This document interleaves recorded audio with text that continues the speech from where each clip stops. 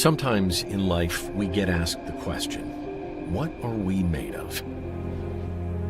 In rowing, there's a few things.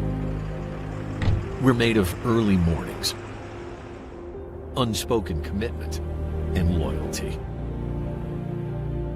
We're made of a larger collective, all greater than the sum of its parts. We're made of personal sacrifices, invisible work, and thousands of hours of consistent effort. We're made of innovation, precision, and always progressing. We're forged by calloused hands, carbon and titanium.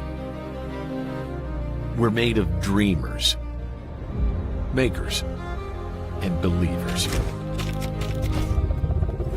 And we're fighting for every second and every inch, every day. They are pulling this out now as the Americans really chase them down as hard as they can.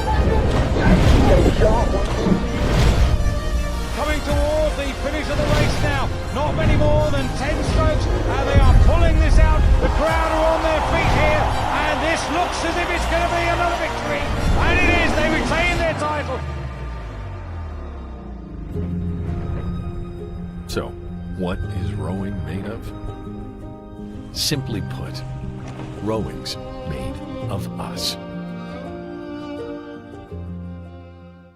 You've got a passion for storytelling and you want to come and run towards your future, this is where it starts. One of the hallmarks of our program since I was a student way back when was that you learned the fundamentals of radio, television, and film. And then you picked your major and spent 2 years going through the program. Are you ready? Right from first year, the foundation of learning the different roles and responsibilities in the TV space and how they change based on scale of production. So it's kind of wild to be a broadcasting student being in a studio like this, working on a 5-minute little scripted project, to being out in the community producing something that potentially thousands, hundred thousands, or millions of people are watching. When we're working on a project like World Rowing, and we are now the host broadcaster, anyone around the world that tunes in to watch this event is watching feeds that come from us. That's as real as it gets for our students, because the next step for them after they graduate is to go and do that professionally. And those students, it was like getting into their favorite slippers. They just walked in, they slid right in, they were comfortable, they executed what I would say arguably flawlessly. Then they have that real true transformative moment or experience. Ready, kneel, and take kneel. What I'm doing at the moment is I'm directing the 140th Royal Henley Regatta. I'm currently taking all the cameras that we have out in the course and just sequencing them into what you see on the live stream. So from our first camera all the way to our end camera at the grandstand, that's what I'll be doing. So taking those from, well, we're on kneel right now, and we're gonna go to clerks in just a second as soon as we pass the tower. Ready, clerks? And take clerks. Right now I'm down at the grandstands. I'm on our only hard off camera. Sorry, I'm going live 1 second. Yeah, so I'm just trying to feed Damien, the director, as many shots as he wants. I'm trying to basically make good shots and tell him, hey, take my line. I think in today's society, we have certain sensitivities to, like, do I need to go to school to learn that skill? I could surf online, I could take a bunch of online courses, but what you're missing is the big component of finding out what you're good at in environments that test you, that allow you to realize your true potential. And that only can happen when you're working in a team environment. If you have a passion for storytelling, all of that creative excitement, energy, and excellence is already inside you. We just need to give you an opportunity and a place and an environment for you to realize that.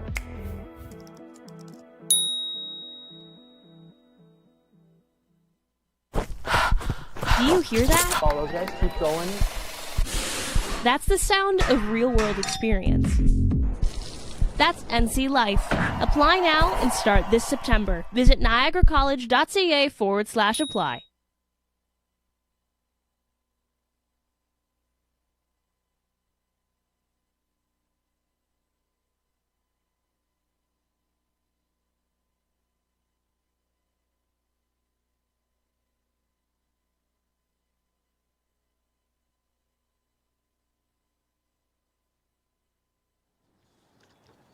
USTC Boston, Sudbury, Genesee. Attention.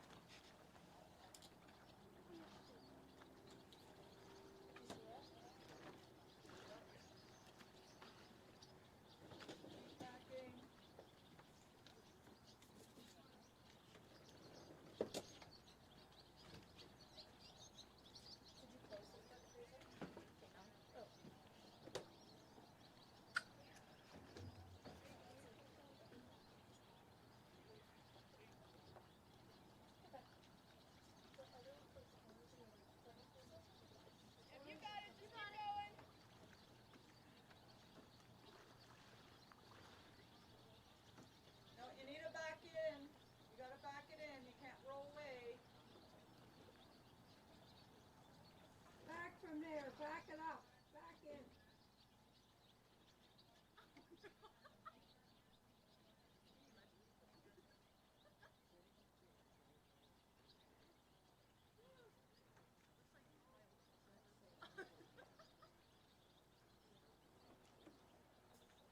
Okay. Spin around, roll into the bow, and then turn again.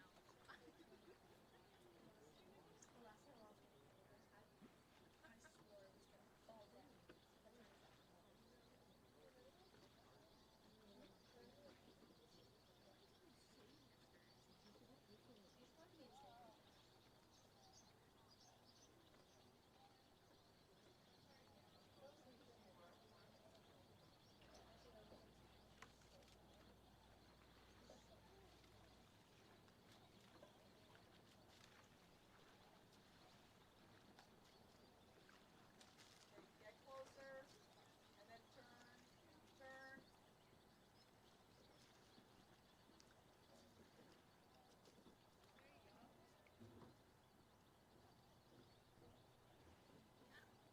Keep backing. Keep backing. Hold on the other side. Hold. Hold on, starboard. Hold on starboard. Keep backing on the other side. Hold back. Back. Keep backing.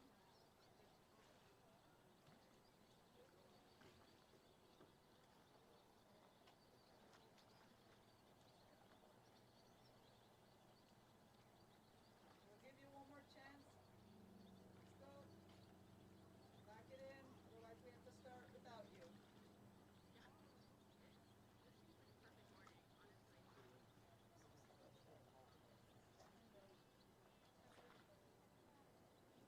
Lane 5, we'll have to start without you. So just stay there. So 2 minutes. Good luck, ladies. Get it, try backing in. Try backing in. Lane 6, out. Keep backing in. Stop. Back with both blades. 3, in. Back. Stop. Lane 4, in.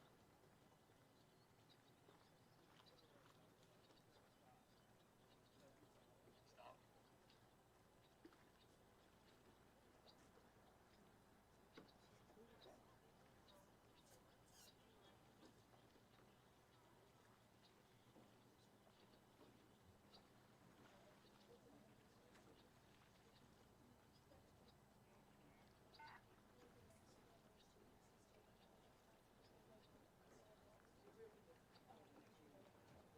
Can you straighten your boat? Be straight. Both 5. Just stay where you are.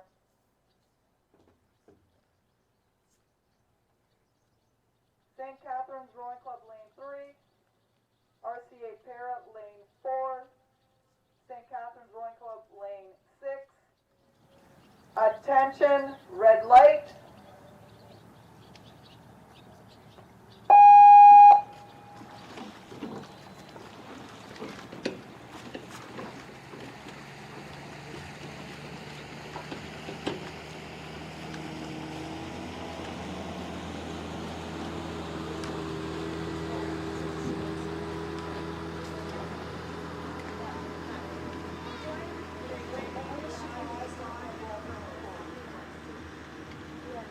JJ, can you help me shift the lanes?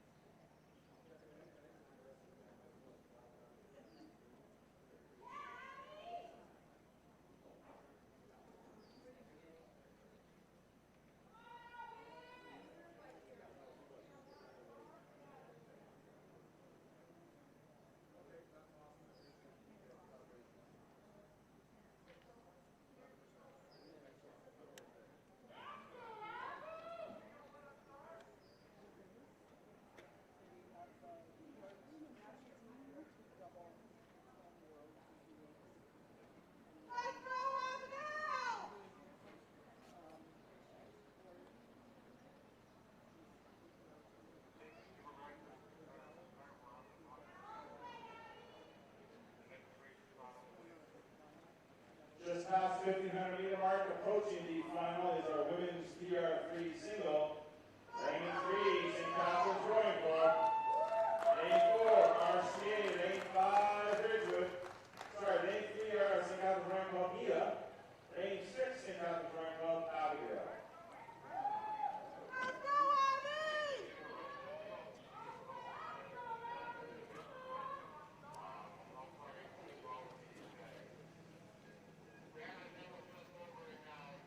Lane 4, this is David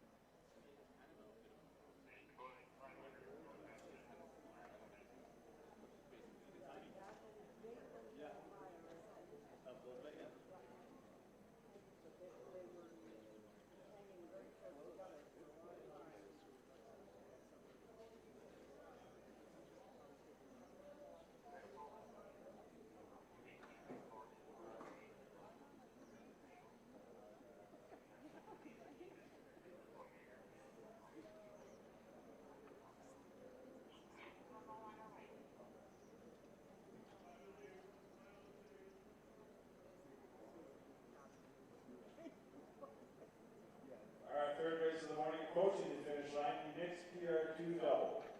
Lane 4 is USTC in Boston with Matt. Lane 5 is USTC Boston with Christopher. Lane 6, USTC Boston with Maya. Yeah, USA! Come on!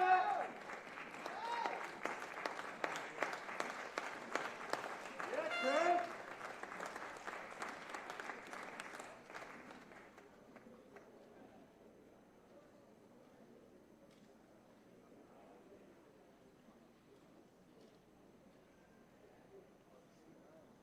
Go Maya, go Nate! Come on, Darian Campbell, finish strong! Go get him, Darian Campbell!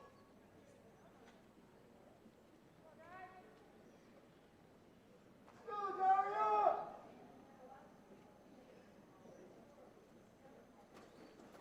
Go Darian, go! Come on, Daria, let's go, Kevin!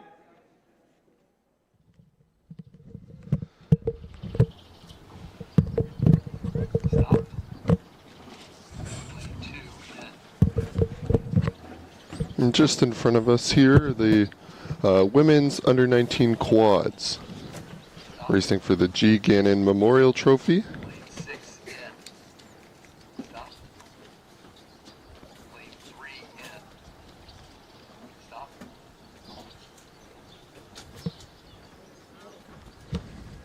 These athletes progress through the semis. There are 3 semis, top 2 from each, progressing to today. In lane 2, we have Delta D's. Lane 3, we have Calgary. Lane 4, we have Potomac. Lane 5, we have CBC. Lane 6, St. Catharines Rowing Club. And lane Delta 7, D, Penn AC. Lane 2, Calgary. Lane 3, Potomac. Lane 4, CBC. Lane 5, St. Catharines. Lane 6, Penn AC. Lane 7. Attention.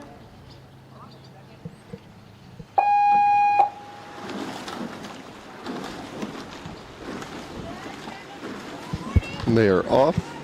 Little slight course adjustment needed from this crew, from the CBC crew. And looks like they've fixed it and they are on their way. St. Catharines looking quite strong coming out of the gates here. Getting a bit ahead.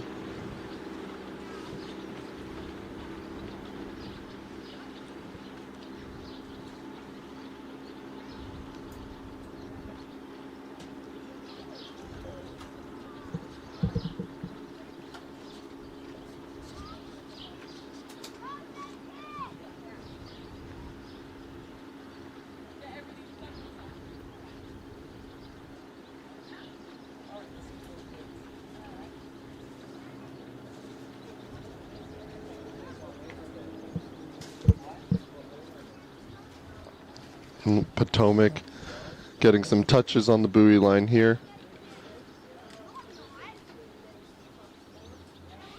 Again, they've corrected their course and now looking steady.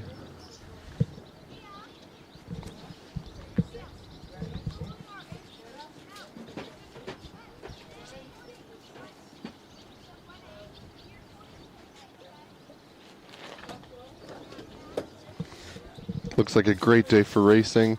Not a ton of wind. You don't see the tons of movement in the water.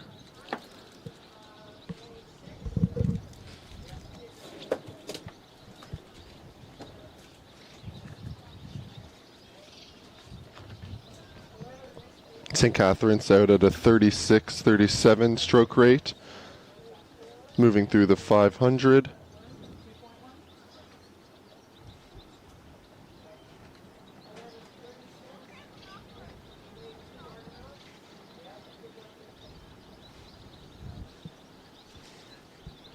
CBC out just around the same stroke rate.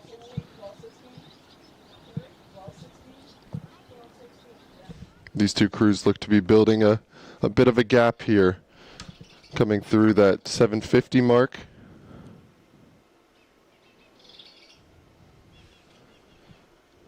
St. Catherine's looking to continue plowing ahead here.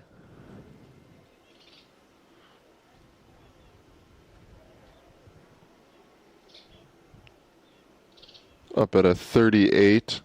We'll see here once they come across the cameras where the gap is. Pen AC also looking to be putting a bit of pressure on that St. Catherine's crew.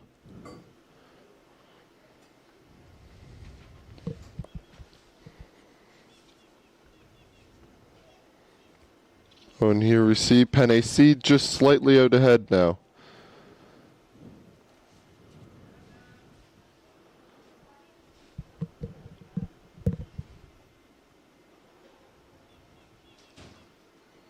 Nope.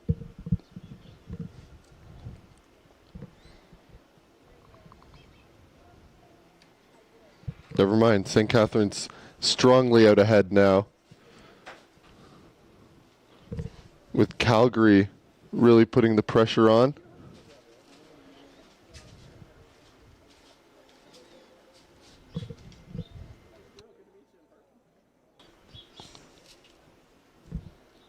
Oh, Calgary actually looking quite far ahead here.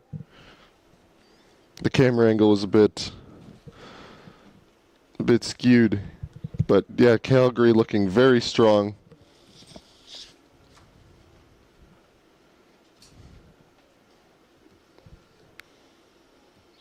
Sitting around a 35, 36.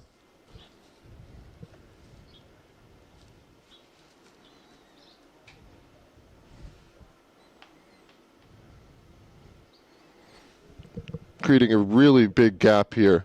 It's tough to see on those camera angles, but now it's quite decisive that Calgary is out ahead with St. Catherine's and CBC just a little bit back.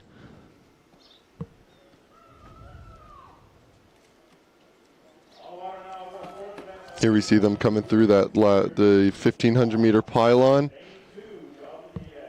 In just a few strokes, the current will die down a bit. You'll see the splits coming up slightly, but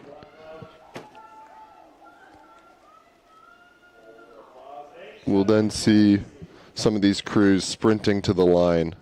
But Calgary looking very strongly ahead here, with St. Catherine's probably a boat and a half of open water, with Potomac and CBC just narrowly behind them, fighting for that third spot. But Calgary's sure out ahead here.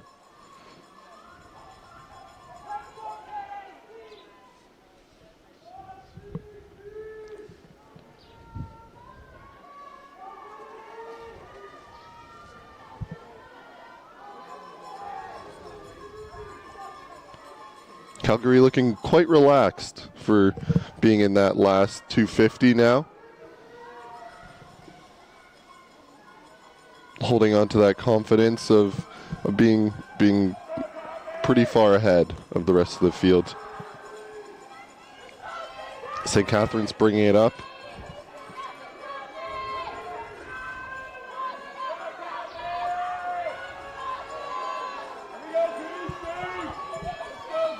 I believe the under 19 double that won was bow seat Chanel and 3-seat Sandra.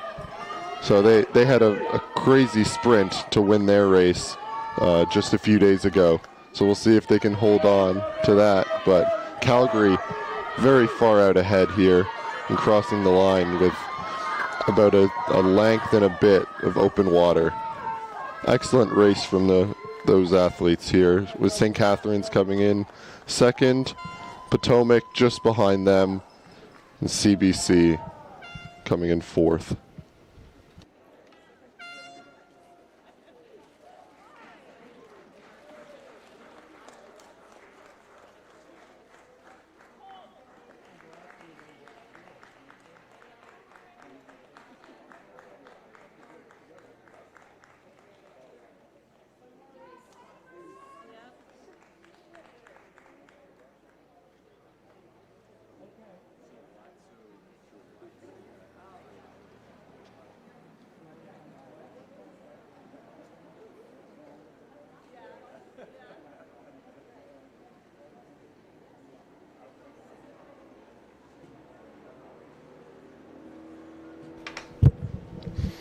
That was a great race from the women's under 19 quad. Here we have lined up the men's senior lightweight quad.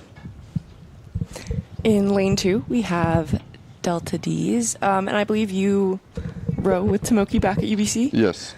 Yeah, so in bow seat, there's Tomoki, so a teammate of mine. We then, in lane 3, have the Western. Lane 4, Guelph. Lane 5, OKC. Lane 6, Argentina. Lane 7, Argonaut. And lane 8, Ottawa. So we see here seven boats. It was a straight final, so there's no prior racing in this event. The athletes definitely have raced each other in other events, but here the senior lightweight quad is a straight final.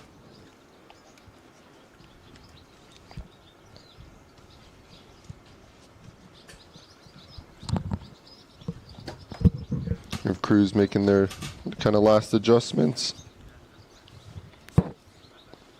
wiping the sweat off their face. It's going to be another hot one today. So managing your internal temperature is quite crucial to be able to race multiple times.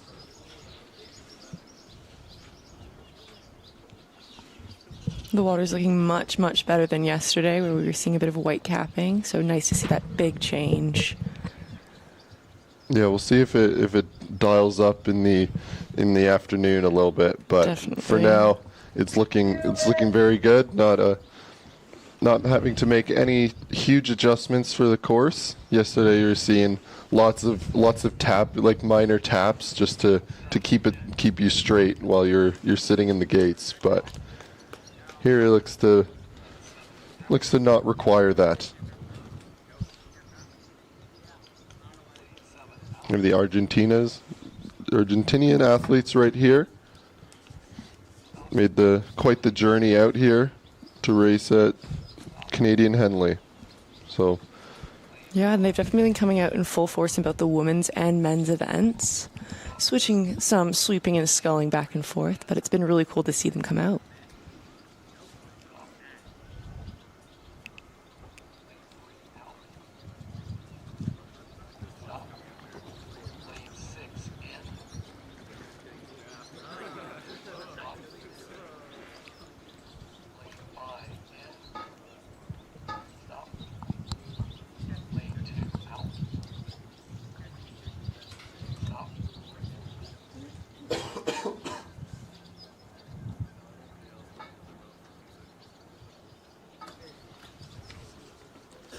Delta D's.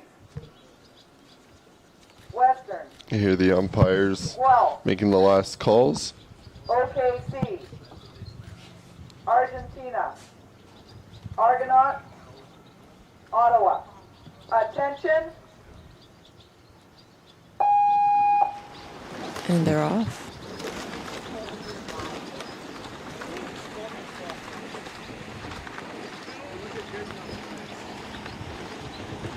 OKC making some slight adjustments off the start there. Everybody came off cleanly.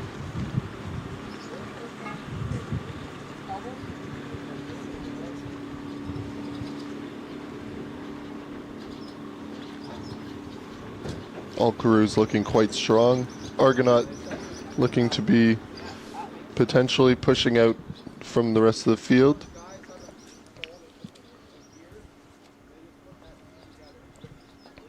Guelph also potentially ahead. But the lightweight quad, being a senior event, they're all quite experienced. And the quads being the fastest of all the sculling events.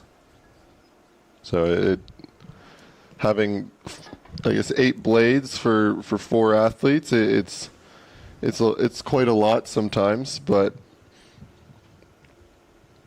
if you're able to get everyone together, it moves fast. Definitely. Especially on these St. Catharines waters. Yeah, for sure. The current can definitely take you for a ride, and so it'll be interesting to see how these guys handle it. So far, it looks like OKC is doing pretty good, looking to have a slight lead, but also always so hard to tell with the camera angles.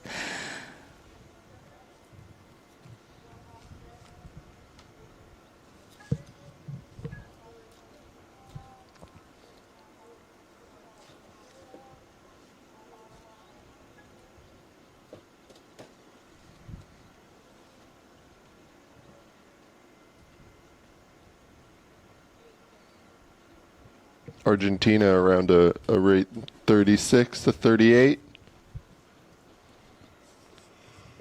A lot of their crews have been riding that super high stroke rate, just keeping it really tappy. Especially off the start. It's been really cool to see. Yeah, it looks like they've pulled out quite a big lead here.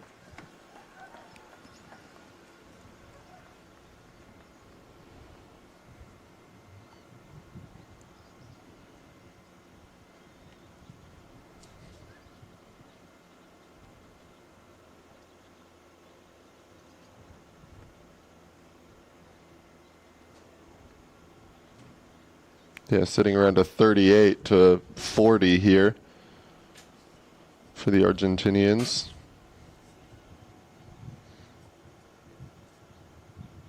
Coming through the 1,000 now.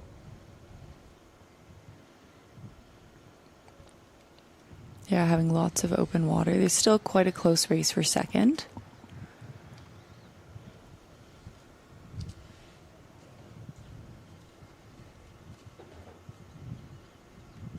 Here we see a great shot of the Argentinians just tapping it along. Really high rate of striking. Looking nice, calm and relaxed, even at that high rate.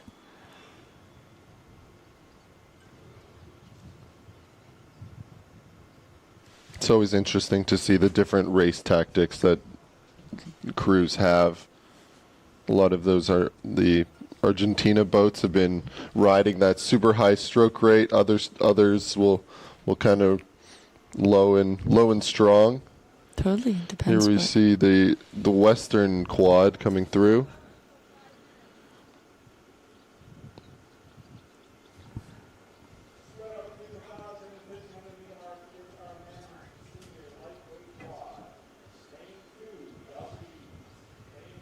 Weston looks to be making their last sprint early.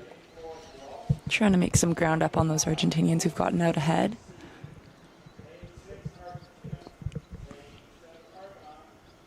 Yeah, we'll see if they can hold on. But Argentina continuing to press out. Yeah, coming through that 5 first. Western looks to be making up some of the space, but still have some distance to go before they make that contact.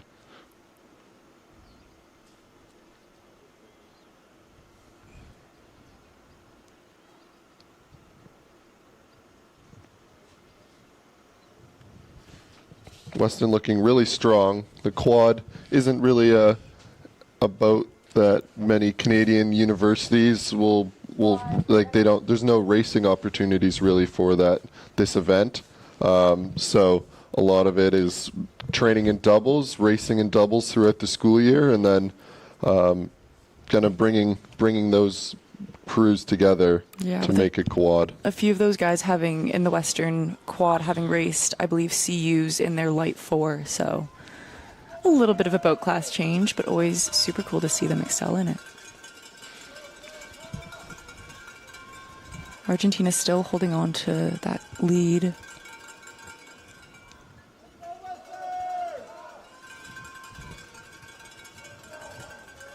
Yeah, taking a sprint. You see the rate really coming up here. Yeah, very, very strong lead from the Argentinians. And good celebration, too. Excellent celebration. Yeah. The Western coming in second.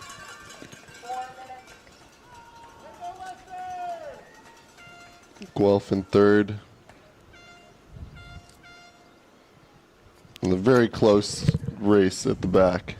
Definitely. Super exciting to see, even in the final. We see 6:10 for Argentina, 6:17 for Western, 6:27 for Guelph.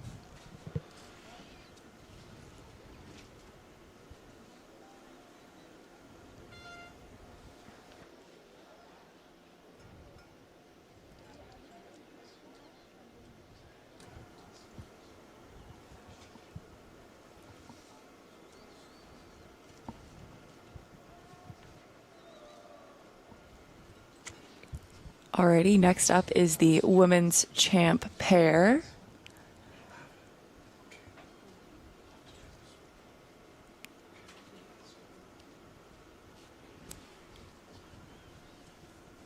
This was also a straight final. In lane 2, we have the Team USA for FISU, their pair. In lane 3, it's Ottawa. Lane 4, we have a composite crew of St. Catharines and North Star. In lane 5, Craftsbury. Lane 6, Boston. And lane 7, another composite crew of Brentwood and UBC. Yeah, this is a quite stacked final. A lot of them being friends and crewmates in previous years. Yeah, I think quite a few of them raced last year in the Canadian U23 8 that won bronze together. And I believe Bowseat in the Craftsbury boat recently raced U23s in the single. So it'll be super exciting to see how this goes down. Yeah, very fast athletes across the board. Yeah, the SCRC and North Star composite boat is also representing Canada at FISU next week in the pair. There you go.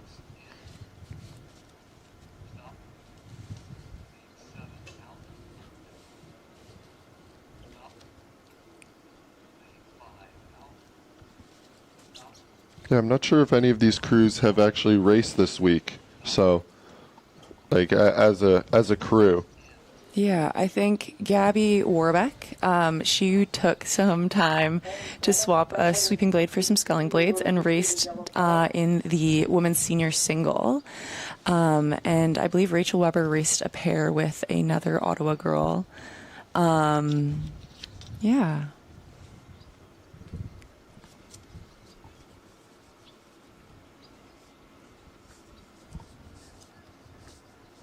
I think Mira Calder's also racing the single this week, if I'm not mistaken.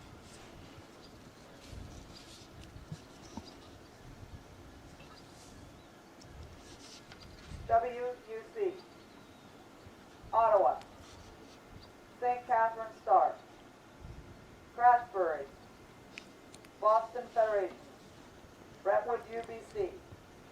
Attention.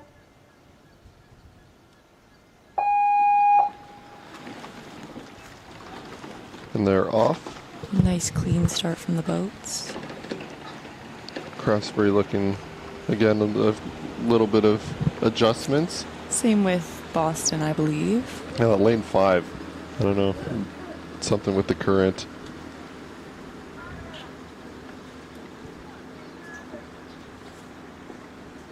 Lane 7 looks to have a yellow card. I'm not sure what that's for.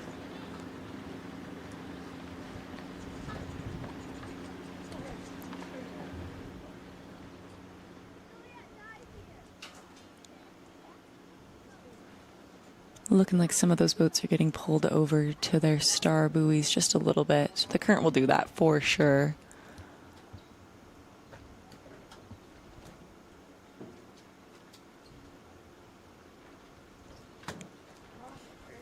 Yeah, all crews sitting around a 36 stroke rate.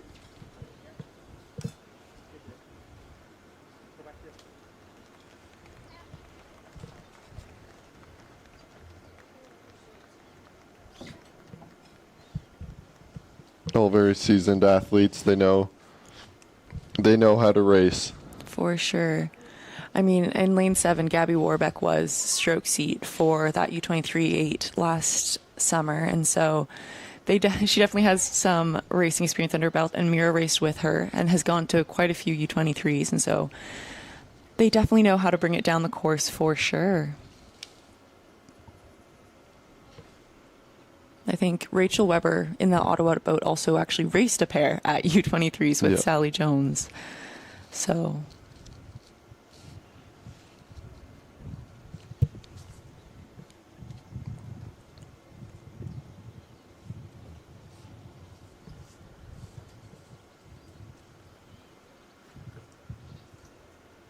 Yeah, today being a calm morning, none of these athletes are having to worry about that crosswind coming out of the back bay, where it opens up just after the 500-meter pylon. That's sometimes a race breaker for some. I've seen some rough racing coming through there, and it so can definitely be a fight for survival, a bit less than getting your blade in and hoping for the best. yeah. So here these pairs are easily able to tap through that area, getting into the protected portion of the course through just next to the island. Yeah, the conditions should give a really exciting race, as well as the amazing athletes who are taking it down right now.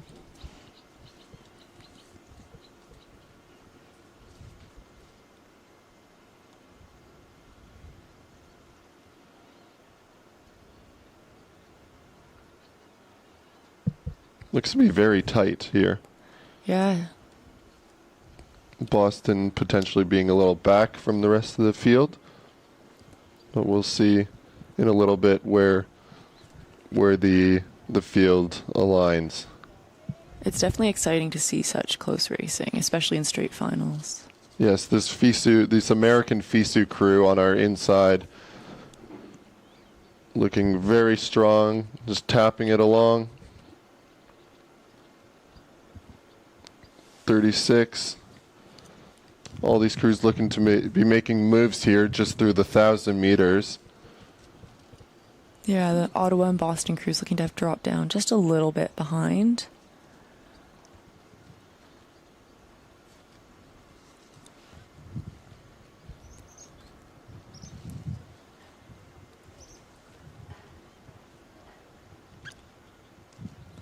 We'll see here. Looks to be the American FISU pair being out quite far ahead. With Craftsbury and St. Catharines not too far behind. Yeah, this will be a good race. The St. Catharines and North Star being the Canadian representation at the FISU Games next week. Lane 2, the Americans as well. So they'll be seeing each other next week. But it's good to set the tone early. Yeah, get a nice race under your belt. Get used to the Ontario heat. Exactly. Looks to be some overlap. These Craftsbury and St. Catharines North Star pairs looking to close that gap on the Americans. Yeah, nice push from all crews, nearing that 1,500.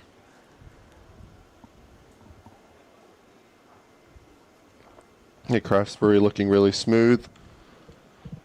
The St. Catharines North Star of Jana Peachy and Kate Whittard looking to get back to that first position.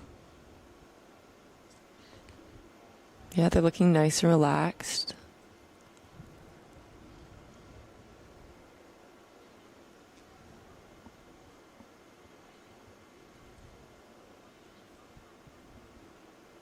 And get a good view here. Looks like Craftsbury is getting up there. Yeah, Craftsbury and St. Catharines seem to have made a move on that U.S. FISU crew.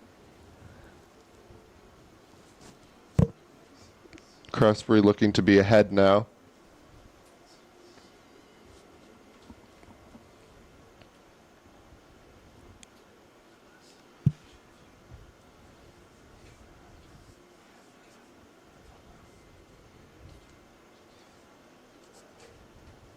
It'll be interesting to see what boats make bigger moves as they approach those red buoys.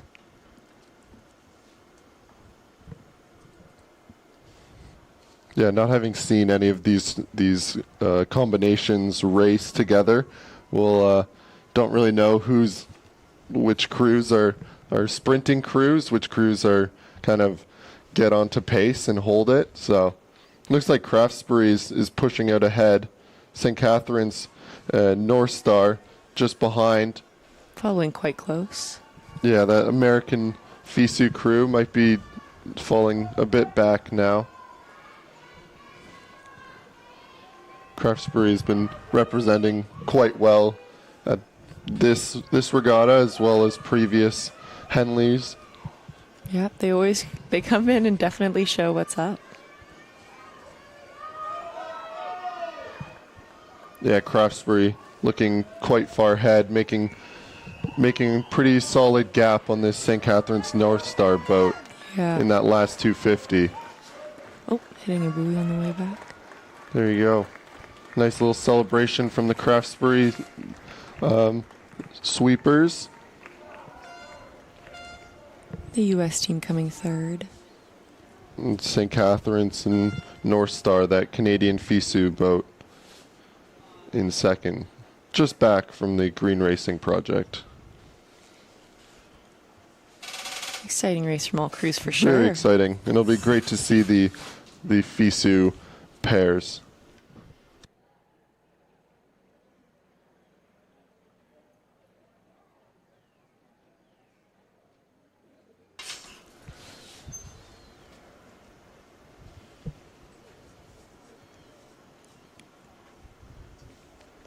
Here we get a good shot of the Argentinian senior lightweight quad receiving their medals and getting a nice picture with the trophy. Yeah, the coveted Henley gold.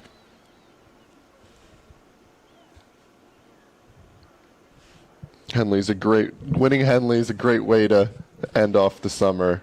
Definitely. It's the pinnacle race for so many crews and so exciting to have everyone come together and kind of see how the miles are going to pay off for what they've been doing all summer. Exactly. And traveling all the way from Argentina, they made it worthwhile. Definitely, I would say so.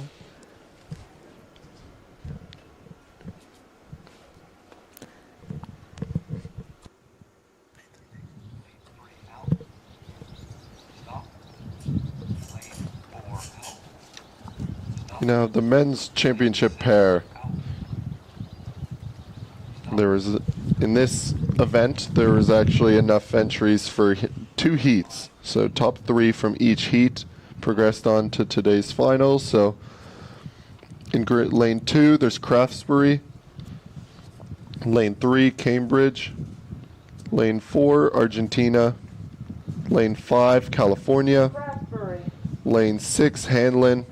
And lane 7, Riverside. Yep. You can hear the umpires getting them lined up. It's going to be a really strong event here, with the Cambridge boat being part of the Canadian FISU 4.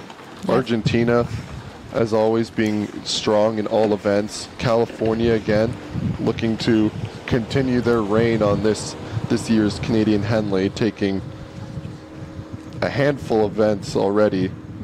Definitely. Hanlon being potentially the Mexican FISU boat, and then Riverside being a bit of a local to the area and always being quite strong. Yeah, it looks like Argentina's going over into lane 5 just a little bit. Still at that really high stroke rate. Crossing over those buoys, and they're back on course.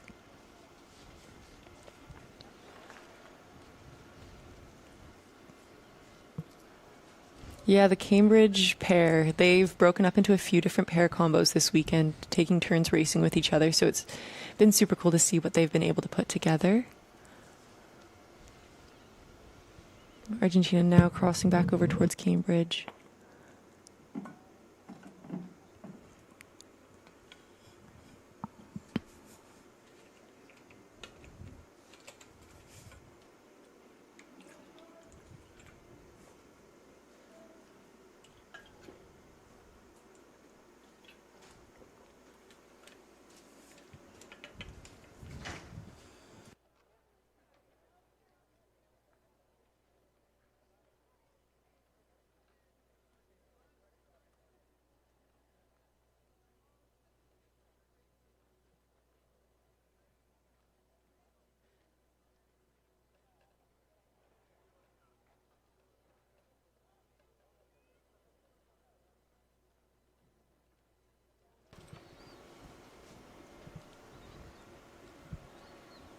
The men's championship pair being the pinnacle of the pair sweeping events.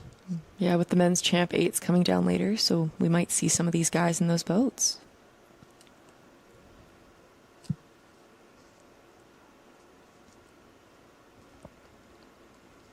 Looks like one of the boats is getting called over. Argentina having to getting called from the umpires, needing to make an adjustment. Hopefully they don't interrupt the Cambridge boat's race just beside them. Hanlon in California looking very strong. Yeah, taking a nice lead, both of them. Looks like California might just have a slight edge up ahead.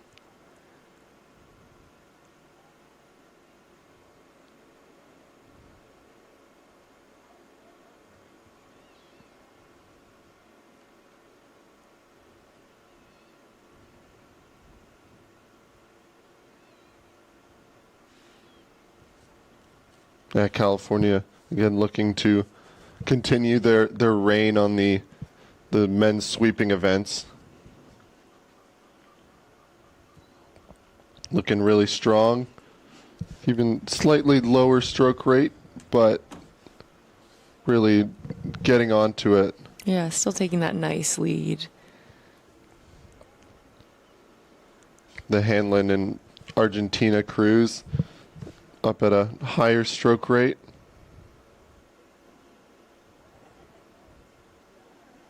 Yeah.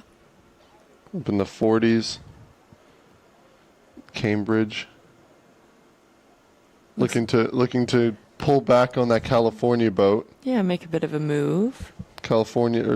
Cambridge, sorry, up at a 40. Bringing Argentina with them a bit, looks like. Yeah, that California cruise just looking nice and long and composed.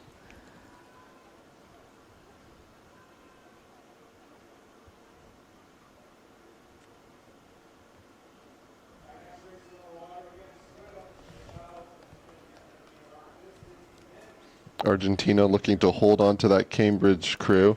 Use that momentum of a bit back and forth to try to close the gap on that California pair. Hanlon looking to continue to bring the stroke rate up into the last 500 meters.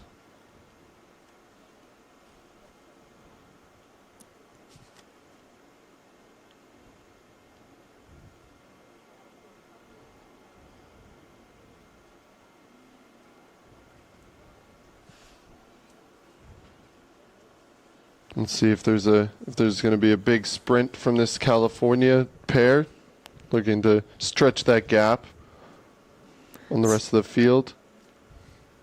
Yeah, it's looking pretty tight between the next few boats. Yeah, second place could go to any of those three crews: Cambridge, Argentina, and Hanlon. All having made a pretty good move coming through that 5. Let's see if it pays off. Yeah, moving into the last 250 here. You'll start to hear the fans from the grandstands cheering. That's always a good boost. You're really feeling the pain in the legs and not hitting that 1,500 meters. That kind of next 250 is always quite painful as you start to lose the cheering from the island, and you're not quite into the grandstands yet, but hitting those red buoys, it's party time. The last 250, you gotta just send it and go. That Cal boat looking like they still have that nice, comfortable lead, really just tapping it along. If they're in pain, they're not showing it too much. For sure. Hanlon bringing the rate up. We'll see what where the Cambridge and Argentina boats are. Yeah, really good sprint by Hanlon. They seem to have made up quite a bit of ground on that Cal boat. But not quite enough as California crosses the line in first. Or Hanlon, sorry, just back from them. And then Argentina in third, with Cambridge's Aiden Hembrough and Gabe Dyer just back from there. And then Craftsbury and Riverside. Yeah, 6:34. quite a solid time for these pairs.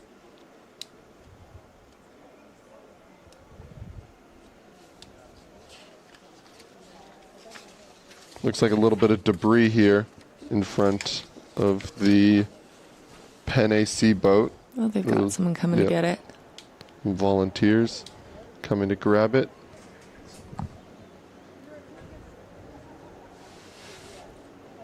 We have that women's pair from Craftsbury going to get their Henley gold.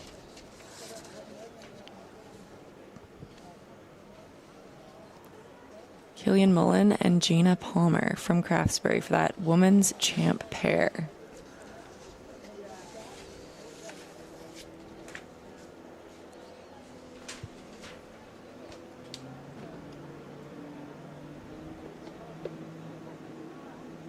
There you go. Yeah, you can't.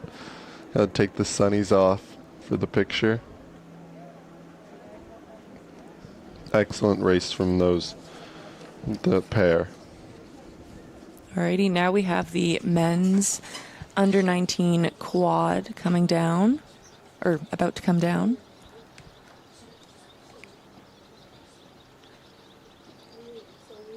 In lane 2, we're going to have Potomac. In lane 3, Victoria. Lane 4, Penn AC.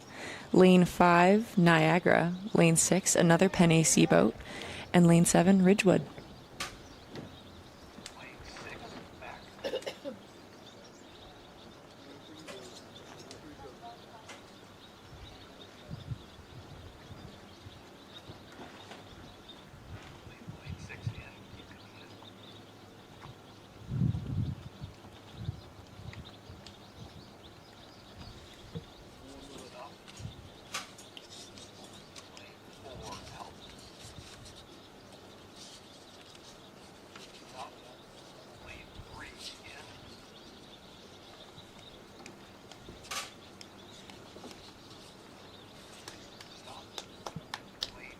Yeah, for most of these athletes, this is the final race of Henley, of this year's Henley. So, looking to go out with a win.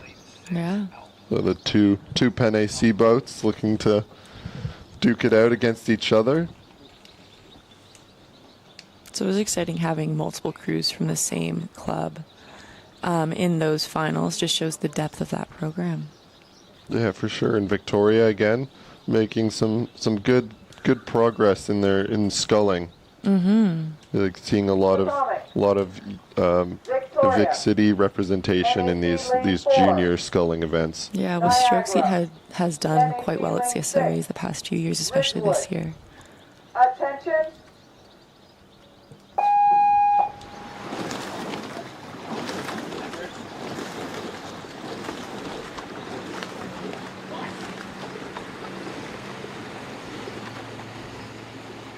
Off to a good start. All looking quite clean off the line. Having good lines too. Yeah, Vic City looking to really press out here, bringing the rate.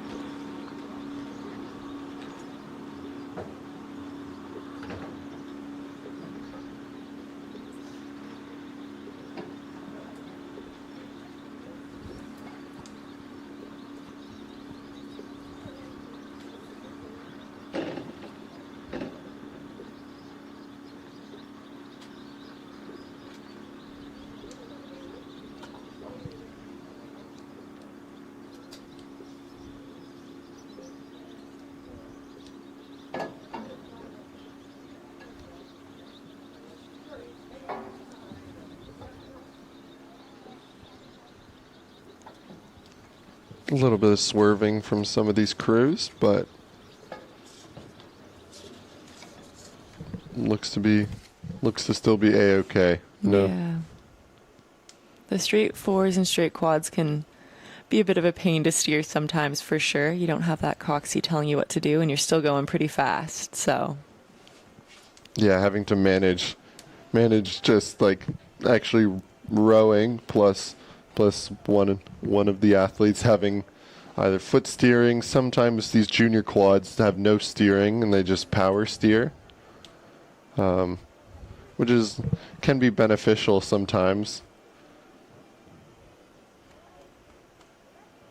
not having to worry about which angle your foot is at. Definitely. For steering. Especially in case you zone out for a moment or something Yeah, like for that. sure. Yeah, the end of the race can be tough to steer, but Yeah, sprinting and having to hold your foot in a position. yeah, exactly. But this Niagara boat looking quite powerful, looking quite together.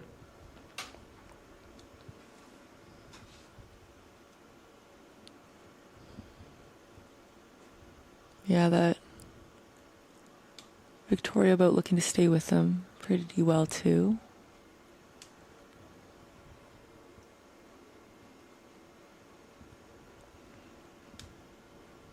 Both Penne Sea boats looking side by side. Mm-hmm. It's great to see the depth that some of these American crews have.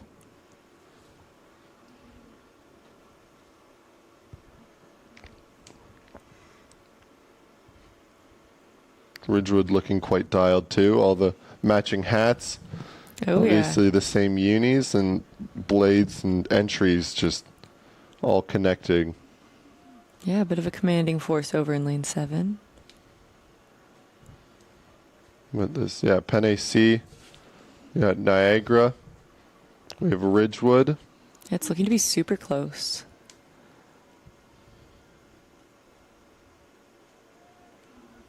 Yeah, Niagara looks to be just out ahead, but not by anything major. I think it's back and forth between that Penne Sea in lane 4 and Niagara in lane 5. So those middle crews being, I guess, ranked a bit higher based on previous events, but as we've said earlier, that the rankings don't quite matter when it comes to race day. Yeah, you can win from any lane. Exactly. You see Ridgewood out on the far side, still in the race. Coming up lane 7. Yep. Victoria's still hanging in there on the mix. They definitely have contact on that Ridgewood boat. Yeah, you see the white V on the back of the Vic City unis.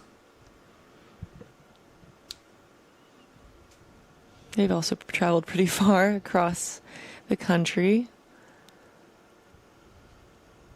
Yeah, really tight race for that first. Coming through that 5. Yeah, this will be anybody's race here. Yeah. These quads moving very fast. Being a bigger boat, it's hard to make those massive moves, but all these crews are very tight. So it'll come down to who can do the most in that last 250.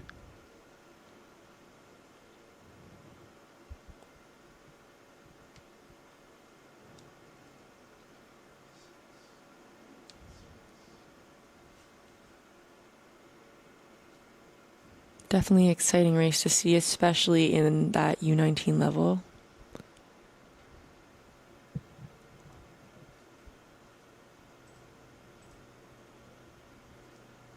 Coming into those red buoys, marking that last 250. All crews have brought it up and are giving it a good sprint. Yeah, Niagara looking to just throw everything at this race. Ridgewood on the far side looking still very together. Yeah. Penne Sea in lane 4 here also just pressing with everything they got. Here's where you got to keep your head in, but looks like Penne Sea from lane 4 takes the win. Yeah. Super close between Ridgewood and Niagara for that second. That was an excellent race. 3 boats across all the way to the line. Yeah, Niagara taking it only just. Look how tight that race is, yeah. Super exciting to see. Top 3 all within 1 second. Victoria just outside of that.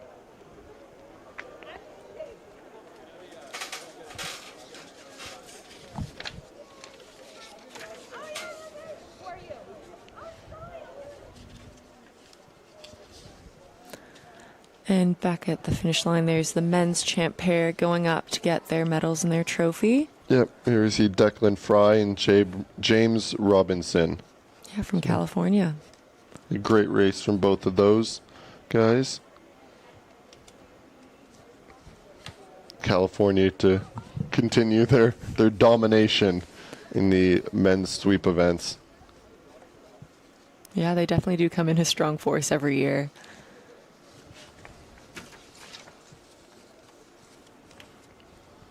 Now the men's senior 64 kg single.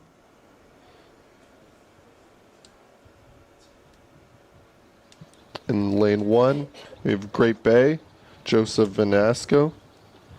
Lane 3, we have Lachine with FM Bakarev. Lane 4, Calgary's Cale Roche. Lane 5, St. Catharines, Jackson Schwant. Lane 6, Kingston's Sean Whitehall. And lane 7, Thunder's Alec Hughes.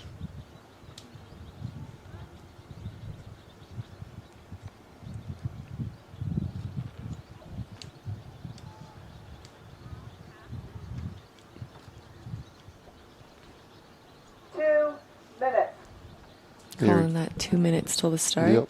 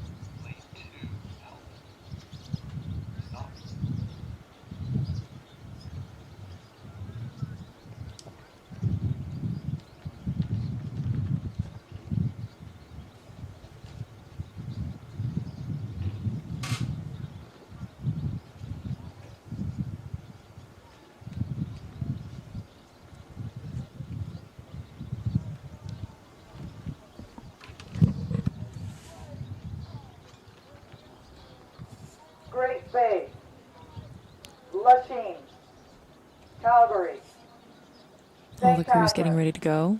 Kingston, Thunder. Attention.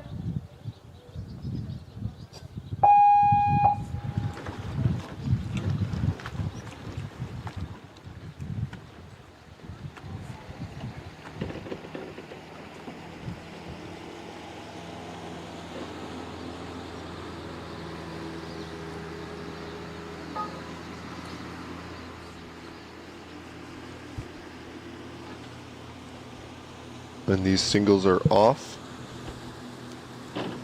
Coming at the gates cleanly.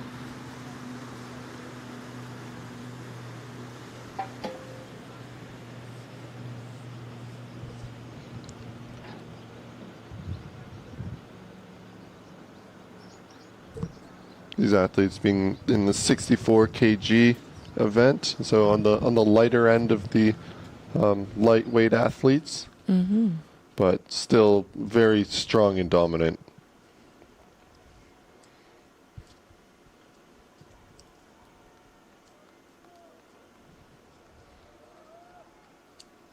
Here you'll sometimes get a mix of some junior athletes that are also there, so they race up in the senior event. Yeah, I think Thunder in lane 7 is a junior. They don't have a senior or U23 program.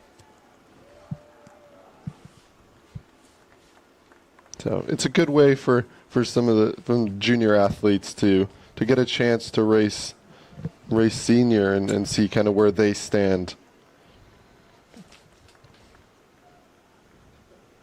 So very good experience to get some of that racing experience. Yeah, awesome experience and on a really cool course too.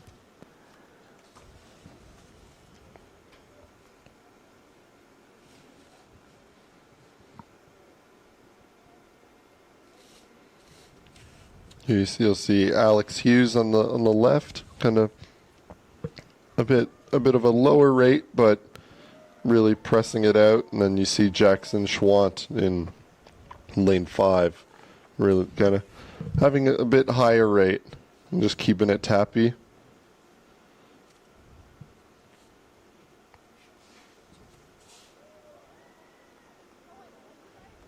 Yeah, the singles are so individualized as to how each person likes to do it. So it's always so interesting to see kind of race strategies and stuff because it is just you. Yeah, you got no one else to rely on. It's whatever you contribute to the boat. That's all that's there. Exactly.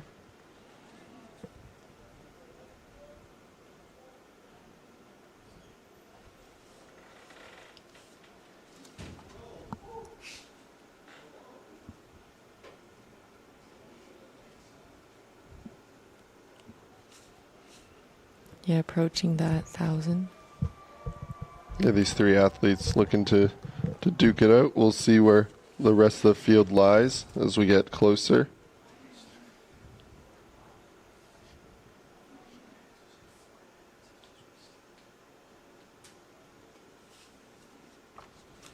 Jackson still with the rate quite high in comparison. Yeah. He's been spending lots of time at the island this summer, having worked here too, so he definitely knows his way around the course.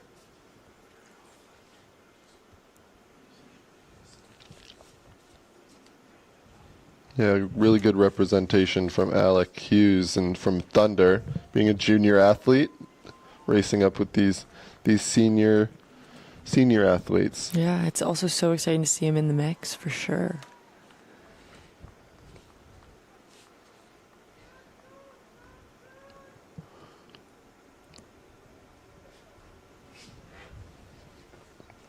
Yeah, Jackson Schwant having seemed to pull away quite a bit, but definitely still close between that Kingston and Thunderboat.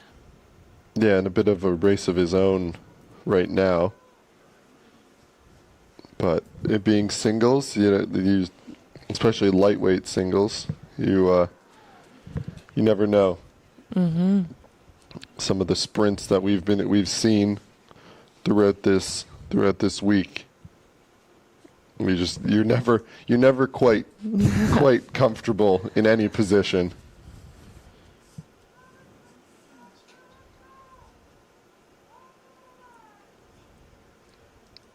But Jackson Schwant looking very dominant here. Pretty commanding lead over there.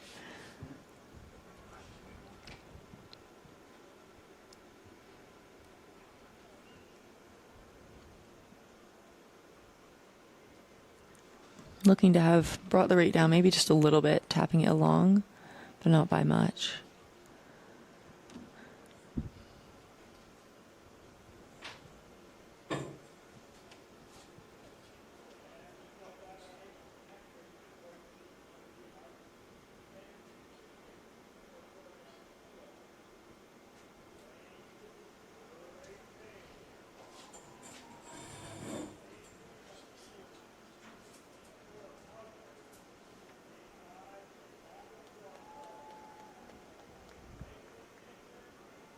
Yeah, crew's approaching those red buoys now. Looks like Kingston's pulled away from that Thunderboat just a bit.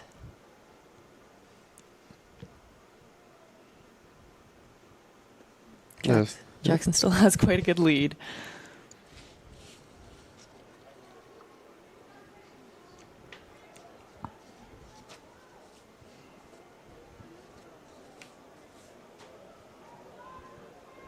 Yep, in the last 250 here. We have Jackson Schwant from St. Catharines Rowing Club out ahead. Lane 5. Lane 5. We then have Kingston's Sean Whitehall in lane 6.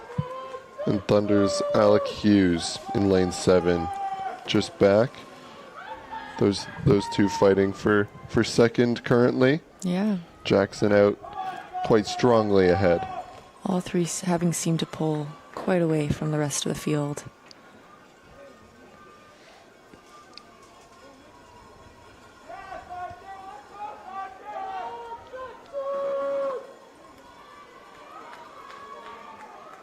Jackson making a sprint here.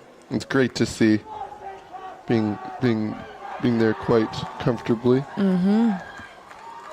But still throwing a sprint out there for the crowd. Definitely got to lay it all down. You don't know if something might happen.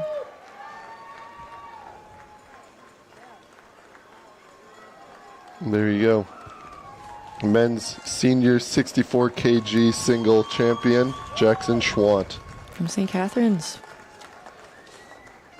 Great to see St. Catharines taking a win. Mm-hmm. Followed closely by Kingston in that Thunderbout.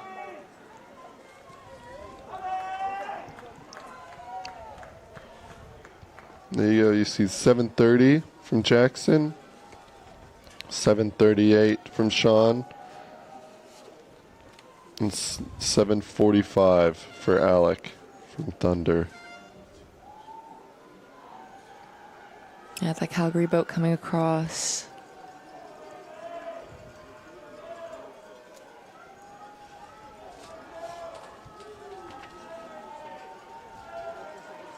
Followed by Lachine and Great Bay.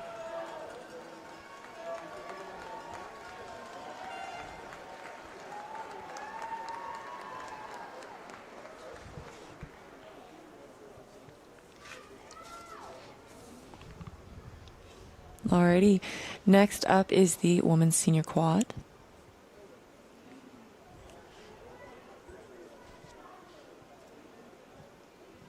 And here we have the men's U19 quads coming up to get that trophy and their medals.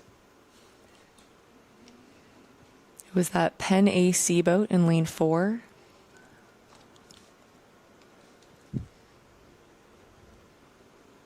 Timothy Reinhardt, John Stoddard, Christopher Wakefield, and Jackson Kerr.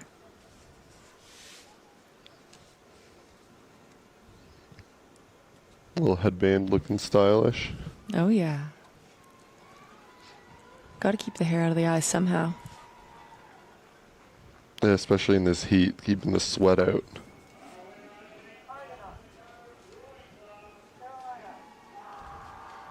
Yeah, look at them with their plaque. Alrighty, we have the women's quad sitting up ready. Attention.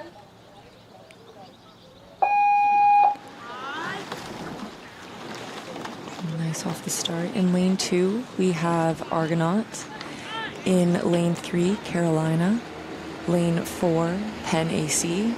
Lane 5, Orion. Lane 6, Craftsbury. And lane 7, Montreal.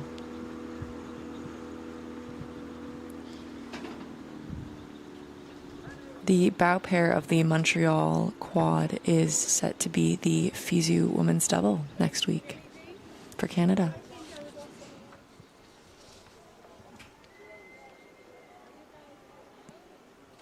Yeah, let's see if Penn AC can kind of pass on that win from the men's under 19 quad. Craftsbury also having won a few events, so yeah. Let's see what happens here. Yeah, quite a few of these girls in these quads were racing singles earlier this week, with quite a few of them having done quite well.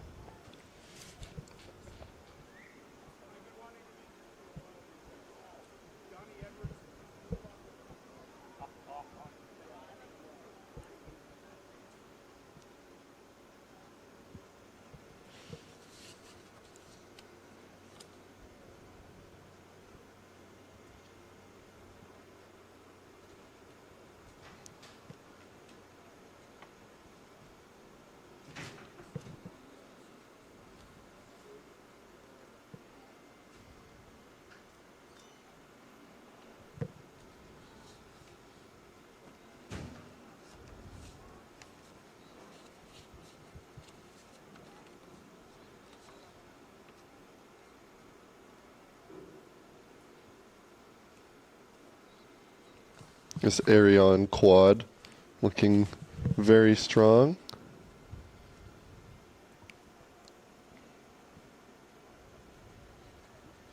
Yeah, looking like they have a bit of a lead coming through that 5.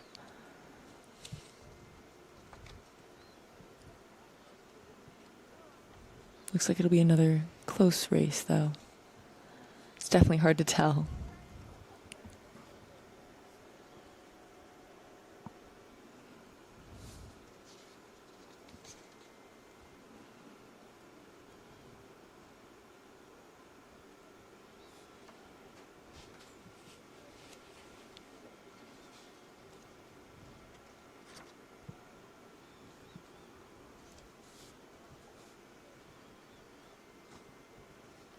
Yeah, Arion looking to have having the lead now. Definitely. They look to be at least a boat length up on the rest of the field. But it's definitely still close between the boats around them. I believe that's Craftsbury and Penn-AC still hanging in there. Close for that second. Likely looking to make that move closer to the 15.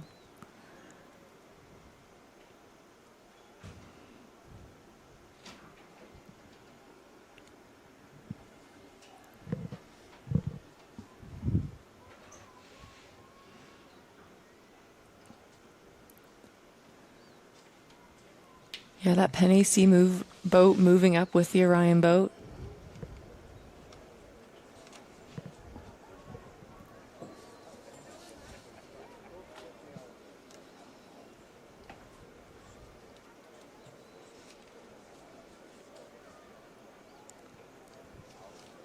Up at a 36 here for the Orion.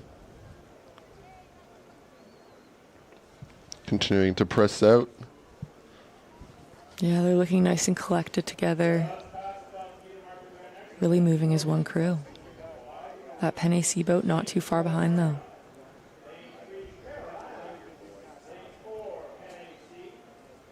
Yeah, that bit of open water gives them hope when the bow looks back to kind of see where they're at, but it's gonna take a lot to close it. So definitely they'll have to start going soon.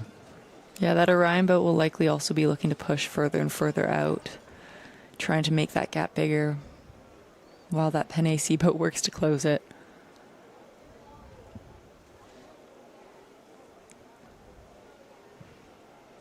Craftsbury looking like they're coming back too.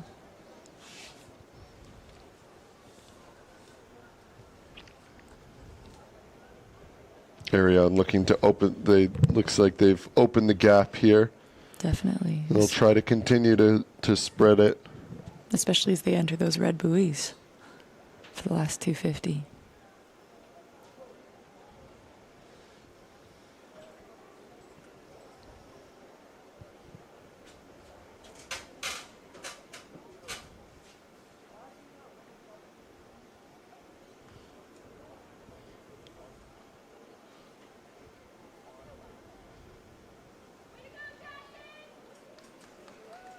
Looking like all crews making that sprint. Trying to bring it home.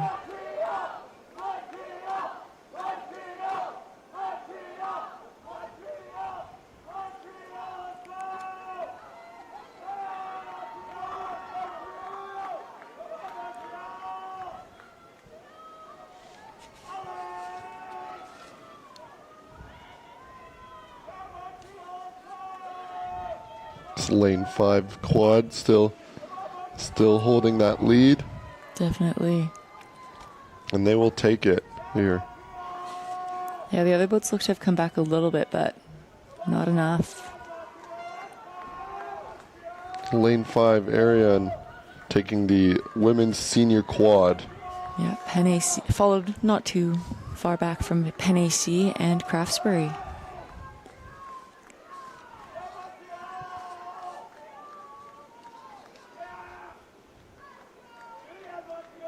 Yeah, we have Montreal coming across the line now.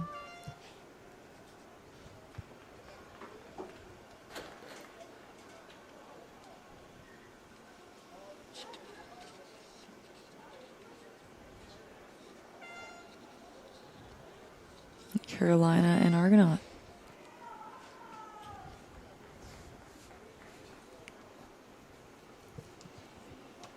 Great race from all crews.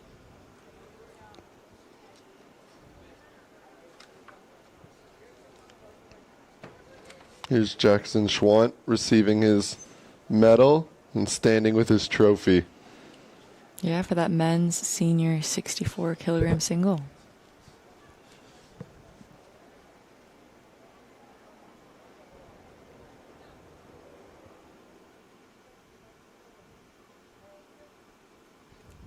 Great race from Jackson. Kind of had it from the start Yeah, and just was definitely. able to hold on. Came out in full force and kept it there.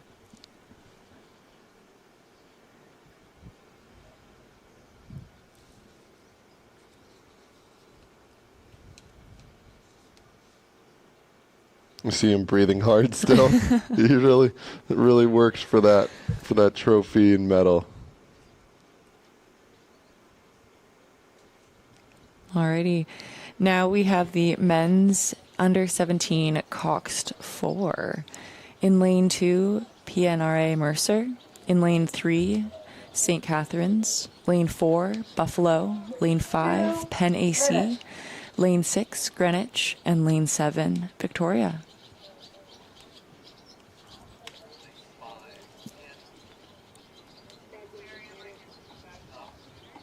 Buffalo has been quite strong across the board for these junior sweep events. So Yeah, it'll be exciting to see what they can do for this final.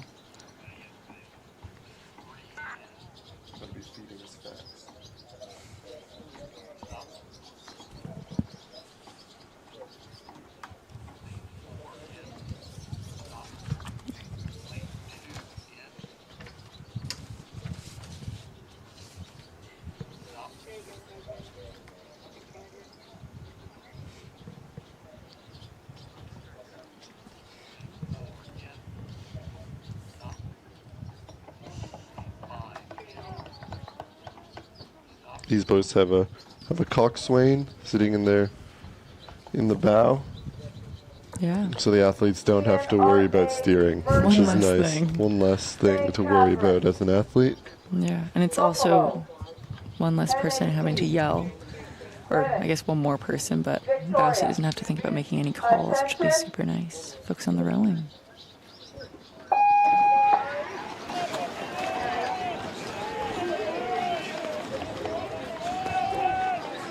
These boats are off. A little bit of a lane correction there, but they're right back on track.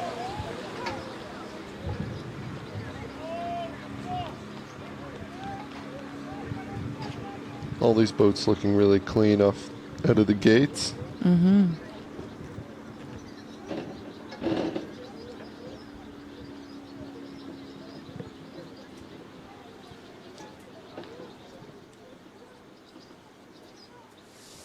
This event was quite a packed event, coming with heats and then progressing on to the semis, 3 semis, which then from each the top 2 moved on till the race today.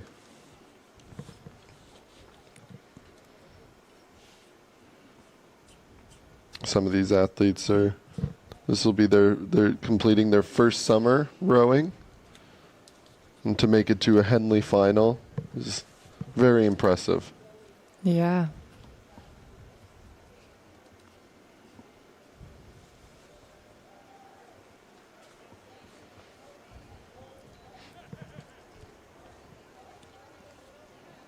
Yeah, U17 is definitely an exciting event just because they have so much more room to grow as they move on to U19 and potentially later rowing for senior or U23.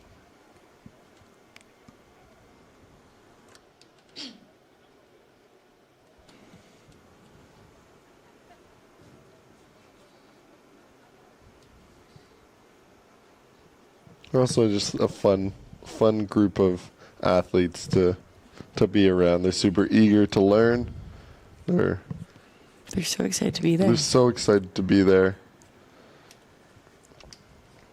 And it makes it super easy to coach when your excitement is also kind of shared by them. Yeah, they want to be there. They want to be there.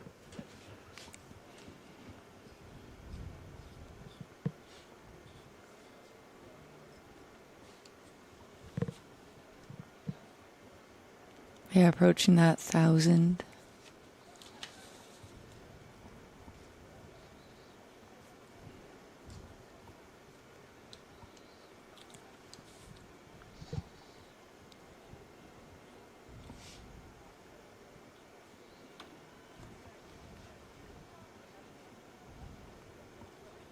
Yeah, from this view, it could be anyone's race.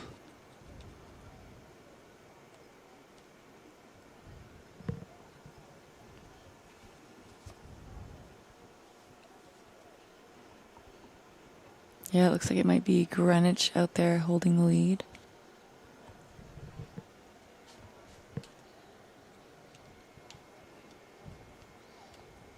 Yeah, it was Greenwich and Buffalo duking it out for the 8 final, I think earlier this week. So And nice to have another showdown. I was very impressed at the way these U17s are rowing. Like you'd not be able to tell that 1 to 2 years ago some of them might not have even known what rowing was, and now they're coming down the course looking dialed. Yeah. Looking really strong.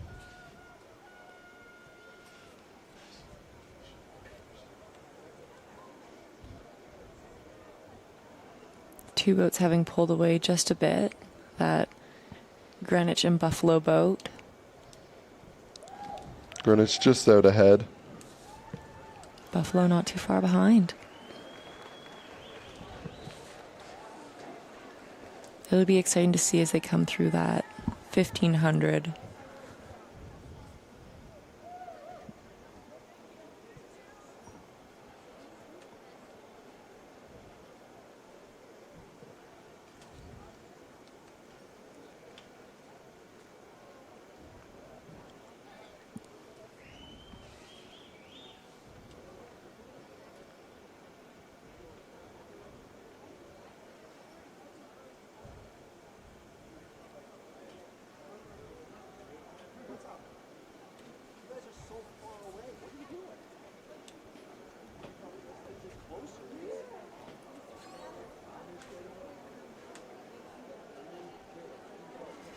It's looking to be super close as they come down towards the finish.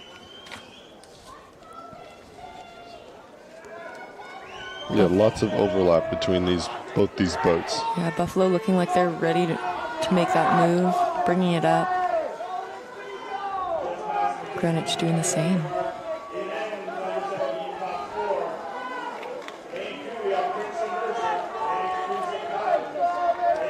Yeah, getting into the last 250, you're starting to hear the parents screaming. Definitely. Hearing the parents screaming, but you're definitely feeling pain. Yeah.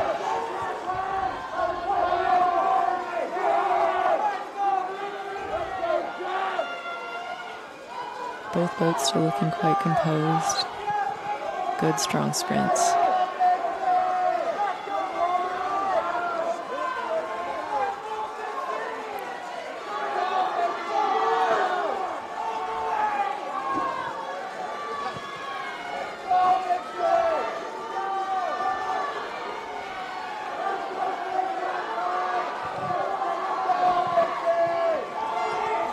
Super close race from these Buffalo and Greenwich boats. And it's that Greenwich boat that looks like they've crossed the line first. Tight race for third as well. NAC pulling up ahead. And that Victoria crew.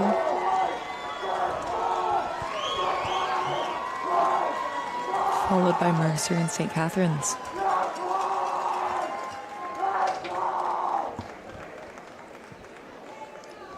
Really exciting race for those top two spots.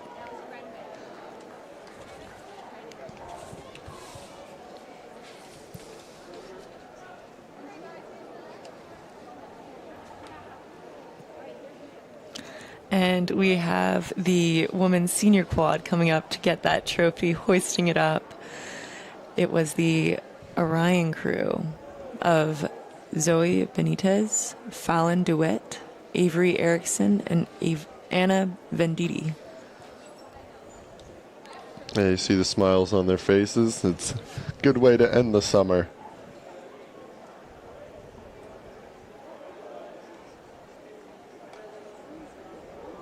Yeah, super exciting to see all your training pay off. Big smiles on their faces.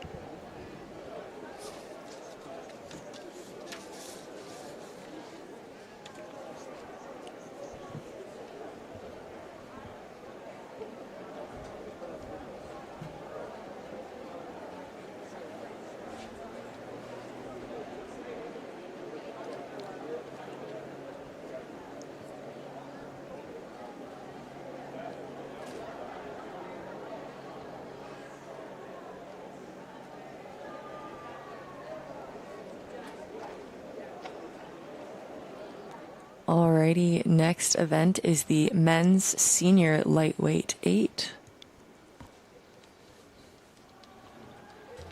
In lane 2, we have Argonaut, a crew composed of mainly U19 athletes.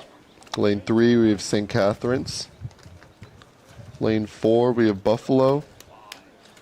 Lane 5, we have Kingston. Lane 6, different Buffalo. Lane 7, Greenwich. Lane 8, Calgary. This is a straight final for these 8s.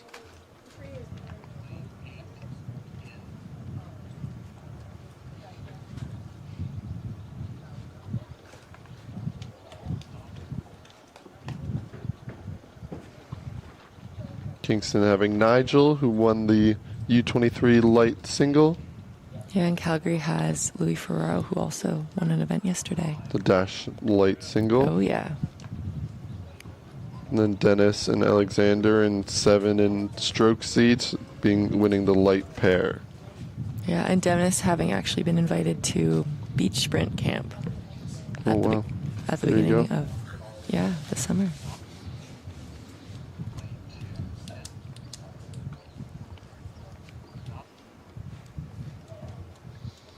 St. Catharines also being composed of mostly Brock athletes. So they row here They know the course all well. the time. They know the course. We'll see if they can do some damage.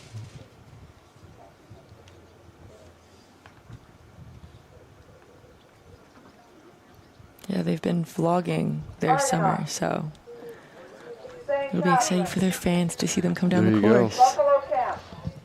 Shout out Hard on Starboard. Buffalo. Greenwich. Calgary. Attention. And they're off.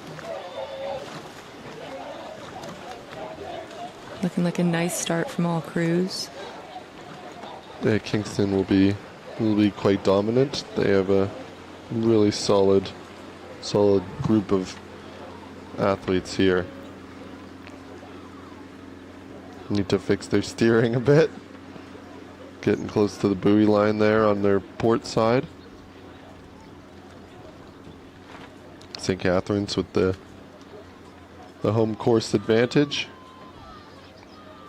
And Buffalo being very strong in all events that they race in. Definitely.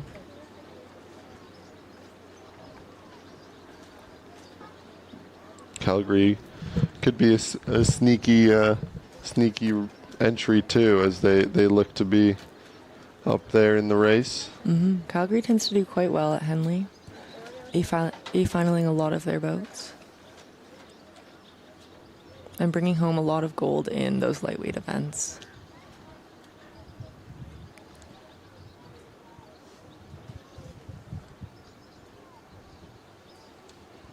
Looks to be that Buffalo boat in lane 6 with a slight lead at the moment.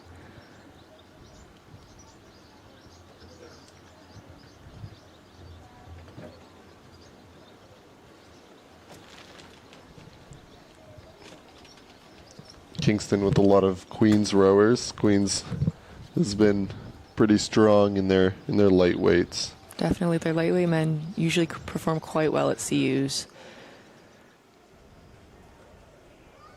So we'll see if bringing some extra guys into the 8 can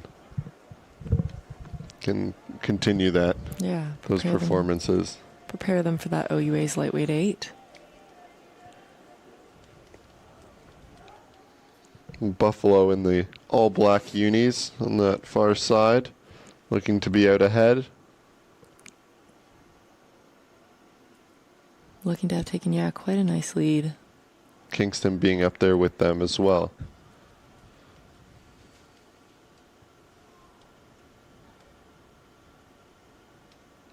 Yeah, coming into that 1,000.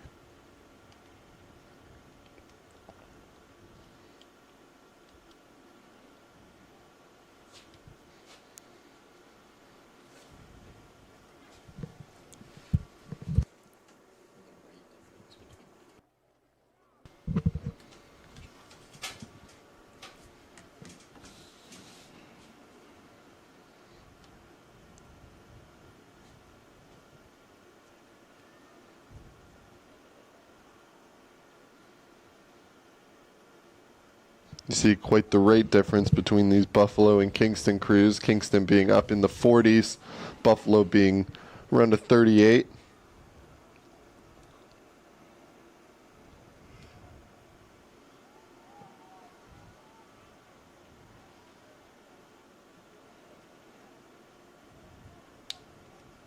Buffalo's still looking to have a bit of that lead.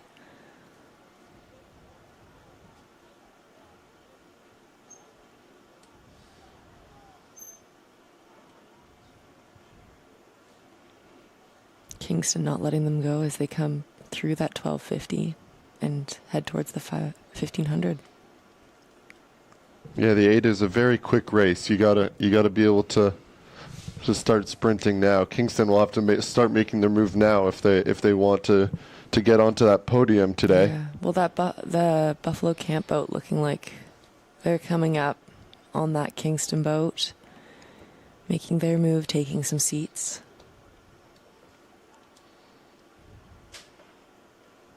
Yeah, Buffalo out in front. Let's see if that second Buffalo and Kingston boat can make back to the little bit of overlap, but Looks like Buffalo still has that open water.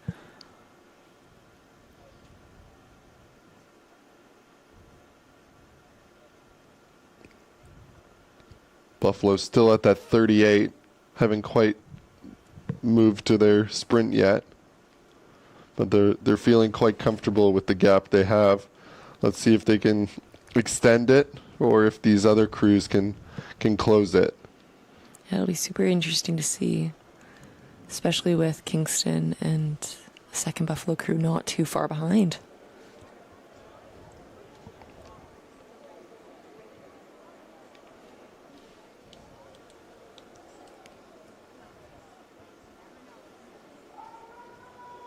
Yeah, Buffalo in lane 4, crawling a bit, trying to get up to where Kingston is. That Buffalo crew out in front.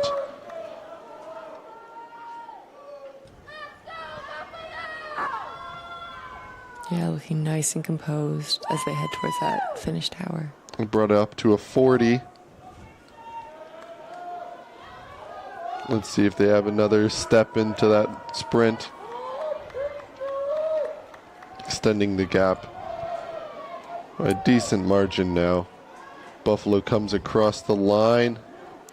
And they'll take There you go. 5:55, I believe. Celebrations from all of those. Followed by Kingston and closely that Buffalo boat that made quite good move on Kingston in that final 5.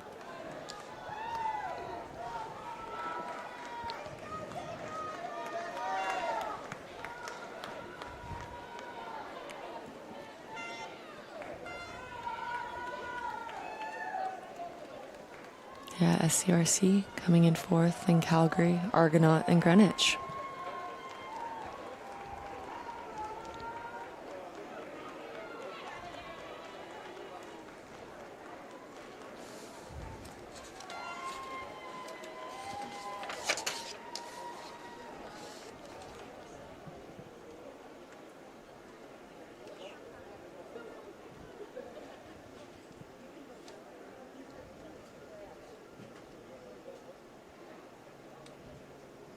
We have those U17 men coming to get their trophy and medals. It was the Greenwich crew that were able to bring the Henley home.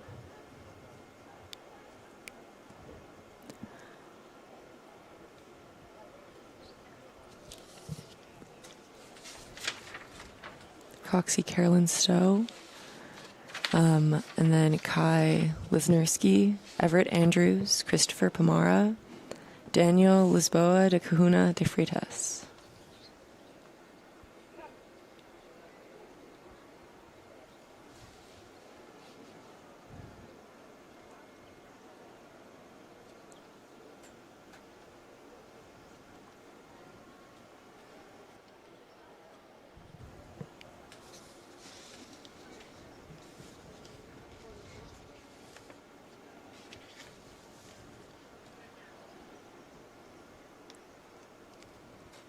Alrighty, and next up we have the women's senior lightweight 8. Kingston is in lane 3, Calgary is in lane 4, Ottawa lane 5, and St. Catharines is in lane 6.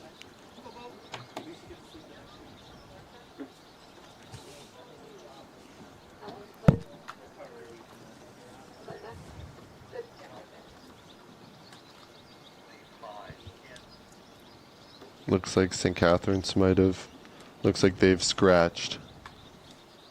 So it'll be a 3-boat race.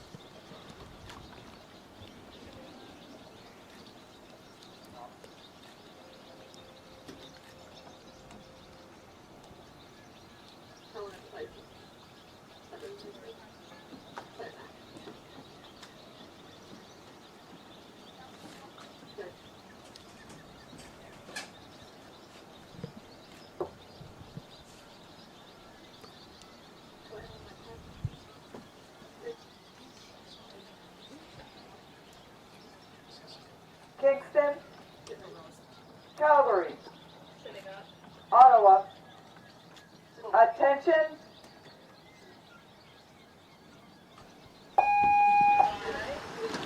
These 3 boats are off.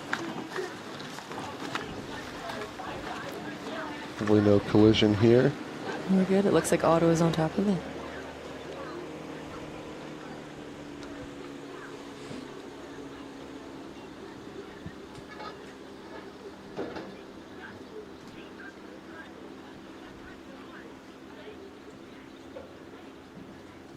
Kingston doing very well in the men's senior lightweight 8 just a bit earlier. So we'll see if the Kingston women can continue that.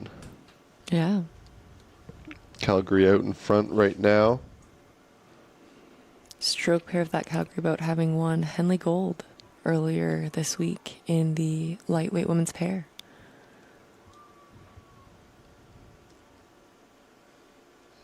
Kingston with some steering fixes. That Calgary boat looks to have gotten a little bit of a lead.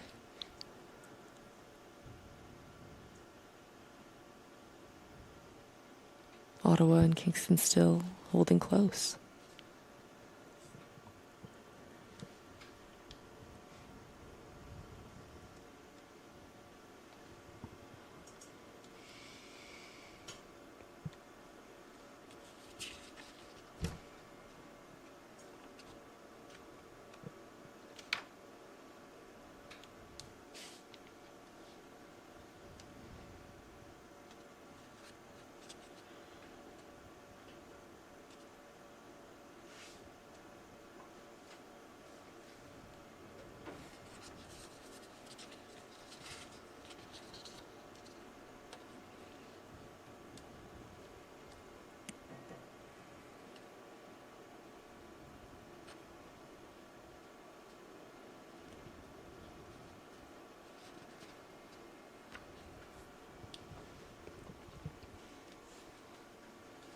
Making their way through the 500-meter pylon here. Calgary looks to be out ahead. Followed closely by Ottawa, I think.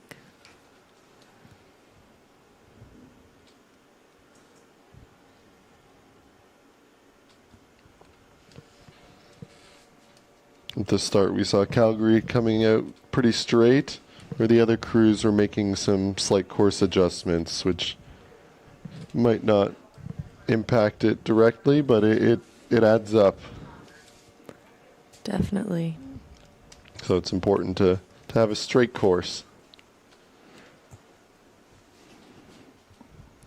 Yeah, you don't want an extra 100 meters.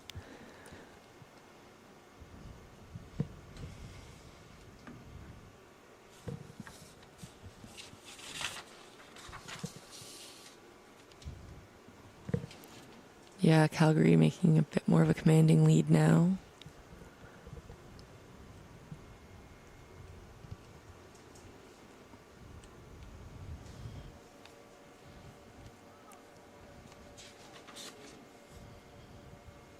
Having open water on those other crews as they come through that 1,000.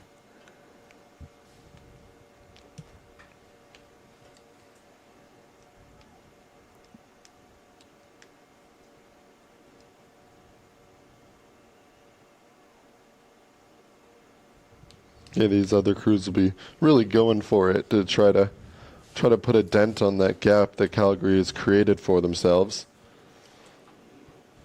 And Calgary continuing to try to push ahead. Yeah, looking nice and relaxed, kind of just tapping it along.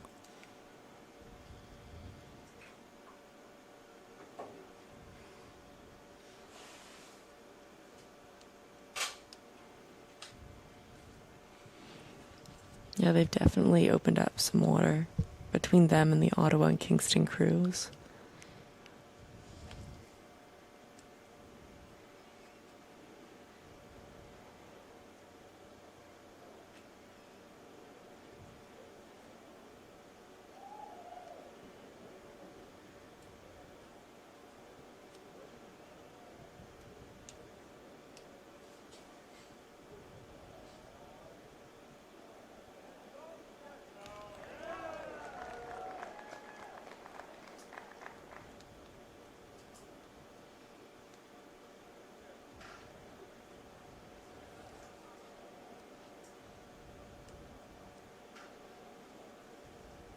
Calgary up ahead as we come through to the last 5. Ottawa in that second place.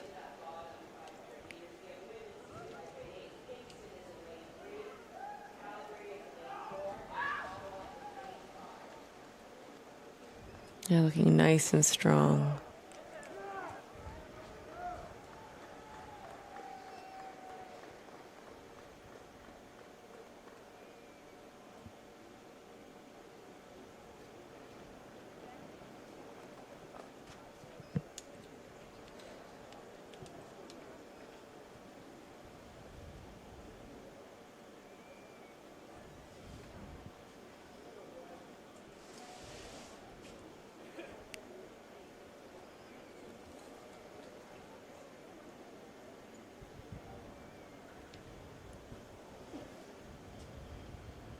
Bringing it up just a bit as they come through that final 250.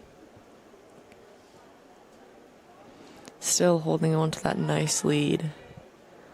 Lots of open water between them and the rest of the crews.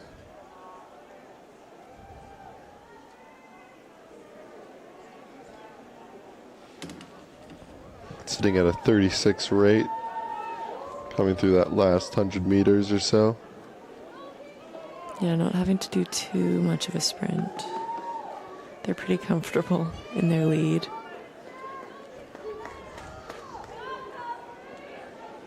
And they will take it as they come across the line. Calgary is Great champion. win. Yeah, great win from Calgary. Yeah, super exciting to see, especially as they don't get to row most of the year with their reservoir being frozen.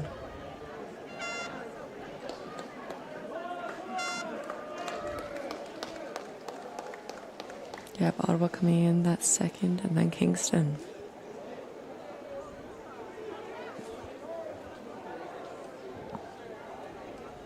Uh, 6:49 from Calgary. Very good time.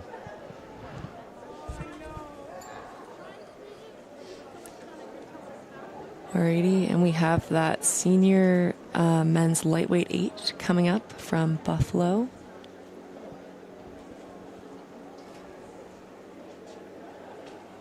Getting their trophy and their Henley gold.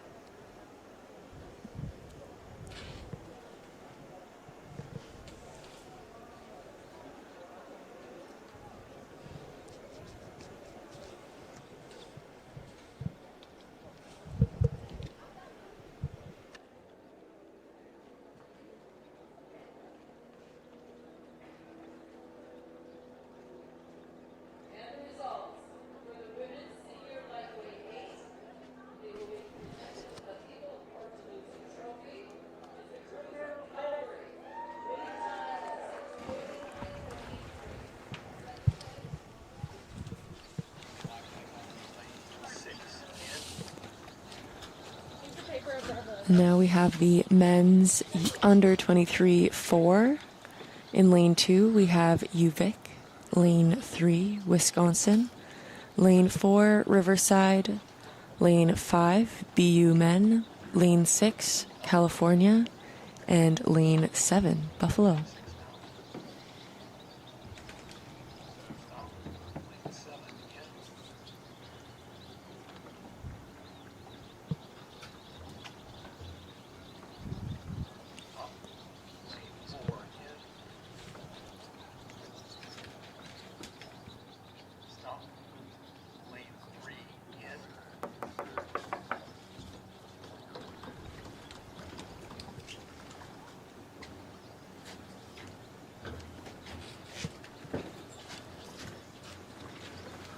These California athletes having a bunch of good racing already. So we'll see if they can pull away with another Henley win. Yeah, it'll be super exciting to see.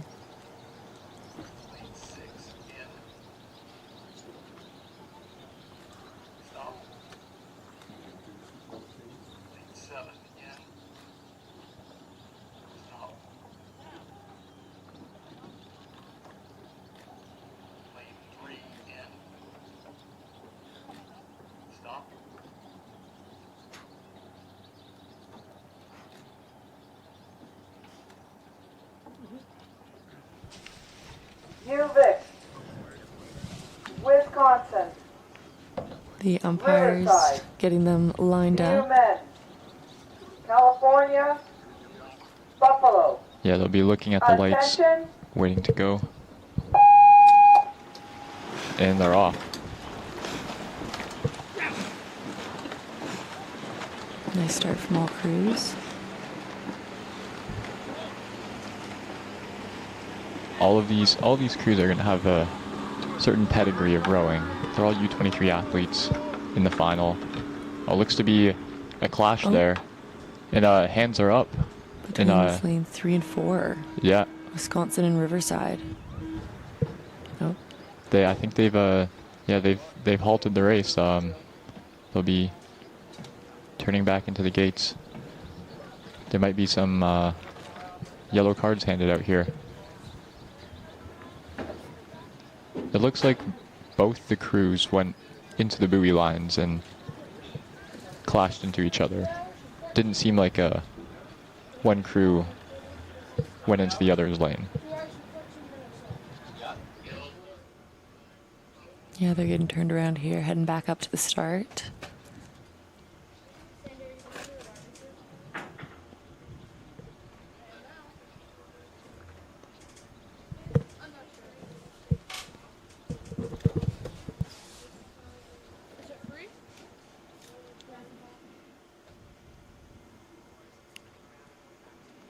Definitely tough to stop a race that early when you got your adrenaline pumping, you're just off the start.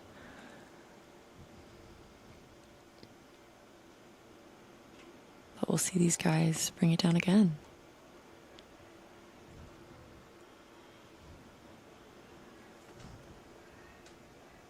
Yeah, we'll see if that changes anyone, if anyone gets rattled from that. I don't think that'll happen, but Yeah. They're all mature U23 rowers, so they know what they're doing out there. And it looks like all their equipment is intact, so it wasn't anything too catastrophic.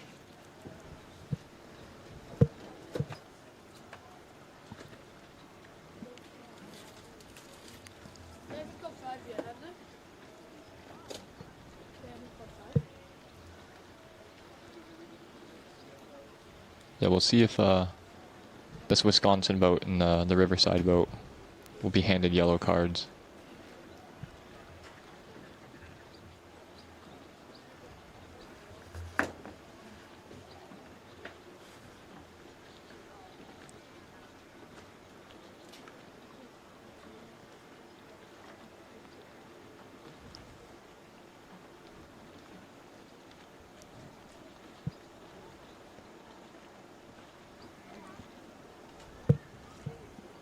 Packing it back in. Getting ready for take 2.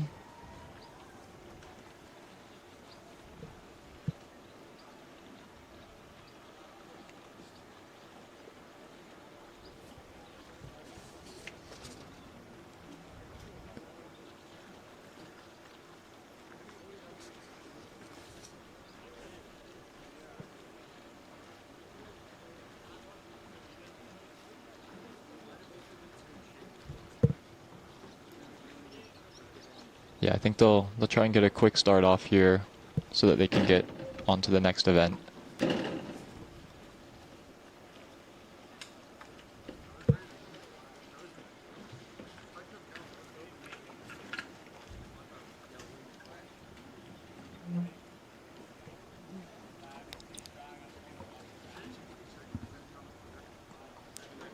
Looks to be like the Riverside guys and the Wisconsin guys are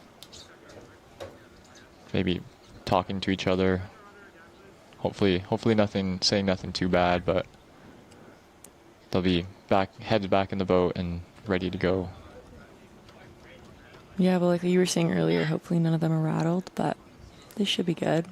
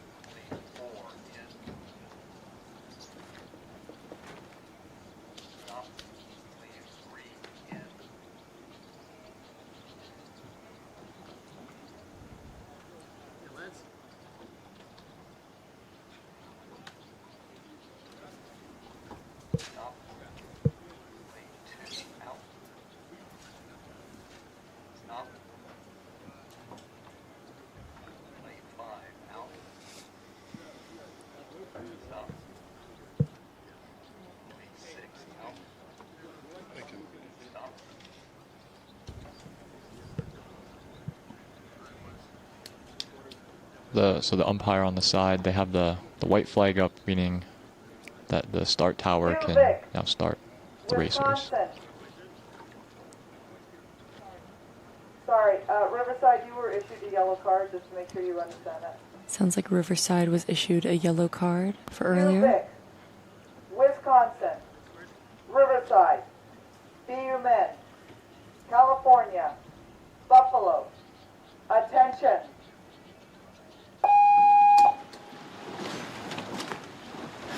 And we're off. Let's make sure we stay in our lanes this time. Hey. It can be hard to steer straight for.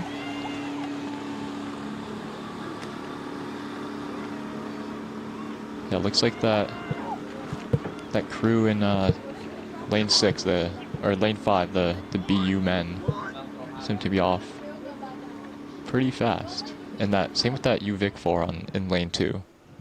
Are those Wisconsin and Riverside crews getting a bit close again, but looking like they're moving out now?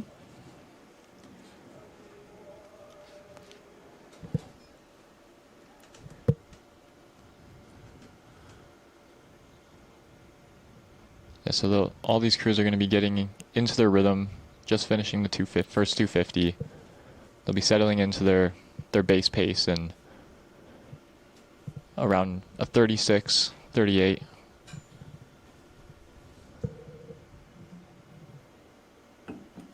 Yeah, looking to just tap it along.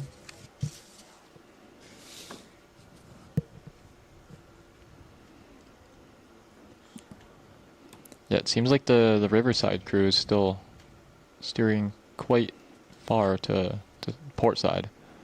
Mm-hmm. You gotta make small adjustments when steering, especially in a 4, because they just go so fast. It looks like the BU men and the California 4 seem to be out ahead. And the Wisconsin crew to be down, as well as the Buffalo crew. Coming through the 5.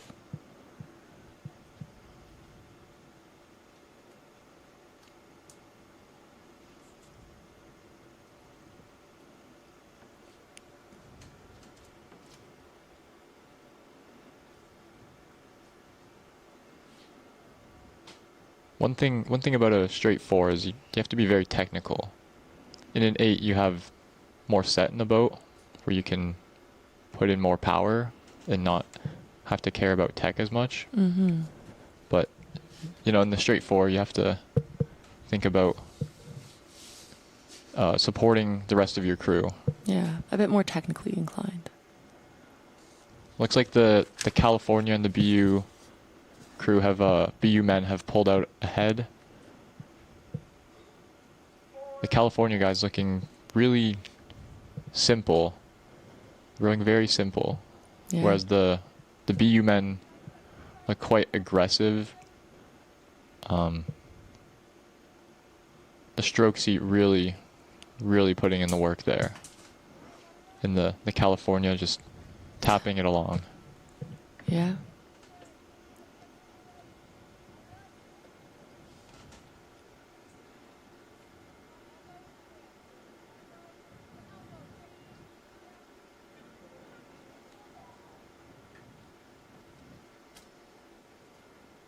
Yeah, it looks to be about half a boat length for the California crew coming through the buoys there. Mm-hmm. BU holding on to them pretty good. It's definitely still really early to tell who has this race, but California is definitely looking a lot more composed as they push through towards the final 1500. Yeah, it looks like the BU men have they cleaned up a little bit in this 500. Maybe they were still rating a little high off the start with that aggression, but they've settled into a better pace here. Yeah, they're definitely not letting California move away from them, or if they are moving away that far. Yeah, and the UVic and the Wisconsin boats trailing behind, as well as the Buffalo crew in lane 7. But these two crews have pulled quite far away from the rest of the pack. Yeah, it'll definitely be exciting to see as we get closer to the line who's able to get a better sprint out. Yeah, so we just crossed the 1500. So both of these crews are going to be looking to put a sprint on here. The California crew still looking nice and relaxed. Looking to have moved up a little bit on that Boston crew. Boston's still holding on, responding as California moves. Yeah, the Boston crew looks to be rating a little bit higher. Maybe shortening up their front end a little bit. And the California crew just staying simple, keeping the legs on at the front.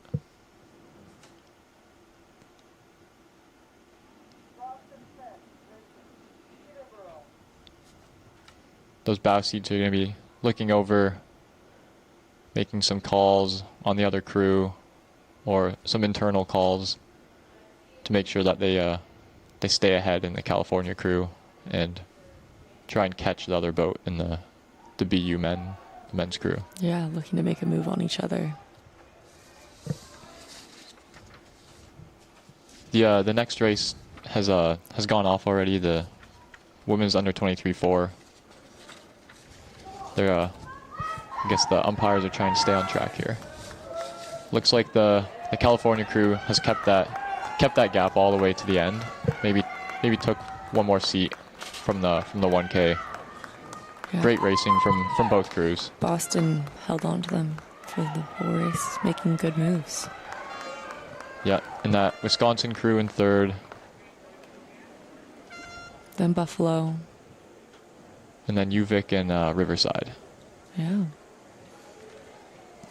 Yeah, great race from California. Another gold to add to their collection of their sweep events here. Yeah. And back to the women's under 23-4. In lane 2, we have Boston. Lane 3, Peterborough. Lane 4, Argentina. Lane 5, UVic. Lane 6, UVic. And lane 7, Buffalo.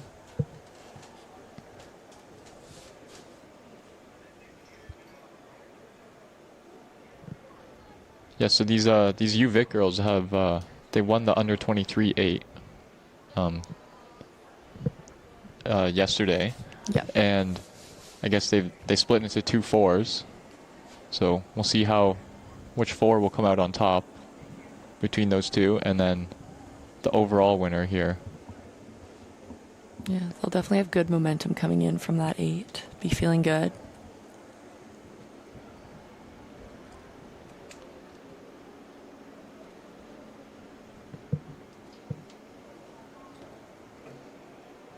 It looks to be quite even between these 3 boats we have on the screen. I think the lane 5 UVic seems to be out ahead of those other 2.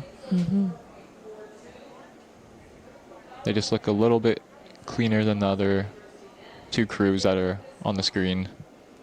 Just swinging over together. Yeah, that other UVic and Buffalo crew.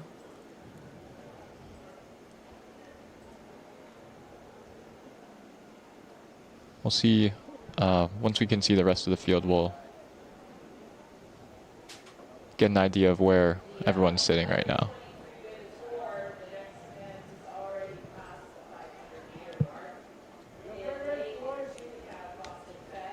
Yeah, that lane 5 UVic crew still looking like they're in a good position here as they approach the 1,000.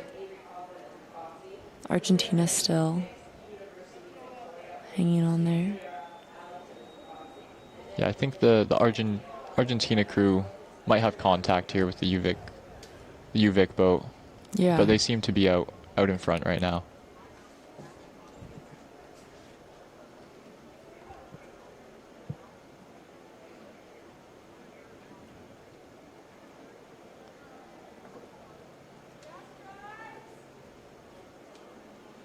Looks like that Argentina crew might be level with that other UVic crew, or close to them.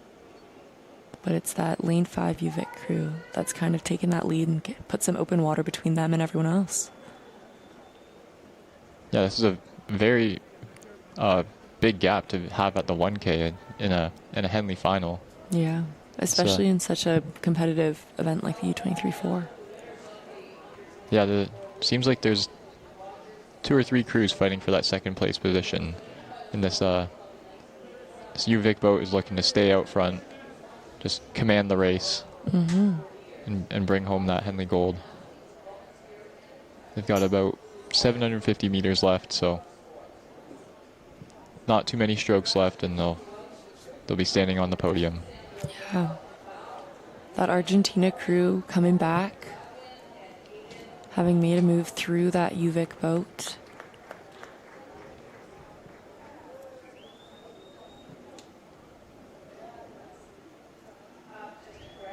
That Boston boat also coming up with that Argentina boat.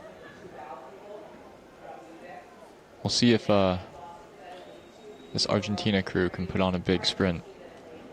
But they're definitely good at getting the rate up, so it'll be exciting to see what they can do to try and take back some of that water that UVic has put between them.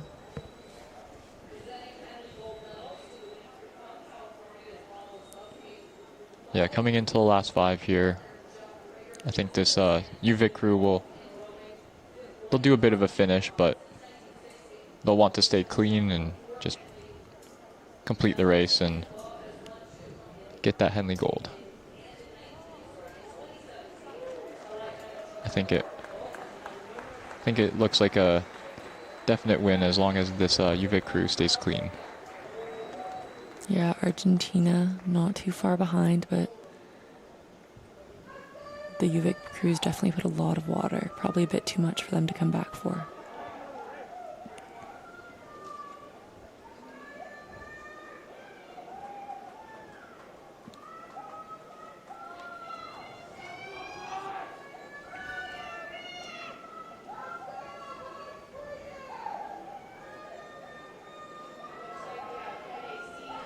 Yeah, it's very, very easy psychologically for a crew to be able to get out in front from the start and just keep pushing away. Once you can see all the other crews, you're able to just press away from everyone.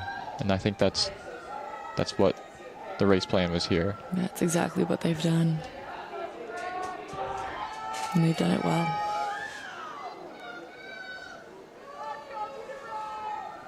Yeah, coming into the last few buoys, I'm sure they'll have a big celebration, slap in the water, and sense of relief. Yep. And they look to have it as they cross the line here.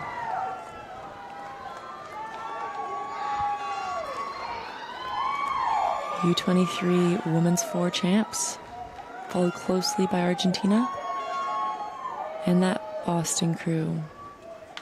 And that second UVic 4.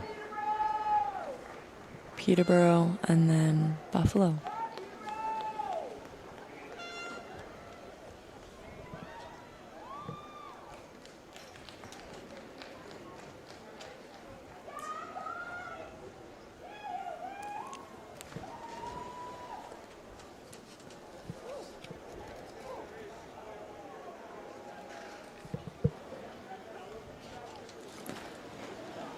Alrighty, and the men's senior quad is off. In lane 2, we have Ottawa.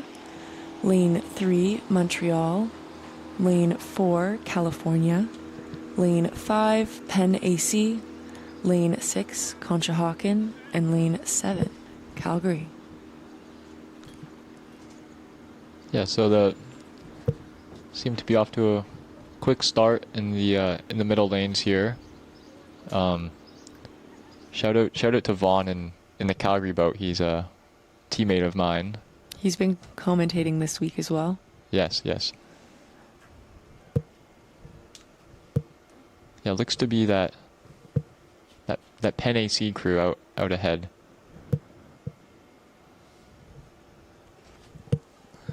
Yeah, Penn AC in California, I believe.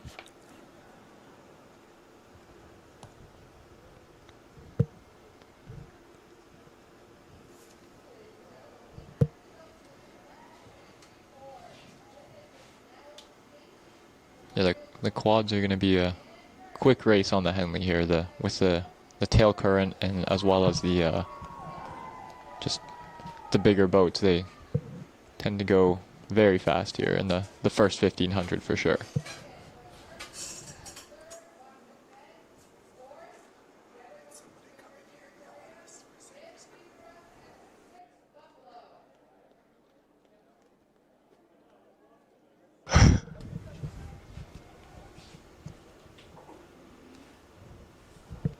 Yeah, that Penn AC crew looks to be out in front of the Conshohocken and Calgary crew.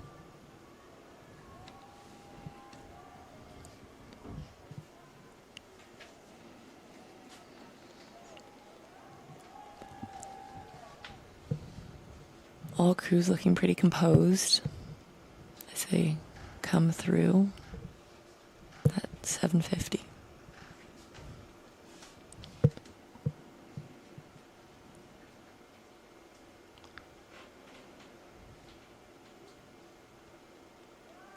Yeah, the Penn AC crew looks to be out, maybe open water, some contact with that California crew. Yeah, California definitely hunting them down.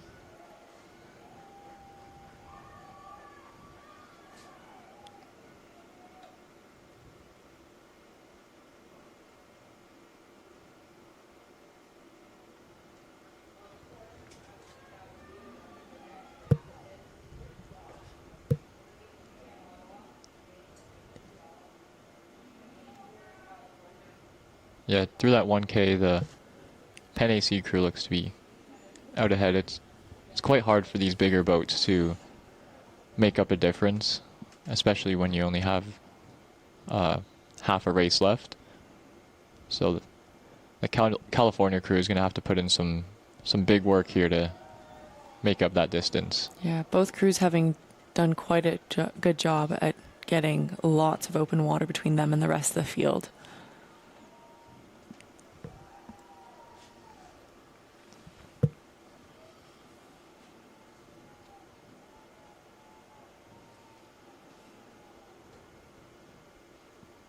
Yeah, the Penn AC crew looks to be a bit more long and relaxed every stroke, whereas the California crew is really sending off the back end there.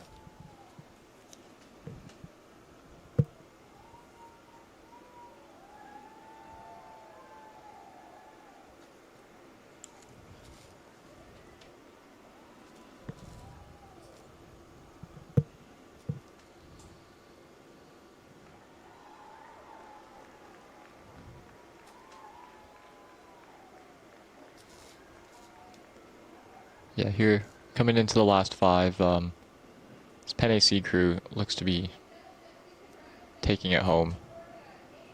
As long as they can stay clean, just like the last race.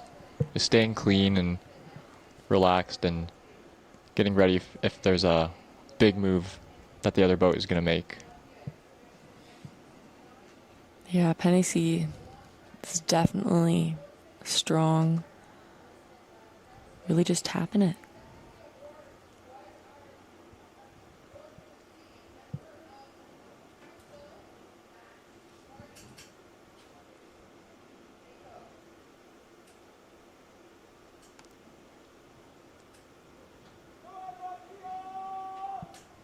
Yeah, coming into the last 250,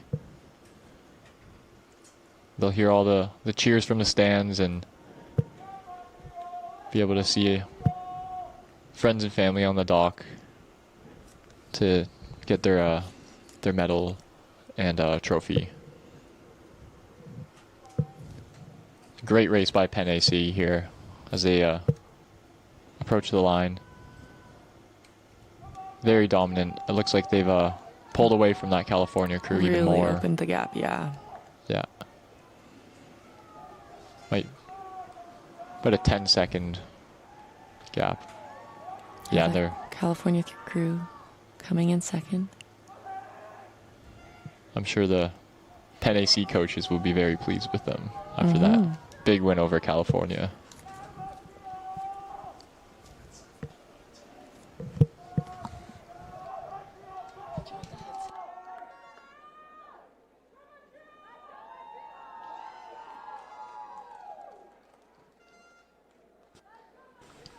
Yeah, and the rest of the crews finishing up here. Yeah, about 10 seconds.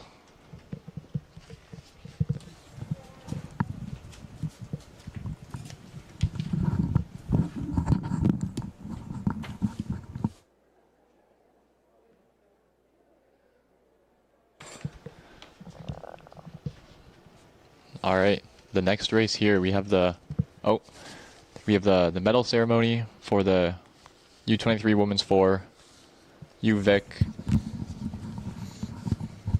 The crew consists of Avery Coughlin, Addison Stenzel, Isabel Harold, and Elise Jobling. Congrats. They're being presented the Nels Stacy Trophy. This will be their second gold of this regatta.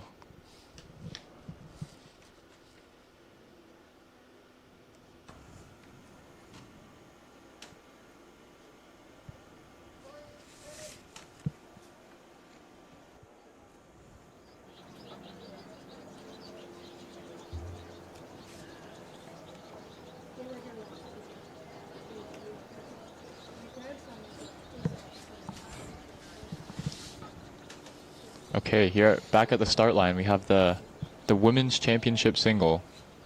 In lane 2, we have Ridley Grad. Lane 3, we have Argentina Lane 4, Craftsbury. Lane 5, River City. Lane 6, Craftsbury. And Lane 7, Craftsbury.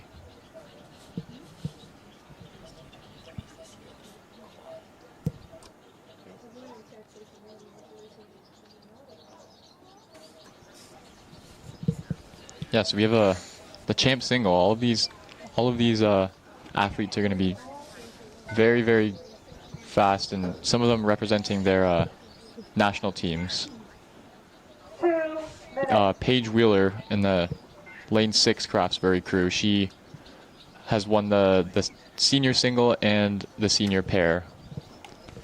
And Summer Kerr in Lane 5, she also competed at U23s in the quad this summer, as well as Morgan Ross, who has represented Canada a few times over the years.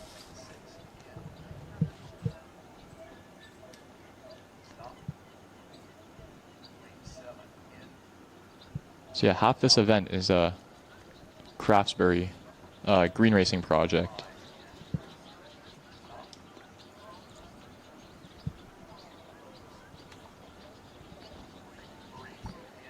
Just showing the depth and talent that they hold there at that camp. Yep.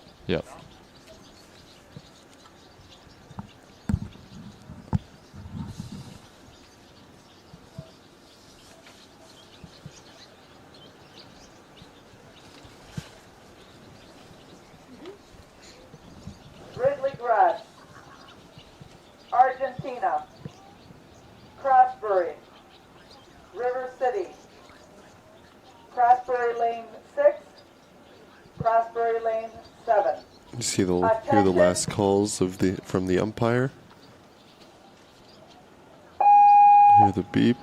A little bit of a angle from lane 5 again.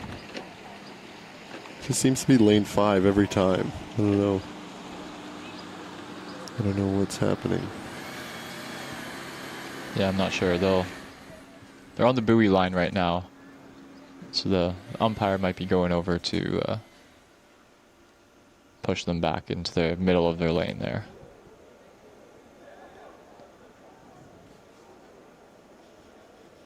Yeah, it doesn't look to have impacted them too greatly. Yeah, strong start from all scullers here. The champ single is going to be a real fight for the championship here. Yeah, it's the pinnacle of sculling events here at Henley. So all the greatest athletes have competed here and will continue to compete in this event.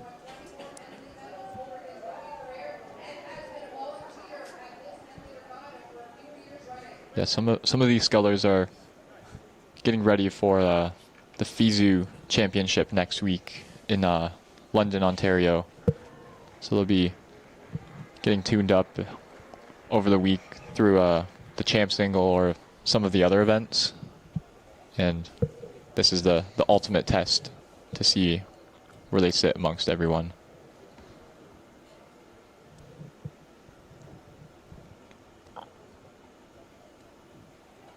Yeah, it looks to be very, very tight here in the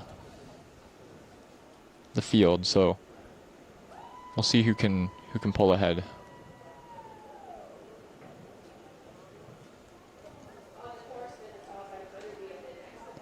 It's all about getting off the line really, really quick, establishing that rhythm, and keep pushing off the other boats.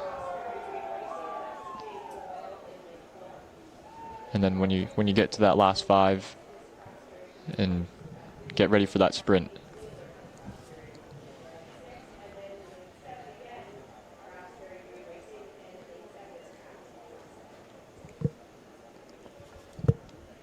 Looks to be tight between the River City and the Craftsbury scullers on either side of her.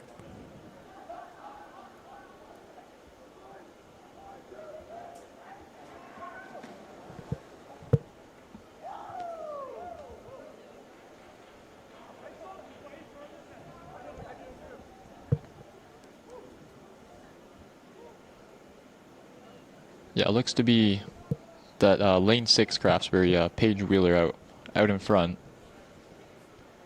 Everyone's looking to beat her. She seems to be the person to beat this week, having won the senior pair and senior single.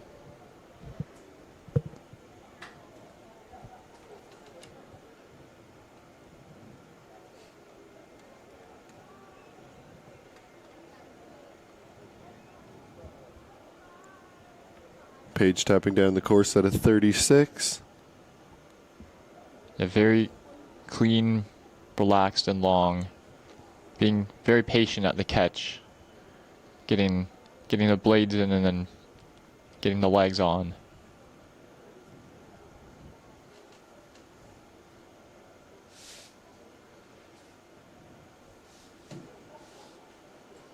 Yeah, I think these two scullers have pulled away from the rest of the field here.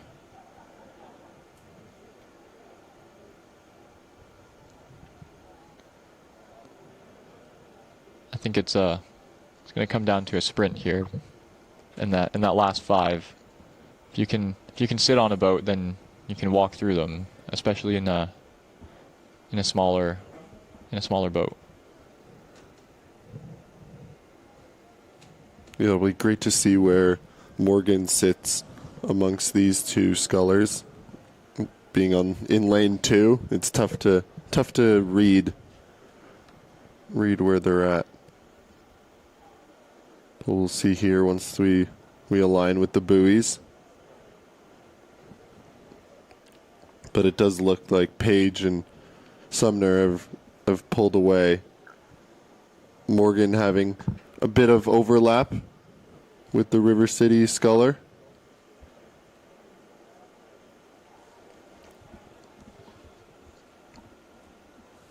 Morgan is a local to the area. Has been rowing on this course for a little bit. Yeah, it looks like they'll be prepping for that last 500 meters. I think they're all going to be ready to go all out, and it'll all come down to that sprint here between these 3 scullers.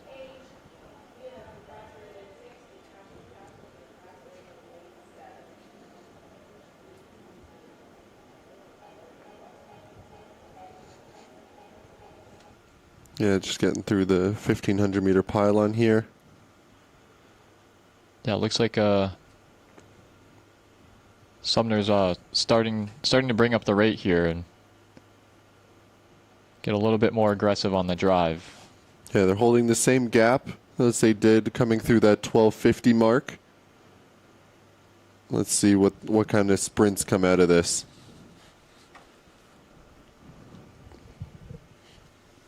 This is the top sculling event for the week. So top athletes, as we said earlier. So yeah, let's see what happens here. Hitting that 250 left to go. Red buoys. Yeah, they'll be putting everything on the line here.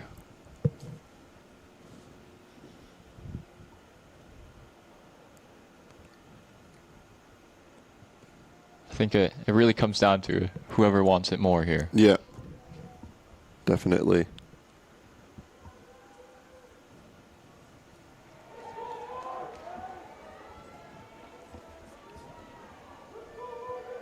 Yeah, it looks to be a race between these two athletes here. Paige trying to extend her lead. Sumner trying to crawl back into that first position, but there's not much left of the race. Yeah, very, very, very good race by both athletes here.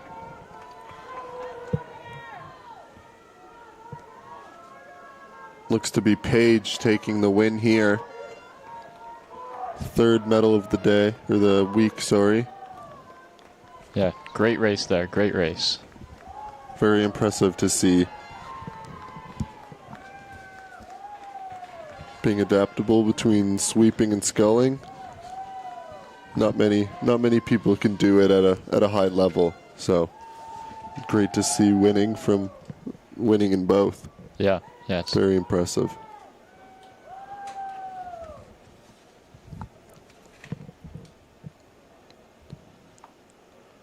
Here's the men's senior quad, the trophy ceremony. Penn AC, they won the Charles M. Adams Memorial Trophy. From Bauta Stroke, Casey Hauschel, James Schmidt, Breck Duncan, and Matthew Skubis.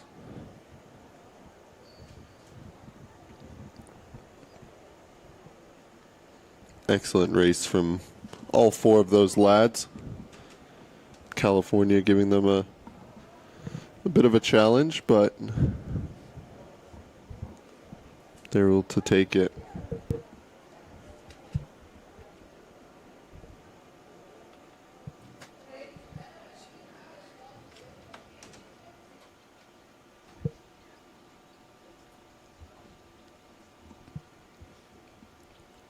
All right, well, we're back up at the start line for the men's championship single.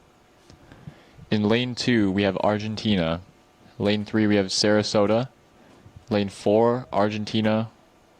Lane 5, the 2026 World University Championships, the U.S. FISU single. Lane 6 is Argentina, and lane 7 is Potomac.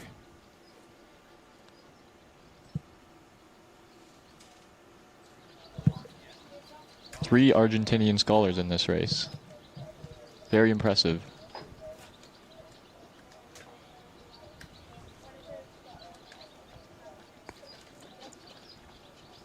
Argentina, lane 2. USTC, Sarasota. Argentina, lane 4. WC. Hearing the last calls from the Argentina, official. lane 6. Potomac. Attention. They'll be... And they're off.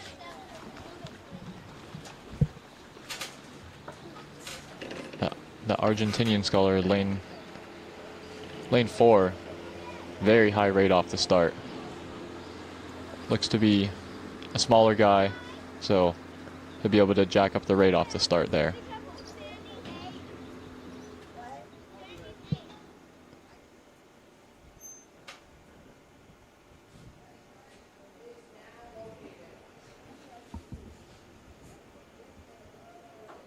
So same thing as the women's champ single. All of these scholars have represented their country or won some major events at some point in their careers, and they'll be looking to come out on top in the pinnacle of the Henley events here in the champ single.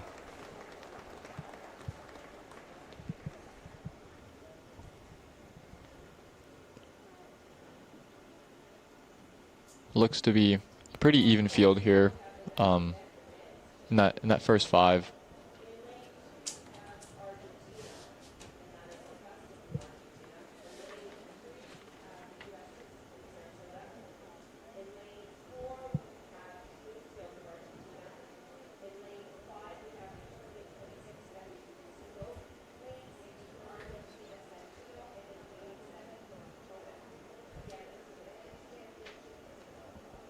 Yeah, so coming through that first 5, though, some of these athletes will be having their first look around over at the field, seeing where they're at, what kind of moves and pushes they need to put in to stick with everyone.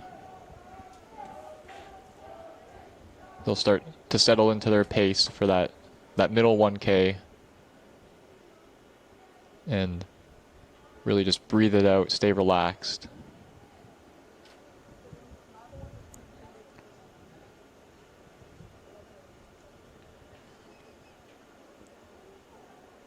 Looks to be a really tight field still, going through that 750 mark. Yeah, the Argentinian in lane 6 and the Potomac scholar in lane 7 look to be quite even there.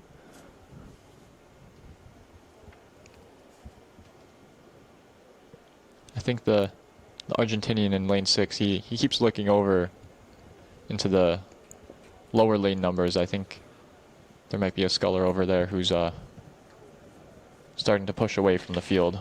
We'll see once they come by in front of the camera.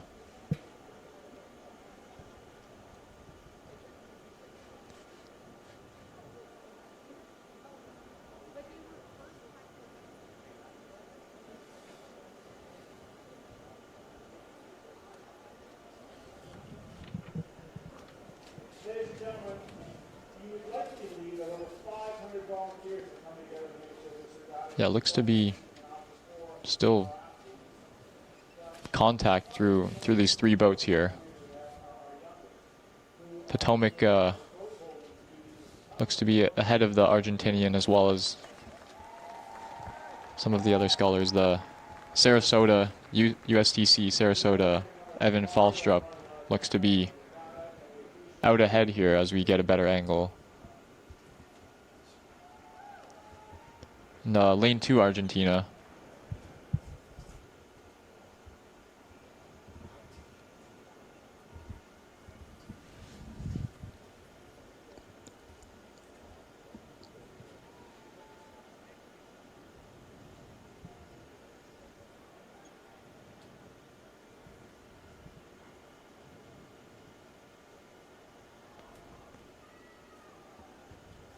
Very close race across the whole field compared to some of the previous races we've seen.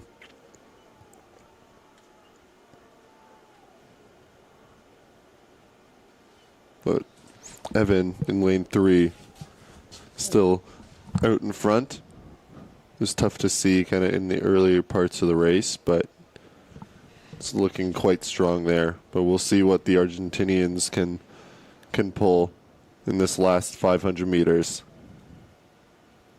We've seen some excellent sprints to the line in all these small boats. So yeah, the scullers in lane 5 and 7 look to be up there as well. The last 5 is very important for these small boats. You can win a race or lose a race in this last 5, so the Argentinians in lane 2 looks to be putting down some real power here to try and get back on Evan Falstrup.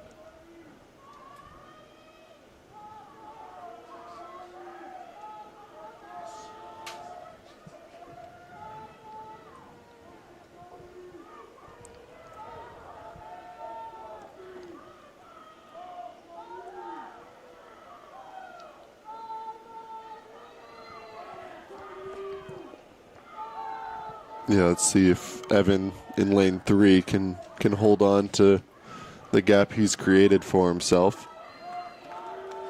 There's sprints coming through from all lanes, trying to push him off his pole position currently. Yeah, I'm sure the scullers in the lane 5 and 7 are up there as well, trying to make a push. The Argentinian up at a very high rate now. Few beats higher than Evan. And that Potomac sculler is seems to be out there as well. This looks like it could be a photo finish here. Yeah, it'll come down to who can. Yeah, very close. But Evan Falstrup from the U.S. Training Center, Sarasota. Wow. Just barely taking it. Yeah. Great charge from the Argentinian sculler in lane 2, Augustin Skena. Yeah, look at that gap. Very tight race there between all racers. Very well done.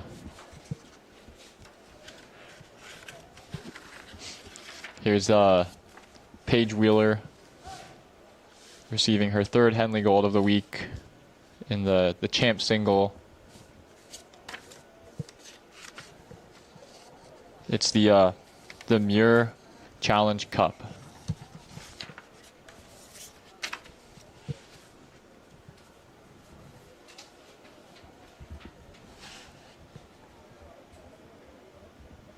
Wearing her Regatta Sport unisuit, a local company.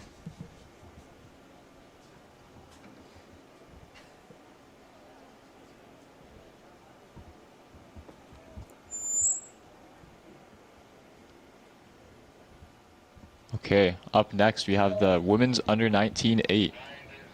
In lane 2 we have Washtenaw, lane 3 Victoria, lane 4 CBC, lane 5 Penn AC, lane 6 St. Catharines, and lane 7 TBC Racing.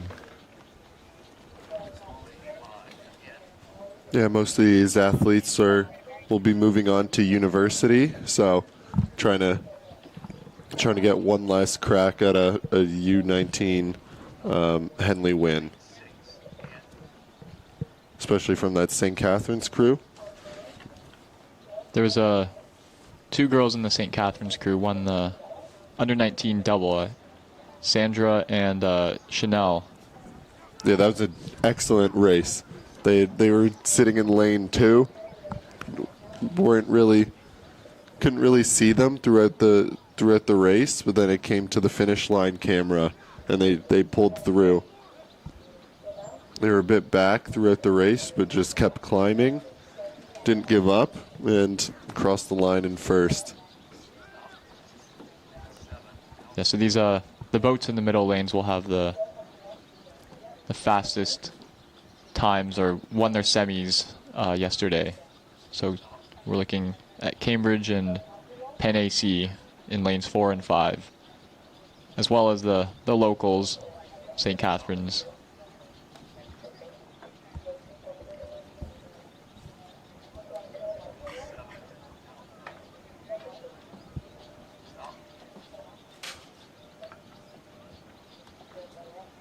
Crews are sitting up here as the umpires make sure all the bow balls are level before the start. Yeah, all the coxswains making their last little taps and adjustments to ensure that they have a straight course. We've seen a little bit like off starts, but you have some time to ensure that your course is straight before the race. So you want to make sure that you're getting off straight, not having to make some big adjustments, because it adds up as the coxswain is steering. Yep. It looks to be a quick start from lane 3 through 6 here. That St. Catharines crew might be a couple seats up on the Penn AC crew. I'm sure they're looking to do that, as they got second in their semi yesterday. So we'll see what every crew can do, every little move they can make to get their bow ball in front.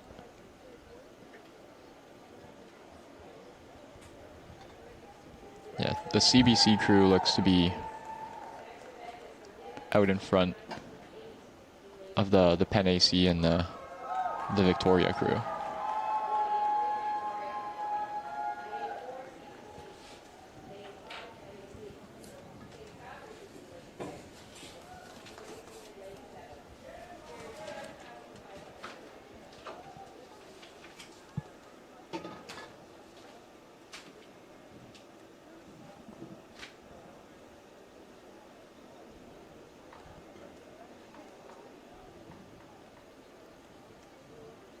Yeah, so all these crews are going to be settling into their base pace.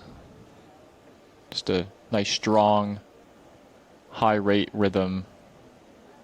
Just pressing through, sharp on the catches here. Their coxies are going to be making sure, following the race plan, but also getting a little bit creative in seeing what the crew needs.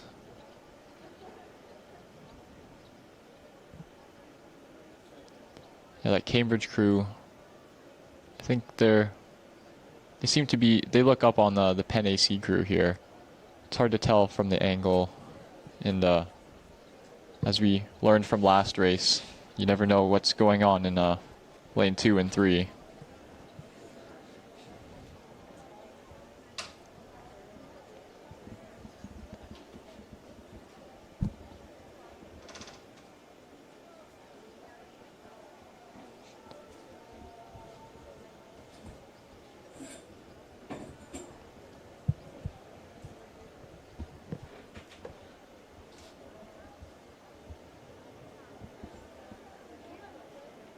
Yeah, coming through this 1,000-meter pylon now, all the crews look to still be overlapped.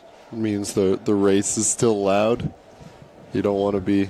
It'll be a challenge to keep your head in the boat, but you just got to trust what the coxswain's saying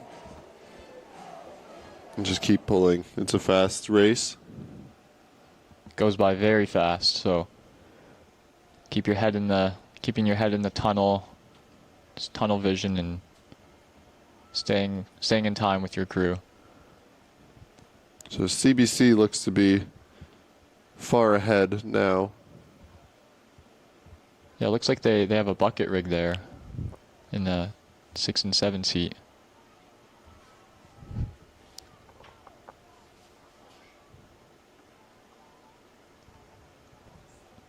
Yeah, they've got open water now on the rest of the field, so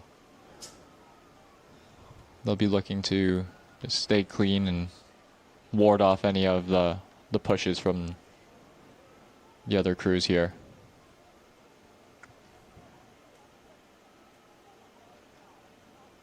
Looks to be a battle for second place, though, between St. Catharines Rowing Club and Penn AC.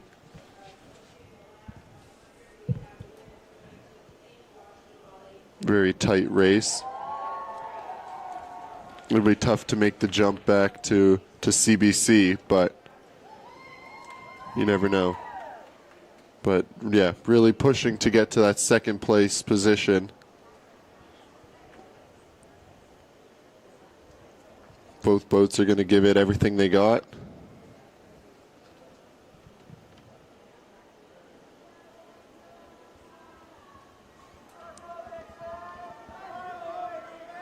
Yeah, CBC with a commanding lead here. It's more of a race for second place than Henley Gold here. All these crews are going to be leaving it all out there. Most likely their last race of the summer, and last race maybe in these for their club until they go off to school in the U19-8. St. Catharines Rowing Club sitting at a rate 40, trying to pull ahead from that Penn AC crew.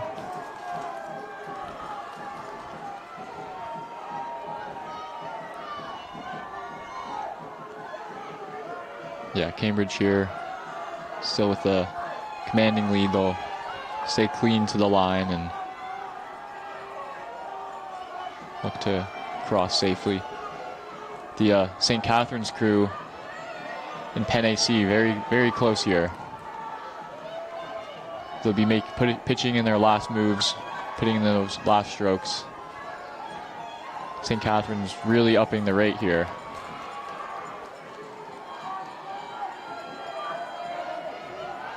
Looks bow ball to bow ball for second place as Cambridge crosses the line in first.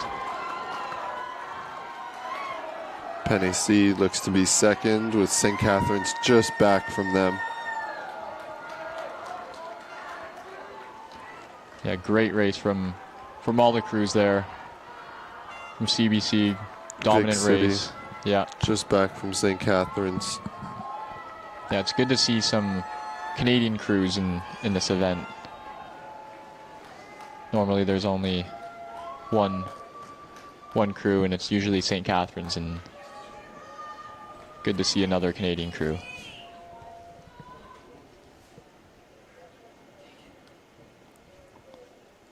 Here we have the men's champ single is Evan Falstrup. He was able to hold off the sprint from the Argentinian, and he's being presented the George F. Galt Memorial Award. Congrats to Evan.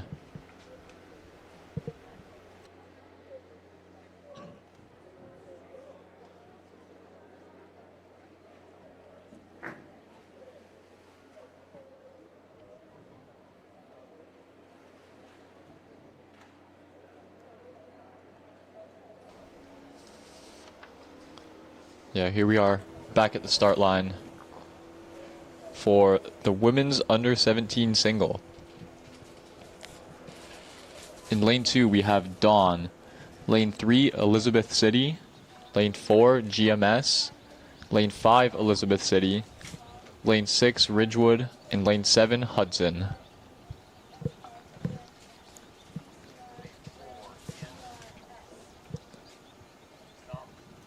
Yeah, the under 17 single, it's a tough event. Like, all these athletes are pretty early and on in their rowing careers. The single is definitely not the easiest boat to learn to row. Elizabeth City. So to be able to do it at such a young age is very impressive. Ridgewood.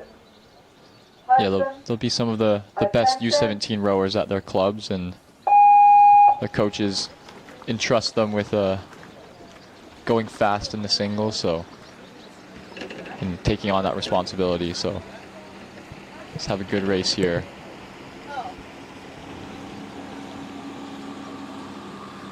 Looks like lane 4 to be over the buoy lines,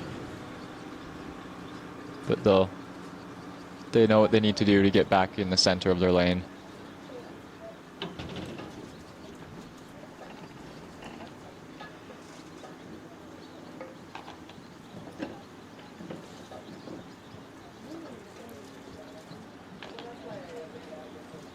Looks to be a quick start from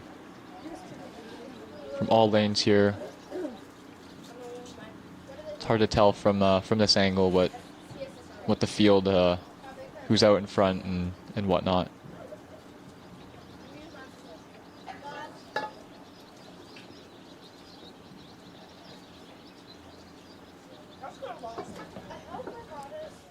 Yeah, quite good conditions today compared to yesterday. Very flat, no white caps. Yeah,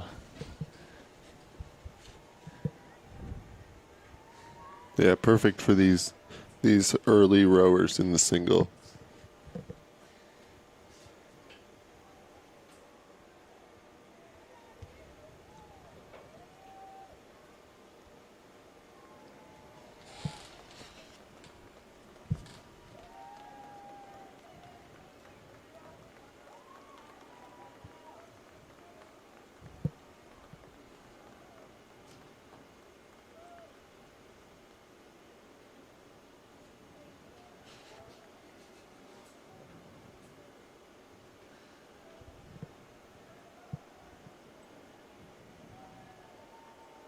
It looks to be quite even here. Maybe lane 5 and Elizabeth City out in front of the surrounding scullers.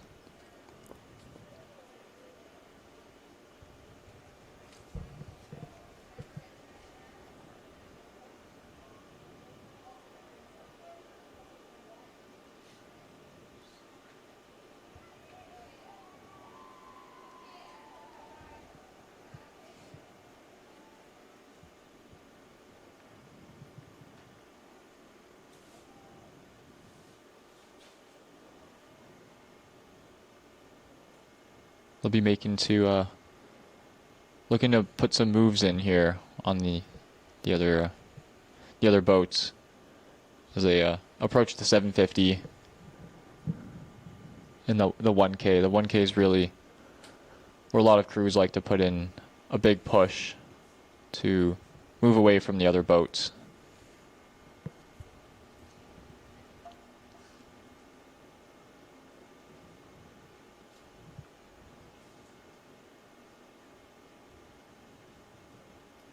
Rowing the single can be very difficult internally sometimes.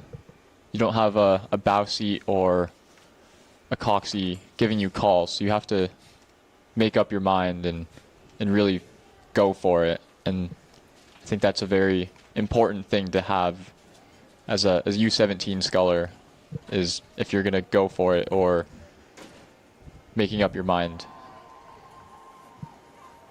It's tough to make those difficult calls when you're in the pain cave. You know, when you're already in pain, and to push more will just guarantee more pain.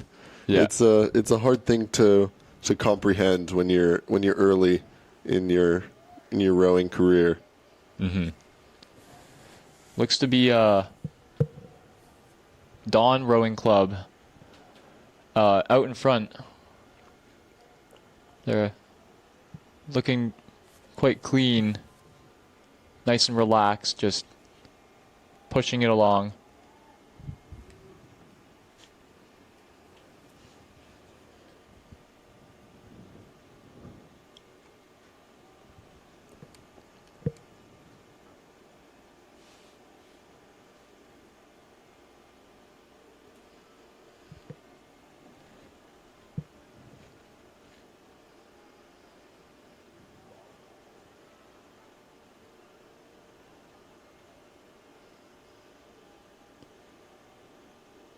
Yeah, for a U17 single, you learn a lot about technique and power per stroke. You don't see a lot of super high rates. Usually a 32 is what the fastest crews would go at. And as you progress throughout your experience, you start to gain a little bit more confidence at the higher rates. But this Dawn sculler looks to be very comfortable at that lower rate, just power per stroke, distance per stroke here.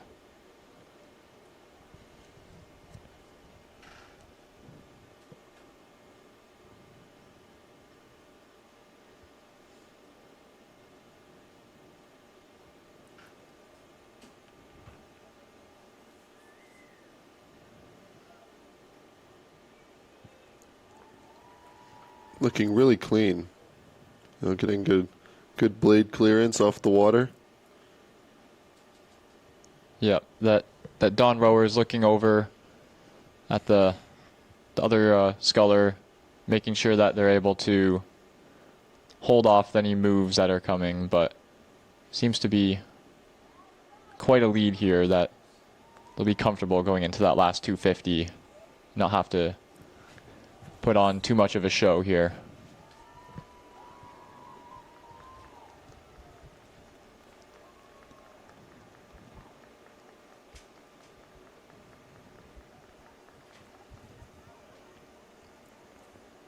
Natalie making her way through to the last 250, getting into the red buoys. It's party time. You start to hear the fans in the grandstands. Probably just counting the strokes till she gets to the end of the race and can get her medal. Yeah. But she'll have to ensure nobody makes a sneaky move to, we see on the left of the screen, those Ridgewood, Hudson making some sprints to the line. Let's see if Natalie has what it takes to hold on.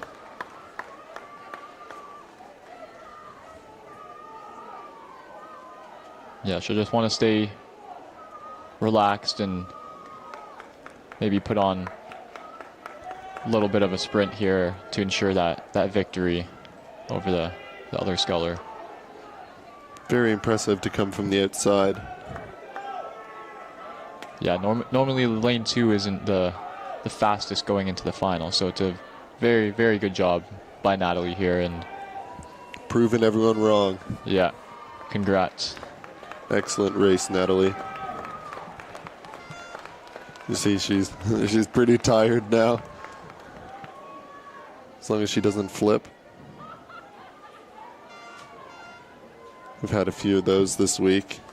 You know, you give it all you got in the race, and you still got to make it. You still got to make it all the way back to the dock. But some people take a little swim break.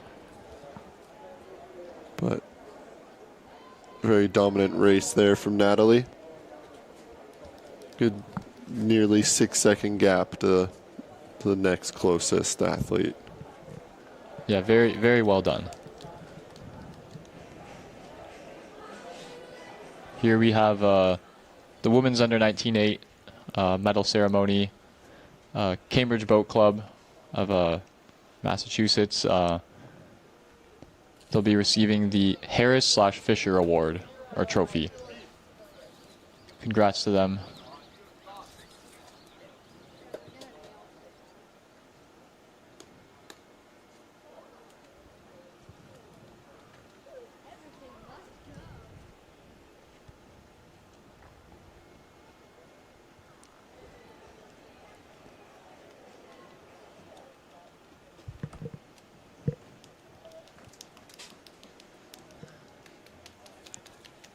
Bow was coxed by Sasha, and from bow to stern, Alexandra, Celia, Elizabeth, Hannah, Cameron, Natalie, Kate, and Catherine. Great racing from that under 19.8. Very dominant race. We now have the men's under 19.8. In lane 2, St. Catherine's Rowing Club. And we got PNRA Mercer, and then 3 Buffalo 8s across. They've been very, very strong in these under 19 and under 17 8s.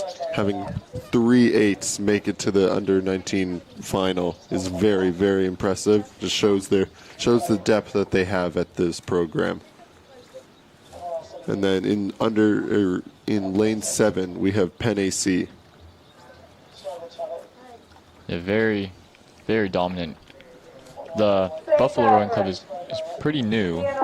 They have a very big junior program as well as their senior program. They recruit a lot of fast collegiate rowers to come row for them and compete. So we'll see how these 3 Buffalo 8s do. Maybe an upset from the 2V or the 3V on the 1V.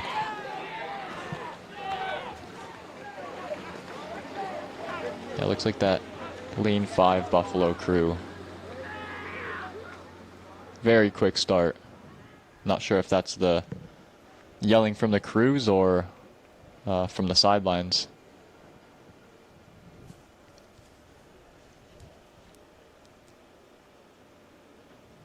Yeah, that St. Catherine's boat in lane 2 looks to be off to a quick start as well.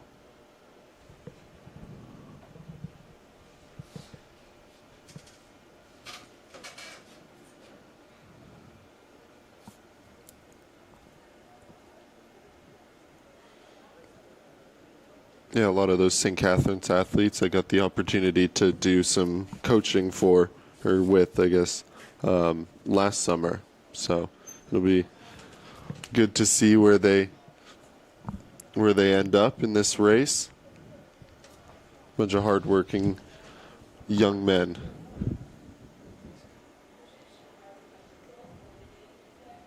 Yeah, it looks to be the lanes 2 through 5 here are out in front. We'll see once they come by with the buoys aligned.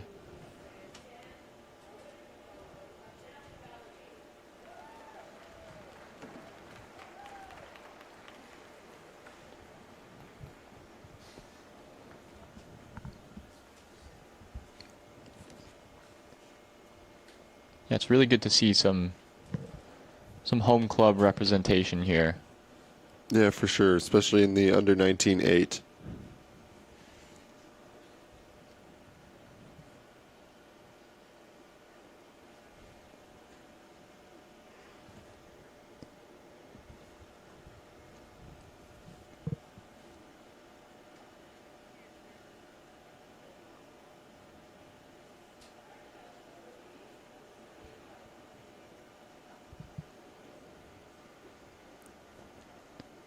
It looks to be that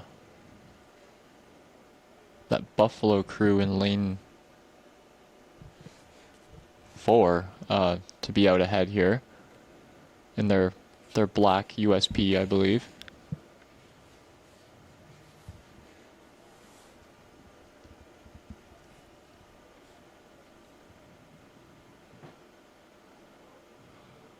Looks to be the 2-seat have his hat is sideways on his head there. Interesting look, that's for sure. Yeah, these 3 Buffalo 8s charging out in front, taking charge of the race here.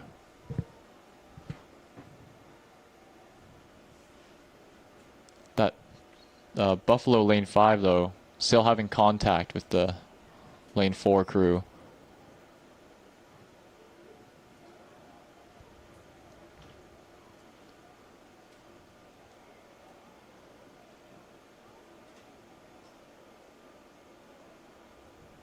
Yeah, that lane 4 Buffalo Coxies, they're going to be trying to break contact with that other crew and be making some calls just to get that open water, get that sense of relief within the crew that they're pushing away and keep moving away. Yeah, you really want to snap the elastic when you're in that position. It's pretty dangerous to be sitting with a boat kind of just on your stern. You want to make sure that once you get ahead, you're able to break that connection.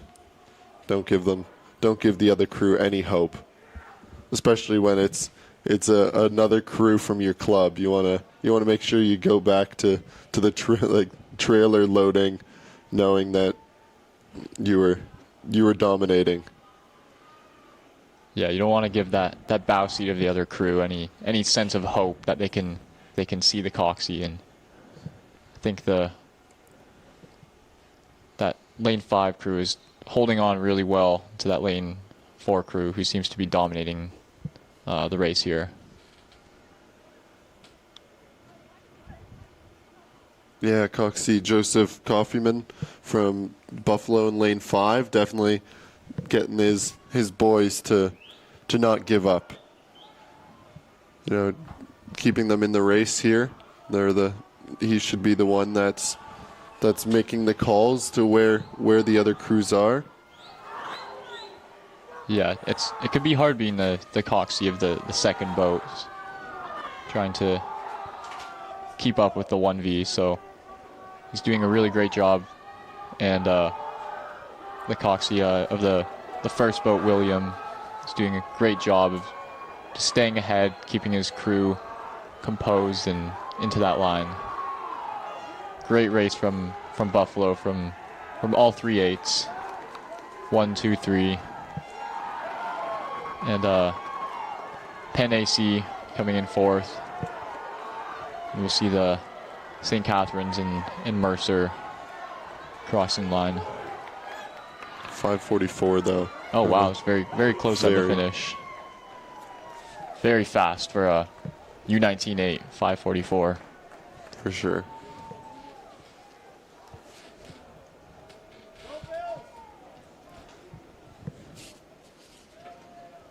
Here we have the women's U17 single. Natalie Bellerby from Dawn Rowing Club receiving the Harvey Hutchin Trophy.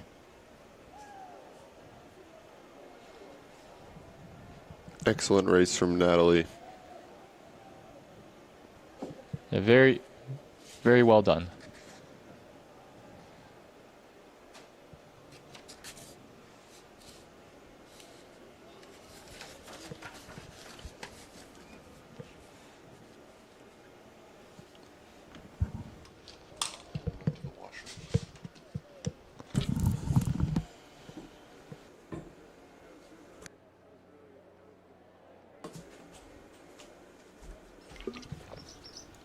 Okay.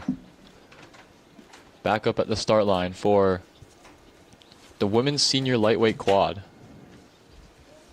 In lane 2, we have Argonauts. Lane 3, we have Ottawa. Lane 4, Argonauts. Lane 5, University of Western Ontario. Lane 6, Argentina. Lane 7, Kingston. And lane 8, Ottawa. It's a full event. Straight final, which is typical for the bigger boats of the lightweight events. Seemed to be the lane 3 Ottawa boat missing.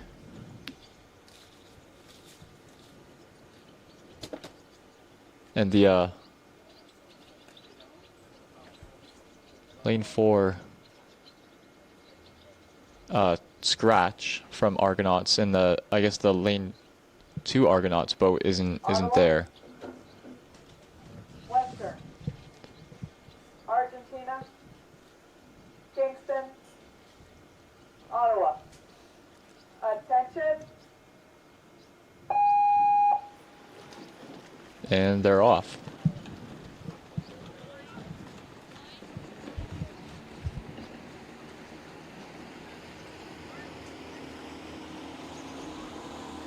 Looks like the Western boat, they've steered into the buoys at the start there, but they're moving back in.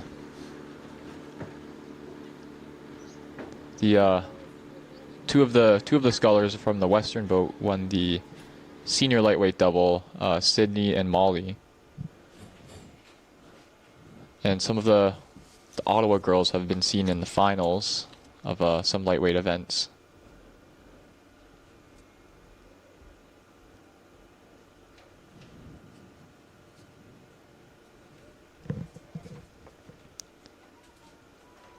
A lot of these crews are going to be racing or have raced straight finals, and many times in the lightweight events. They're usually heats and then finals or straight finals. So they'll have lots of chances at a Henley Gold.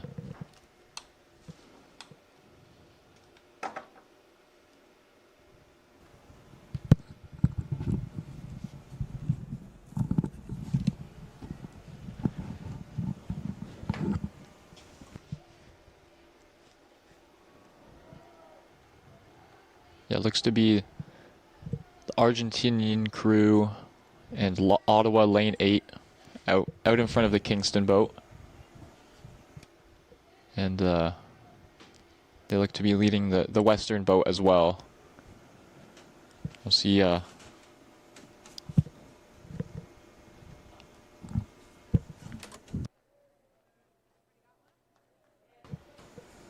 the Ottawa crew in lane 3. We'll get a better view of them in a minute here. But this Ottawa crew in lane 8 seems to be out with the Argentinian.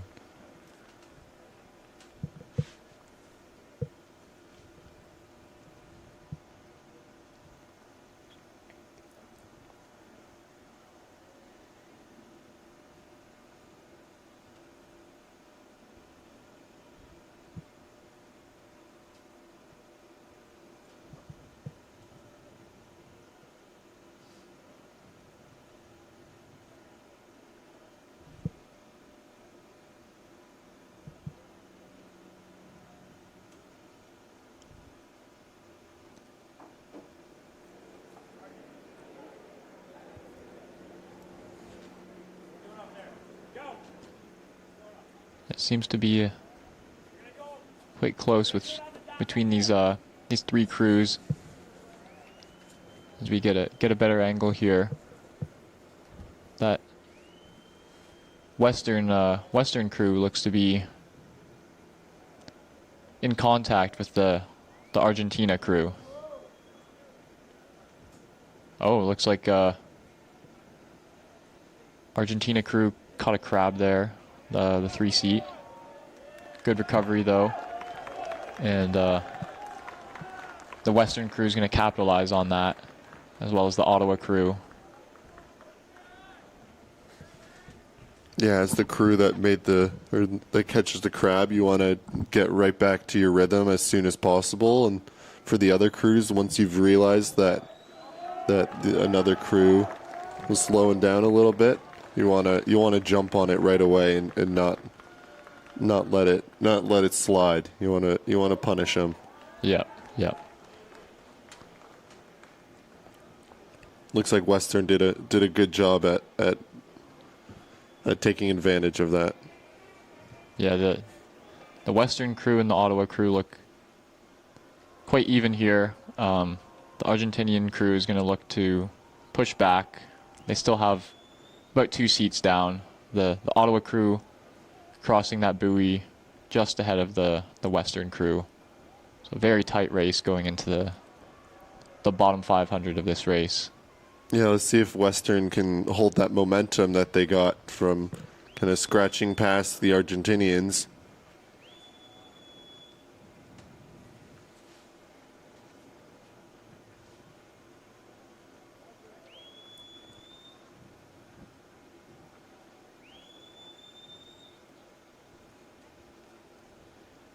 Yeah, the Argentinian girls are going to be looking to claw back here after getting walked through by the Western boat. But I think the Ottawa boat looks to be pushing away here. They've made quite the move in the last 500 meters, and they're trying to open the gap here.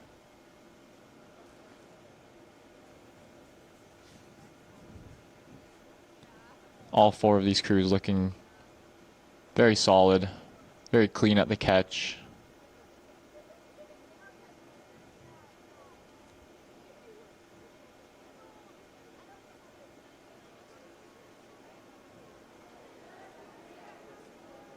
The Western crew looks to be very patient at the catch, and the Ottawa crew is just getting in and on as fast as they can, just get the power on right away.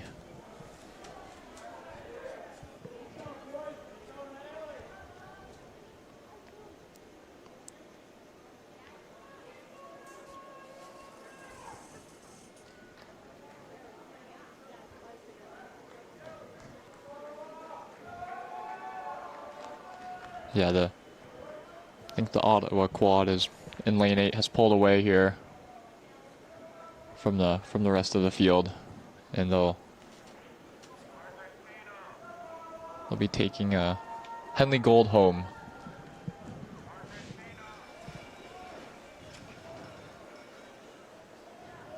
Very close race here to the line. Very well done. I think the Argentinians crossed into the Western lane. Very well done from Ottawa. 6:51. And we'll see the other Ottawa crew and the Kingston crew come over the line here.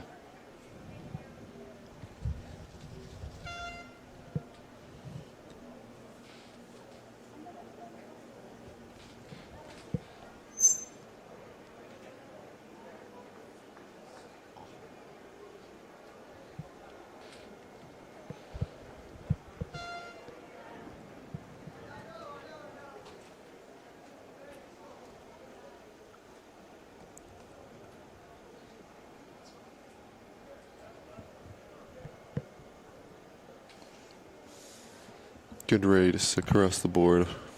Yep, very well done.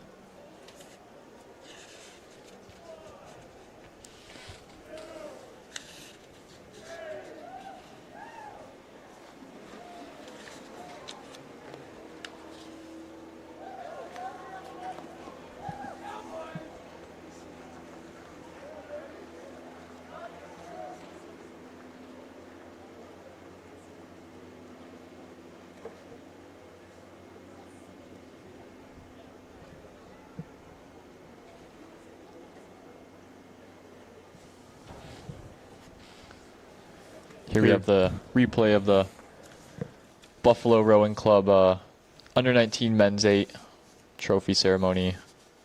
The two-seat still has his hat sideways. Must be for style here. The award is the St. Catharines Rowing Alumni Trophy. Congrats to them. Great race, and great race to Buffalo Rowing Club in general. Top three eights in at Henley.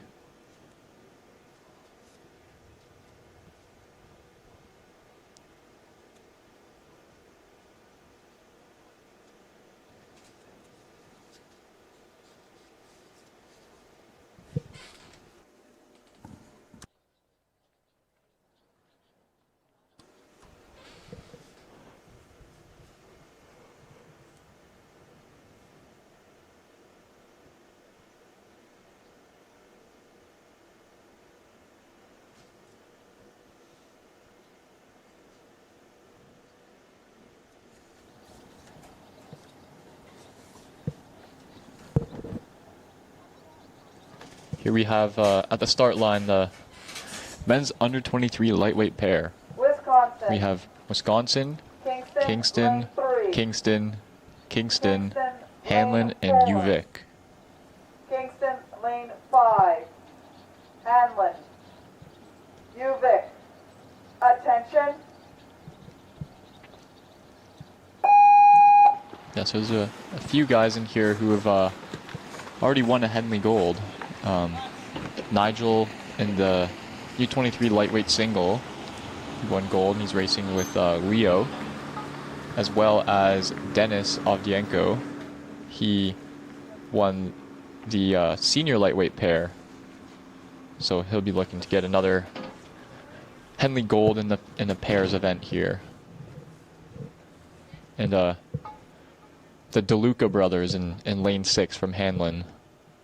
One of them who we row with at UBC, and his brother goes to University of San Diego.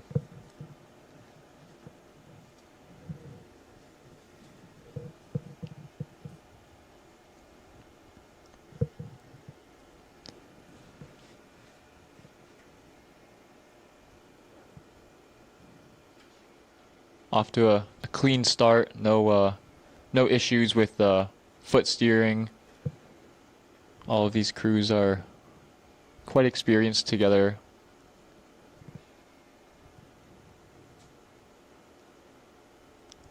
The lane 4, Kingston looks to be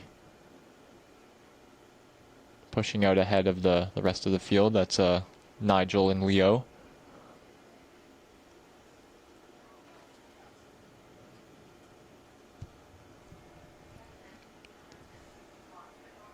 So in a pair, you want to be quite aggressive off the start, but straight off the line, making sure you're applying same pressure through both blades, both guys.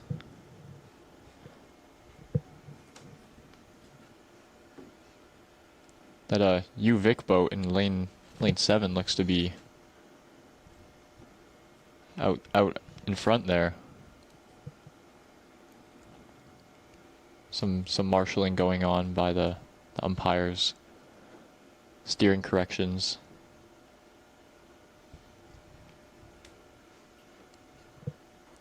Pairs are tough to steer. It's definitely a tough boat, so.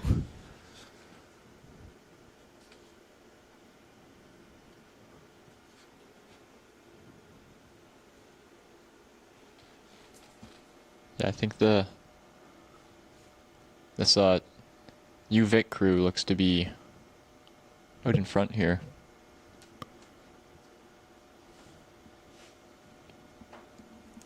We'll see once we get an angle of the rest of the field in lanes 2, 3, where they really sit. These UVic guys look very aggressive at the catch, just getting in, blades sharp into the water. I think that's a good thing in the pair. It's all about timing. So if they're doing that together, then it works really well. Yeah, it doesn't matter. Doesn't matter how good it looks. as long as it's together.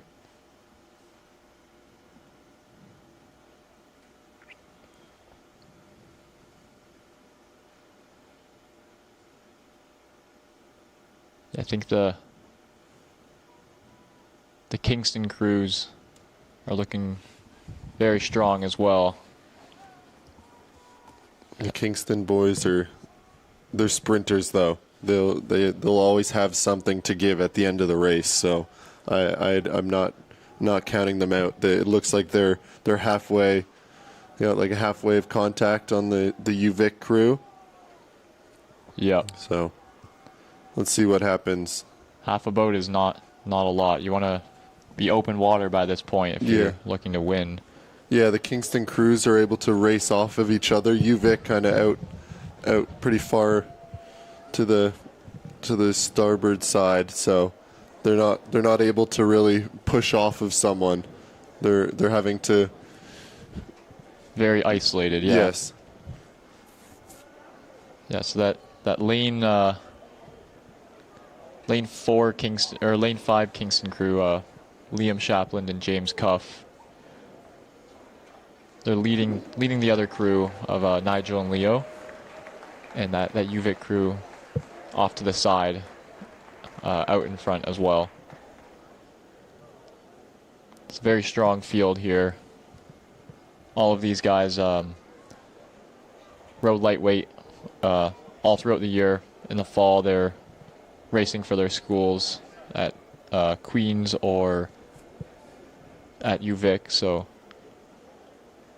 this will impress some of their coaches back at school to be able to win this event.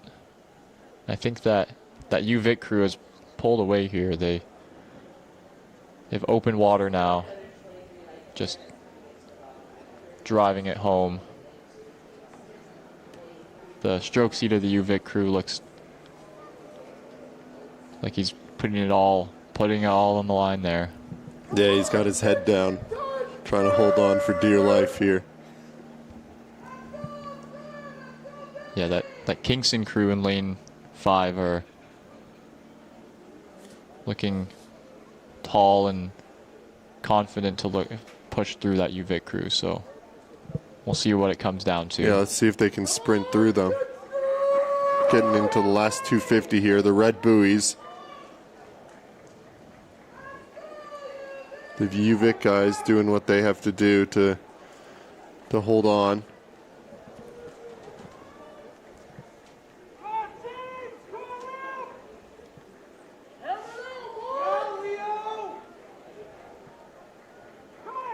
Yeah, the UVic looking like they're gonna cross the line first here. Very well done by William Thornton and Oscar Humphreys Joya.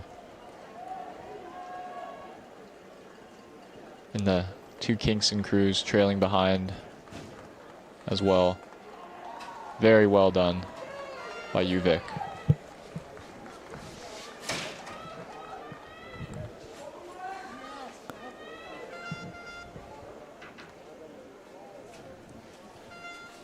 Great racing here. 6:53.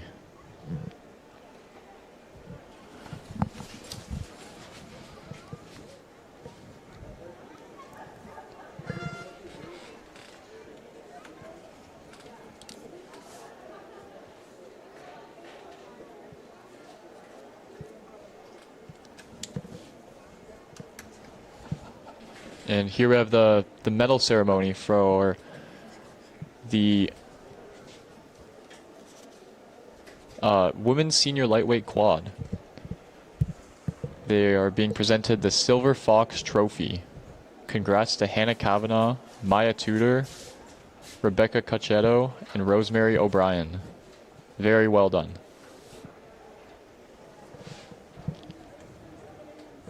They were able to pull away in that last 500 meters from the other 2 crews.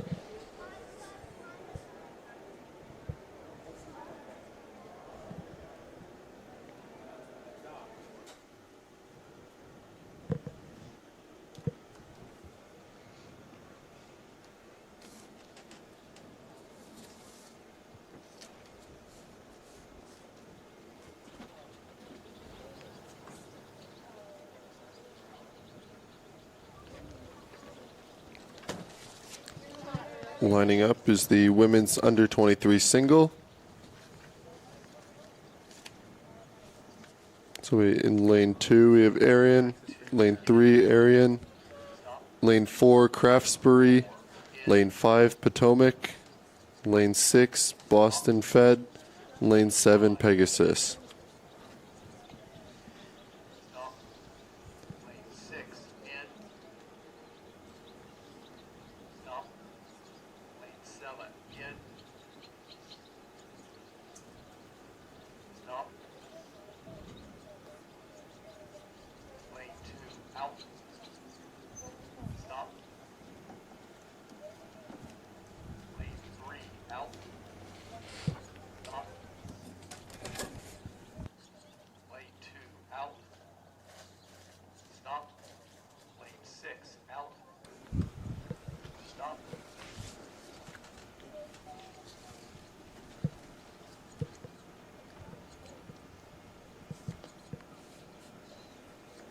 Lane 7 Pegasus, you have a yellow card for traffic violation.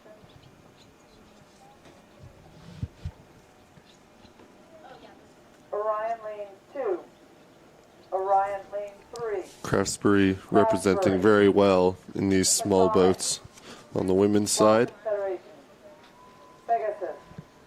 Attention. We'll see if Alexandra can keep that up. Sitting in lane 4, she came first in her semi-final, so we'll see if she can hold on to that. But you know, we saw in the last race, people can win from the outside lanes. So yeah, you never know in the smaller boats, especially the big events like the under 23 single and the U19 and U17 single. There's so many entries that you can have a slow semi-final and be able to just paddle it through and not have to race, and you get an outside lane, and when you end up in the final you're showing your full hand, so you can surprise some people from the outside lanes.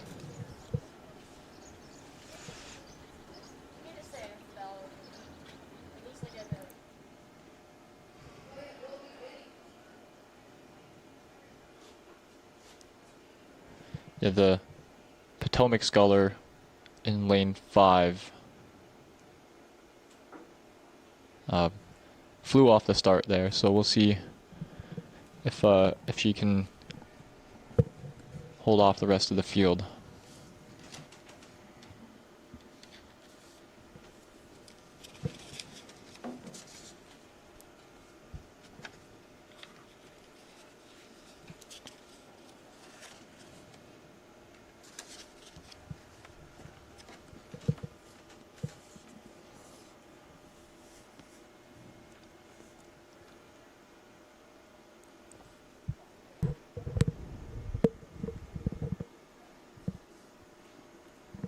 Getting past the 500-meter pylon. Oh, dodging some birds that are on the course.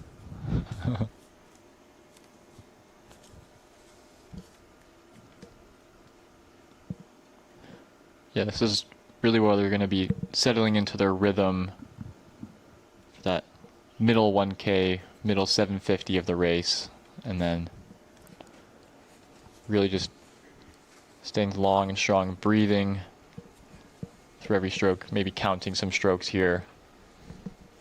Yeah, this is the crucial part of the race in a single. It's a pretty mental race, there's only one person who's making all the 100% of the effort in both the, I guess, race plan as well as the physical work that has to be done to get down the course. So to be able to strike early and kind of put the rest of the racers into a hole, it's that's what you want to get up to in this second 5, and then be able to just kind of hold through till the end of the race. Yeah, it looks like that's what the Potomac Sculler looks to be doing here. Charlotte Lightfoot. Very aggressive on the back end there. Just hammering it through light catches and just hammering through.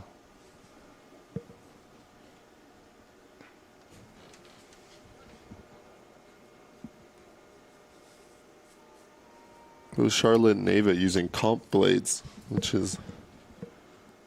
Yeah.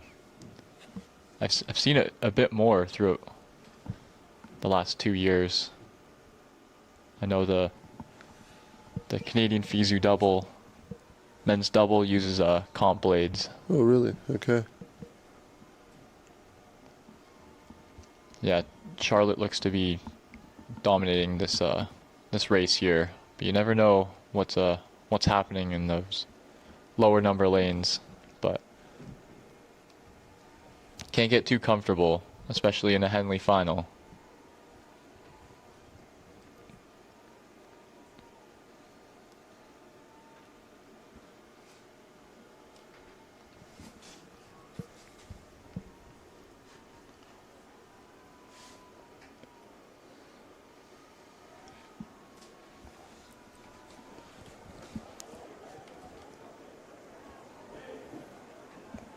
Charlotte getting some cheers from the crowd on the island. It's a good little boost when you're in that third five. Yeah. It's a pretty tough race. It's a long race, and it's you want to try to find any boosts that you can throughout. Yeah, once it starts to get silent, you have to do a little bit of a reset there. Yeah. Once the cheers start to go away, and really just lock it down for that last 500 meters. Yeah, there's a weird 100-meter area just past the 1500 where you stop hearing anyone on the grand from the island, and you haven't quite made it to hearing range of the grandstands. So that's the next toughest point. Yeah. That these racers are going to come up to. I'm sure they'll be using all of their tactics they have, counting strokes or counting buoys, to just make this last 5 go by as fast as possible. But a very, very well done from Charlotte here. Very dominant race.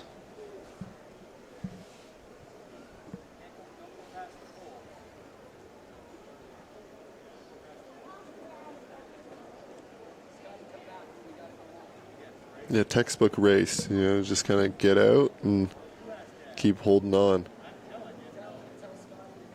Yeah, I think that's very, very well done. Hitting the red buoys now. It's party time. You got to just go. Yeah, leave it all out there. I'm sure it's the last race for her for the summer, so she'll put on a show for sure.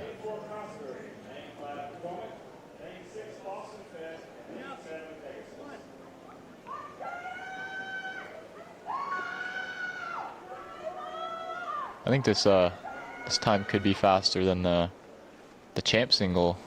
I'm not sure. It'll be down to the line for that.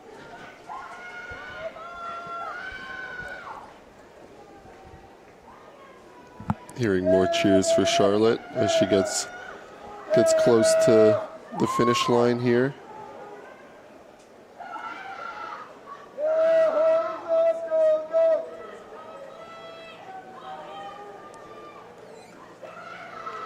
Very well done by Charlotte there. Love the sprint. No, even knowing she has it in the bag here. Yeah. It's almost a sign of respect. Yeah. You're racing all the way.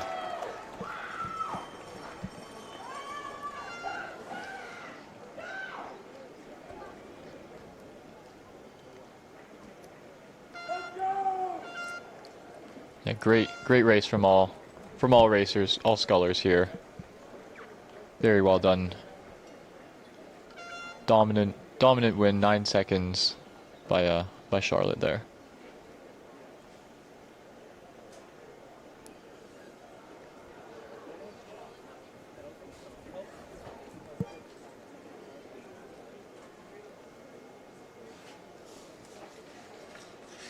Here we have the replay from the medal ceremony for the under 23 lightweight pair. Congrats to William Thornton and Oscar Humphreys Joya. They are receiving the Tyler King Memorial Trophy.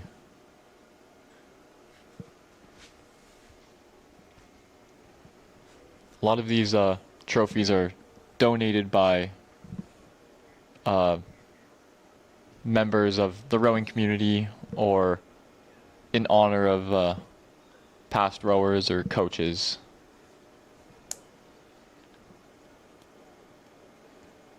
It's a great history to have, and to be able to add your name to something that's quite important to the rowing community, not only in Niagara but across Canada and the States. Yep. I think the Americans really love coming up and racing Henley, and they don't have much of a national championship. Here we have the U17 men's U17 double. In lane 2 we have Niagara, lane 3 we have Aurelia, lane 4 Penn AC, lane 5 Cambridge Boat Club, lane 6 Niagara Falls, and lane 7 Potomac. Love the high vis from Aurelia. You can see them from anywhere. Yeah, yeah. You know, some people get mixed up with the Ottawa and St. Catharines unis being similar colors.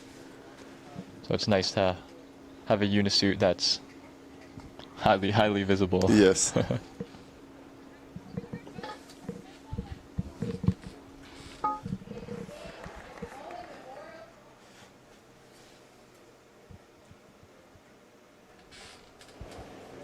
It's quite hard to tell which crew is ahead here, but those middle lanes 4 and 5 are going to be the top crews from their semifinals, as well as lane 6. So we'll be looking out for those 3 crews.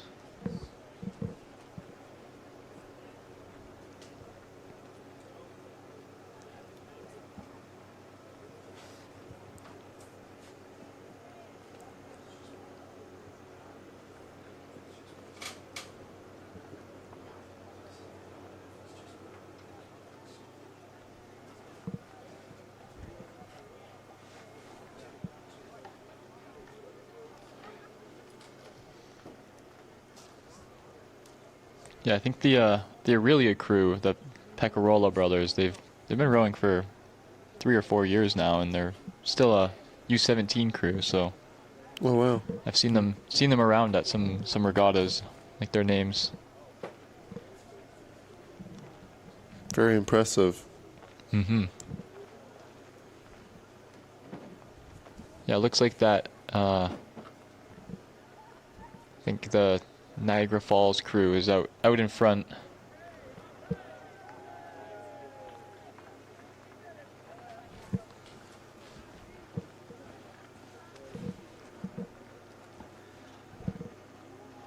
Or it looks to be the CBC crew.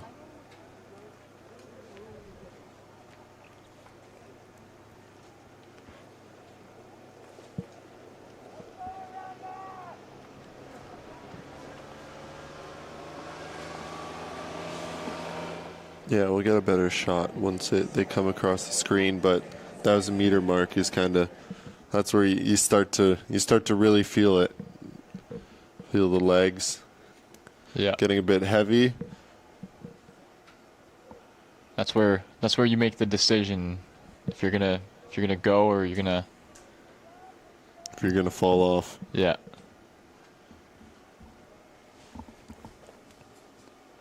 Yeah, that Potomac crew out in front as well.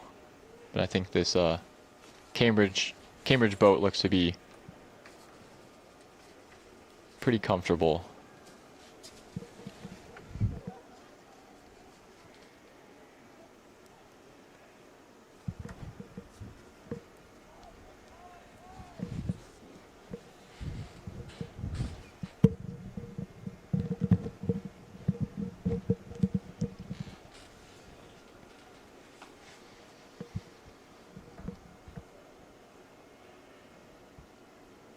Yeah, this Cambridge crew looks to be quite comfortable. They row very, very well for a U17 boat.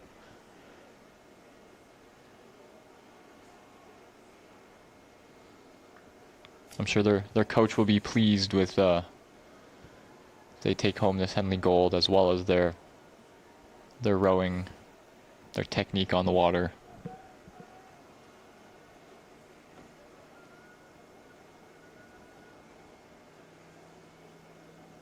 It looks to the third place, Aurelia and Penn AC look to be fighting, and then Cambridge and Potomac are comfortably in first and second right now.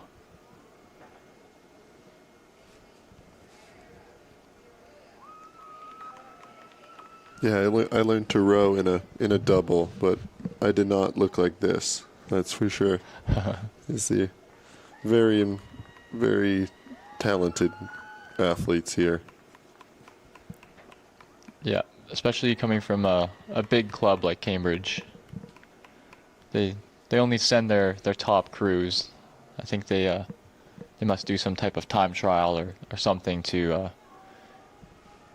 make sure that they'll at least a final.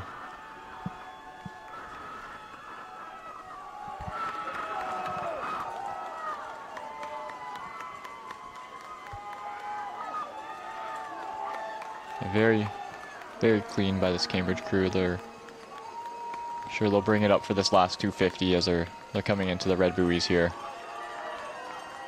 As they hear all the cheers from their family and teammates and friends.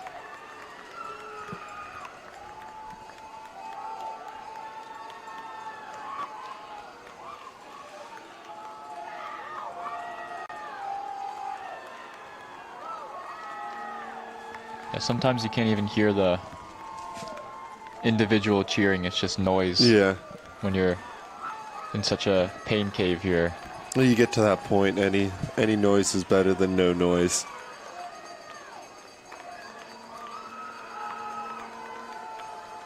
You just got to be able to feed off of it and give it your all for that last minute or so. Yeah, yeah. Yeah, looking really clean across the line. Great race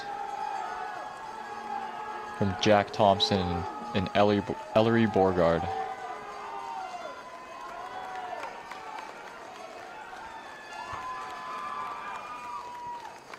Great race from all the other crews as well. Potomac and Penn AC and Niagara Falls, as well as Aurelia and Niagara.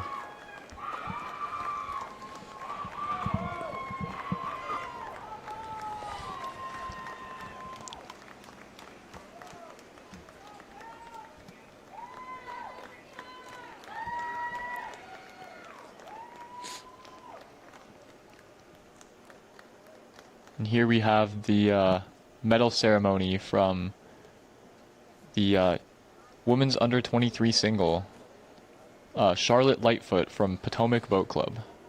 And she's receiving the Dr. James A. McMullen Memorial Trophy.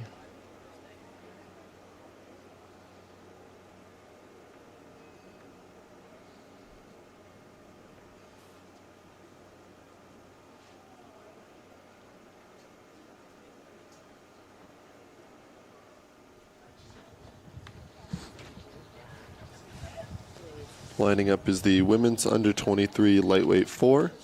This is a straight final.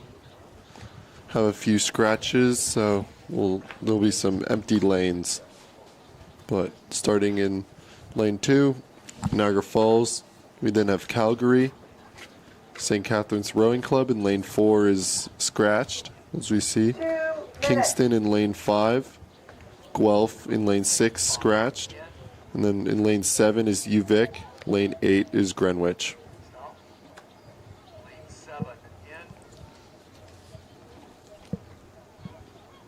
Stop. Lane 5 out. Stop. Yeah, a couple of these crews have some Lane 7 in. Henley golds already, some of the rowers.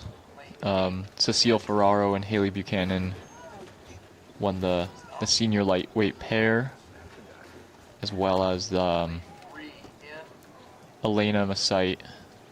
She won the double with Sasha Frazier, I believe. The U23 light double.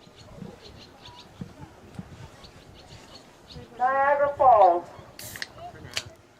It's mainly a Canadian event. Just one crew from the U.S., so we'll see how they stack up against the Canadians. Attention.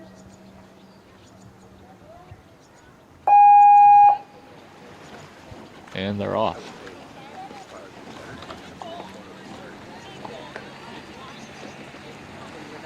Looks like a very empty event from the camera angle here, but there's still 5 crews, so.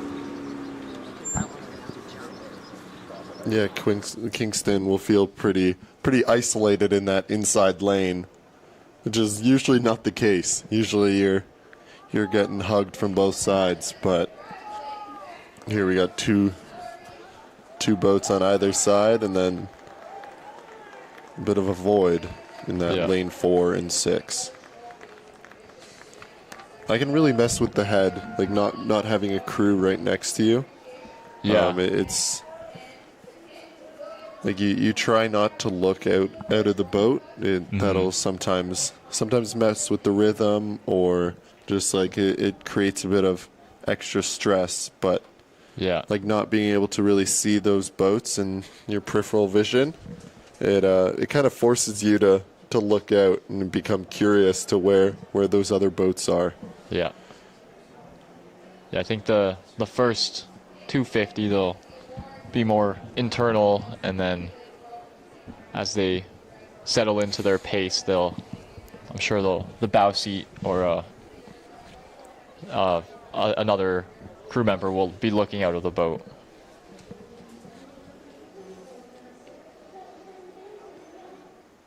I think UVic had a pretty good start there.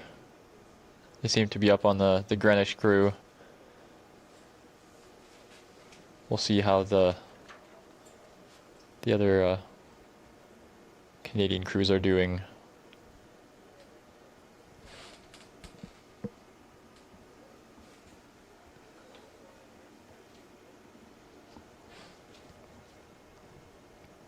Yeah, so a lot of these rowers race for the universities in the fall in the lightweight events. And in the lightweight 4, or the double or single, so they have to know how to scull and sweep to a high pedigree. So this is a warm up for the fall. I know the Kingston boat is comprised of Queens rowers, and as well as the UVic. Will be UVic rowers, so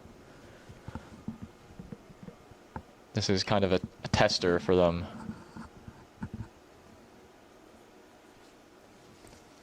Yeah, those are two schools that have consistently solid lightweight programs as well as heavyweight programs. But yeah, the Queens women winning the Canadian University Rowing Championships banner, so some of these Kingston girls would have been a part of that in the fall and contributed to that banner win.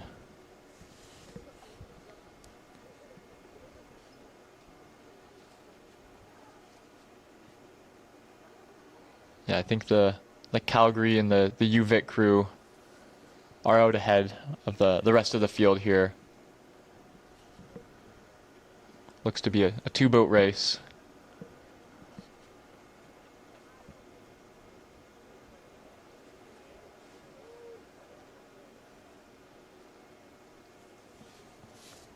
I think the Calgary crew has a bucket in it, where the middle 2 girls are rowing on the port side, and stroke and bow are on the same side on starboard. And the UVic crew seems to be just a regular rig, so.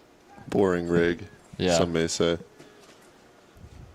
Yeah, the bucket rig has been proven by studies to be faster than a... Or at least look better. Yeah. That's guaranteed. Yeah. Just look better. The speed depends on the crew. Yeah. If you look better, you row faster, so... Exactly. So Calgary looks to be ahead here. Not by a ton, but...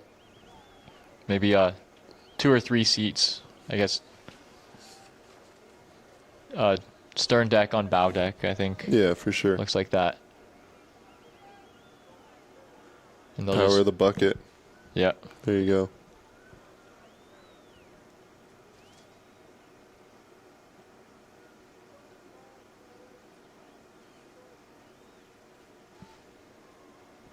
Yeah, the UVic crew will try and make a move to get back here.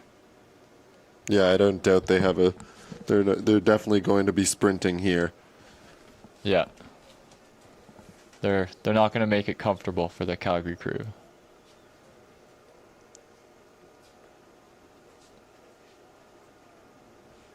That bow seat looking over,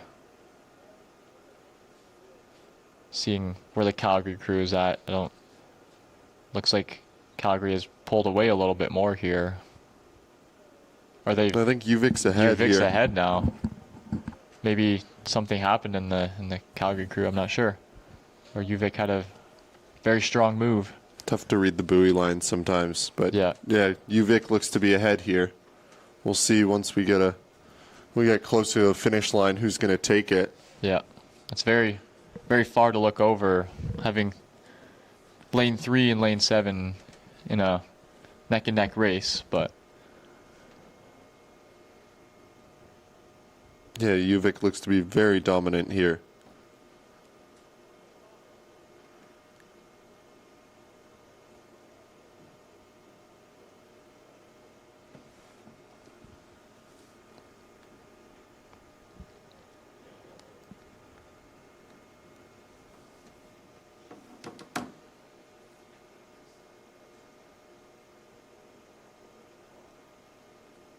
yeah, we'll see once we get closer to the finish line. But UVic looks to be ahead here, though. Yeah. Up at a 38 stroke rate.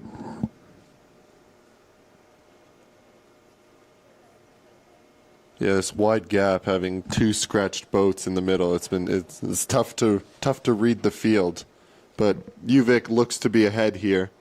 Yeah. Yeah, for sure, definitely ahead here. UVic takes the win here in the women's under 23 lightweight 4. Calgary close behind. Yeah, very, very well rowed race by UVic there. They were able to walk through Calgary in that last 500 meters. And we have the rest of the crews crossing the line. Kingston in 3rd.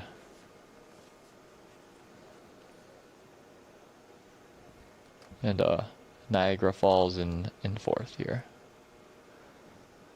As well as the Greenwich crew.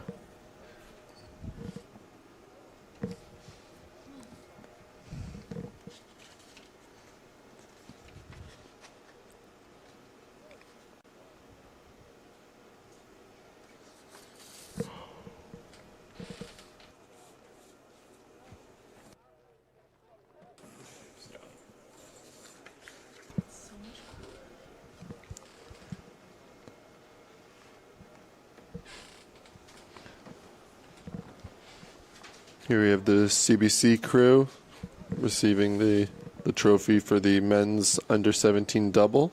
It's the Tank Trophy. Congratulations, Thomas and Ellery.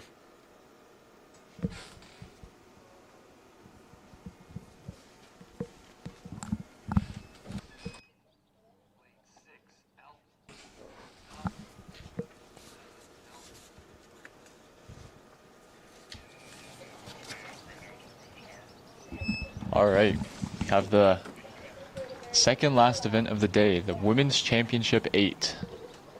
In lane 2, we have Westside Rowing Club / Green Racing Project Lane 3, Argentina.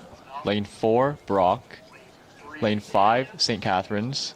Lane 6, a conglomerate of Argonauts, Calgary, and Saskatchewan. And lane 7, we have the American FISU boat, 2026 World University Championships. Yeah, this will be a good race. Brock in lane 4 will be representing Canada at FISU next week. St. Catharines is a combination of the crew that won the Senior 8 last summer, along with some new additions. Some old, past SCRC rowers and junior rowers. Yeah. Yeah, so they'll definitely be a crew to look out for. It'd be great to see a SCRC win in the Champ 8. Yeah. But that Brock 8 will definitely be giving them a run for their money. Yeah, and they're off the line here. Very good start by the St. Catharines in Brock 8. Off the line super quick. Seemed to be already a boat length on that Argonaut Calgary Saskatchewan crew. I think this will be a 2 or 3 boat race here.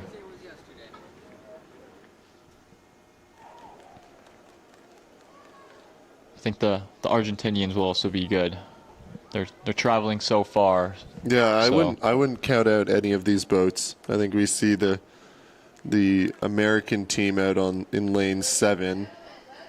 They were seated 3rd in their heat, but they look to be just right in there with the rest of the pack. So yeah, all these crews were top 3 in their heats. So yeah, I wouldn't count any of them out, but yeah.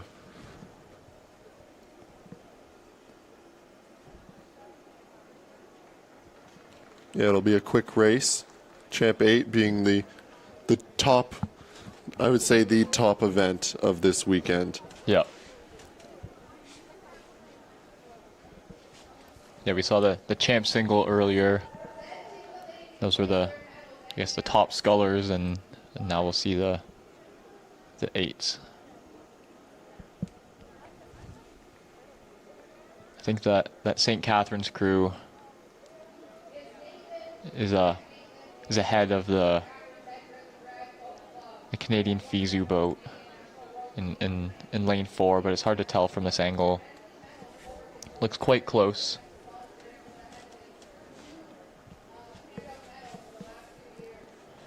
And that American FISU boat in lane 7 also up there with the St. Catharines crew.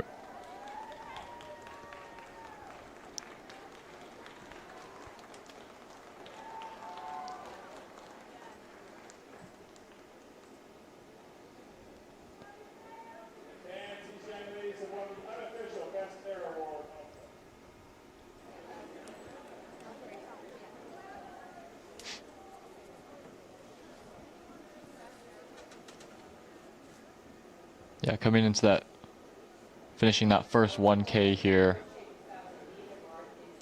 The Brock versus SCRC looks quite close here. We'll see once we get a better angle on the buoys whether which crew is ahead. I think the Brock crew looks to be. Yeah, it's tough to see from here. But the Brock 8 they've been training together for this entire summer. That St. Catharines has been, I'm sure some of the St. Catharines they've been training, but not in this full lineup. So it'll be interesting to see who will come out on top here. Yeah, it looks about two seats 2 or 3 seats to the Brock 8. Yeah, very fast race here. They're leading the charge of this this event.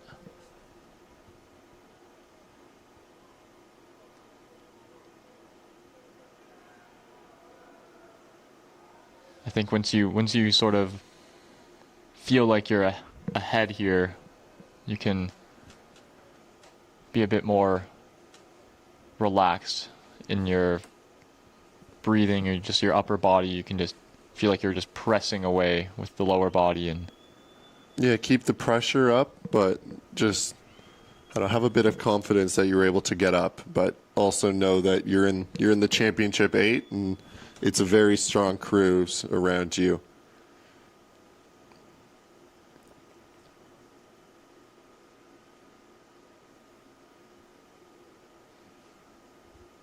This Brock 8 won the Senior 8 earlier, so one Henley trophy in, looking to make it 2. It'll be a great confidence booster going into racing next week. Yep, for sure. Yeah, it looks like they're pulling ahead here. Yeah, they've got about like 6 seats on the other crew. And they'll continue to try and push away here. Maybe open water by the finish line. We'll see.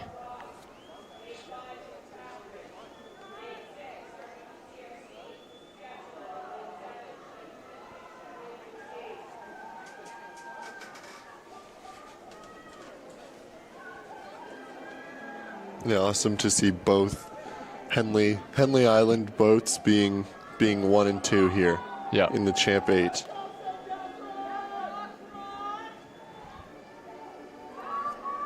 Yeah, and having three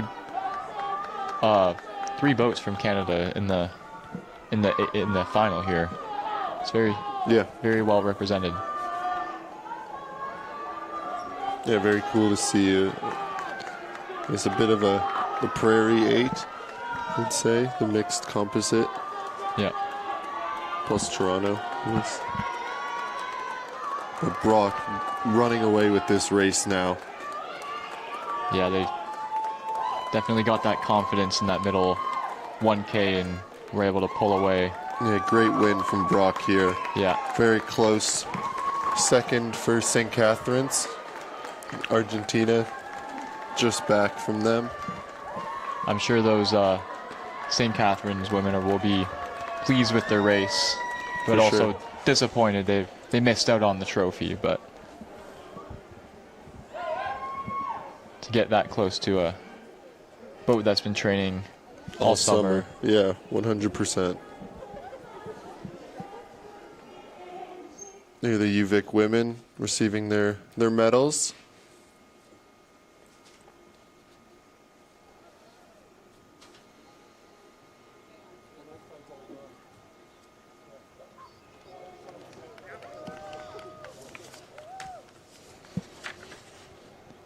They're receiving I guess there is no trophy listed on our sheet here.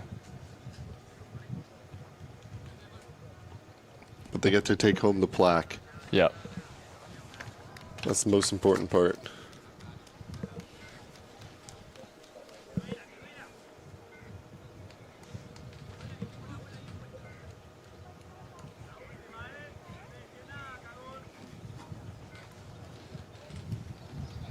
The last race of the 142nd Royal Canadian Henley Regatta. It's the Men's Championship 8. There were 2 heats yesterday. Top 3 from each progressed on to today's final. Here in lane 2 we have BU Men and Buffalo Rowing Club Composite 8. Lane 3 we have SCRC and UBC Composite 8. Lane 4 California. Lane 5 Argentina. Lane 6 we have Edmonton Rowing Club. Edmonton Rowing Club, Winnipeg Rowing Club, Calgary Rowing Club, and Saskatchewan Rowing Club. all in an 8 together. The true Prairie 8. Yes, here. yes. And then Wisconsin in And- lane 7. Yeah.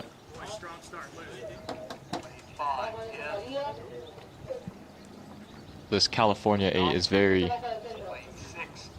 they've been dominating some of the sweep events. The U23 and Senior 8 came home with gold, and the Senior and U23 4. So they'll try and add another gold, Henley gold, to their collection for this year. BUM, BRC, lane 2. St. And Catherine's Rowing and UBC, SCRC, lane 3. UBC 8, there's only one St. Catherine's guy, Giancarlo Di Pompeo. Argentina, lane 5. Yeah, sitting in bow seat. ERC, Winnipeg, CRC, and S, lane 6. And Wisconsin, lane 7. Attention!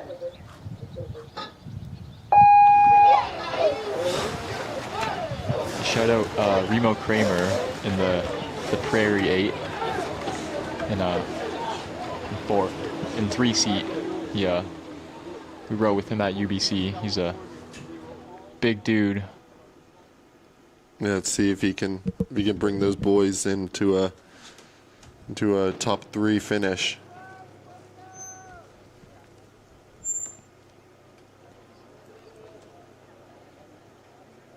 But California, super strong. Argentina has been super fast. The St. Catherine's UBC, we'll see what they can pull together here today. Yeah, they've been progressing extremely well through this regatta. A few second places. Looking to make it a win here in the men's championship 8. Yeah, all crews quick off the line, like the women's champ 8. You don't really know until the first 5. Looks like some steering issues in lane 7, Wisconsin.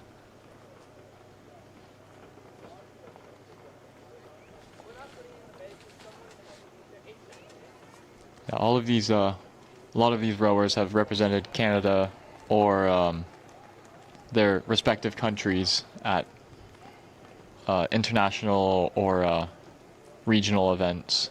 So they're repping their club proud.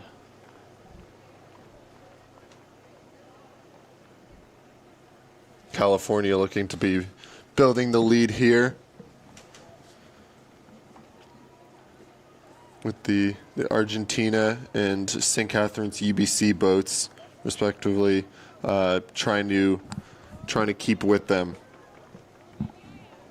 and not letting them build the lead.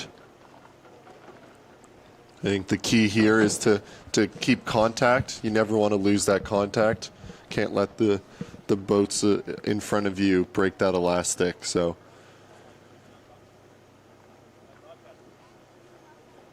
Yeah, this California crew seems to be pulling away from the pack and through that first 1K. It'll be hard for the other crews to make up that gap. But we'll see what the other 2 crews out in front there can do.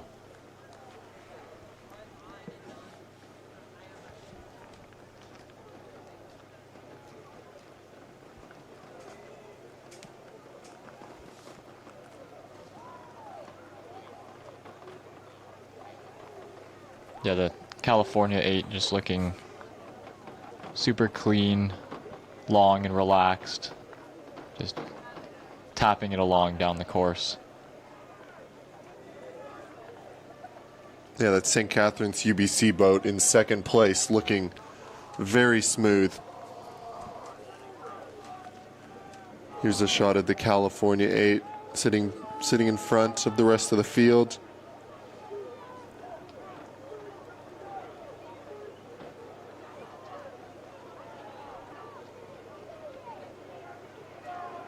Yeah, they'll be looking, every crew will be putting it all on the line for this last race of the regatta. Yeah, the St. Catharines UBC boat here. Not going to give up.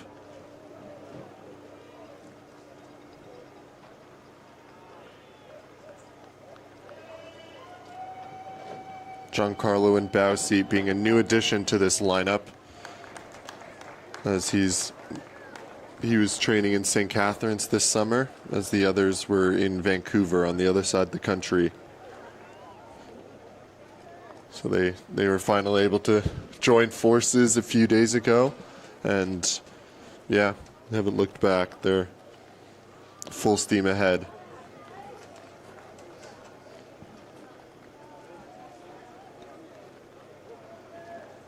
Yeah, the California crew just trucking along, freight train rhythm. Yeah, looking for this back-to-back men's champ 8 wins, as they defeated the Canada's national team last summer in this event. Yeah, all of these California guys are training at California for the summer, looking to get on the national team for the U.S. So, or have rowed on the national team before, so they're very, very good rowers.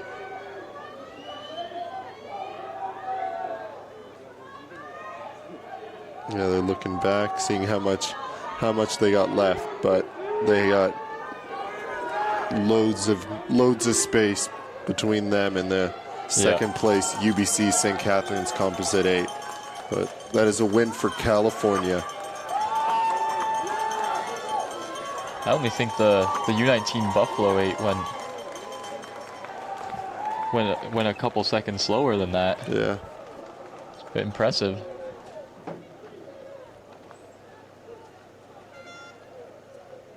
Yeah, the rest of the crews trailing across the line. Very, very solid race across the board, with California coming just ahead.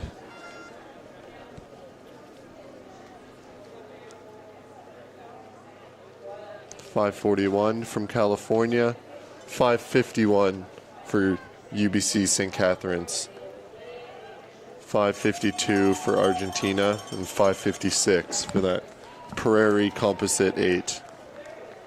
Yeah, very well done from all crews.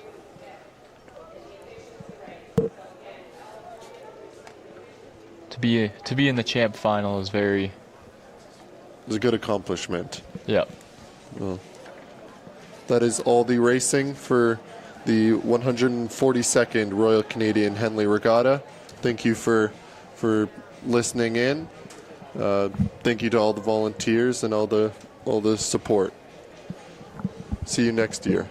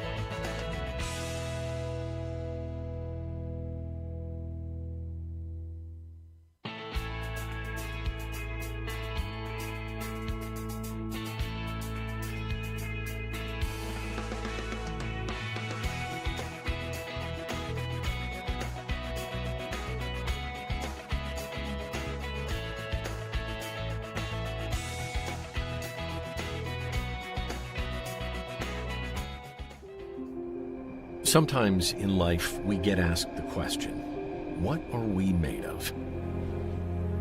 In rowing, there's a few things. We're made of early mornings, unspoken commitment, and loyalty. We're made of a larger collective, all greater than the sum of its parts.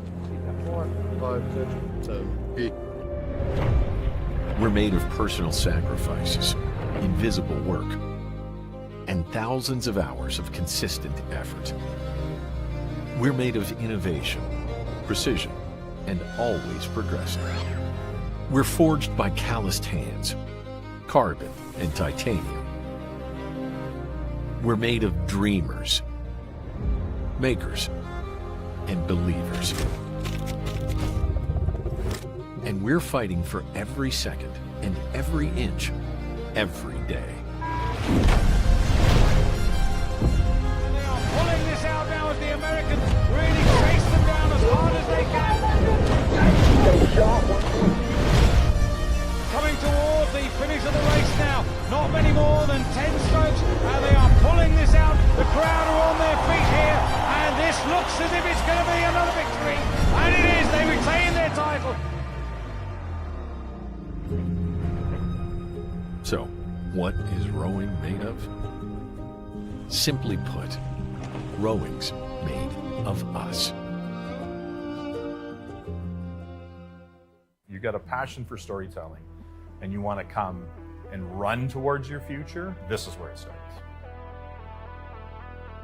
One of the hallmarks of our program since I was a student way back when was that you learned the fundamentals of radio, television, and film. And then you picked your major and spent 2 years going through the program. Are you ready?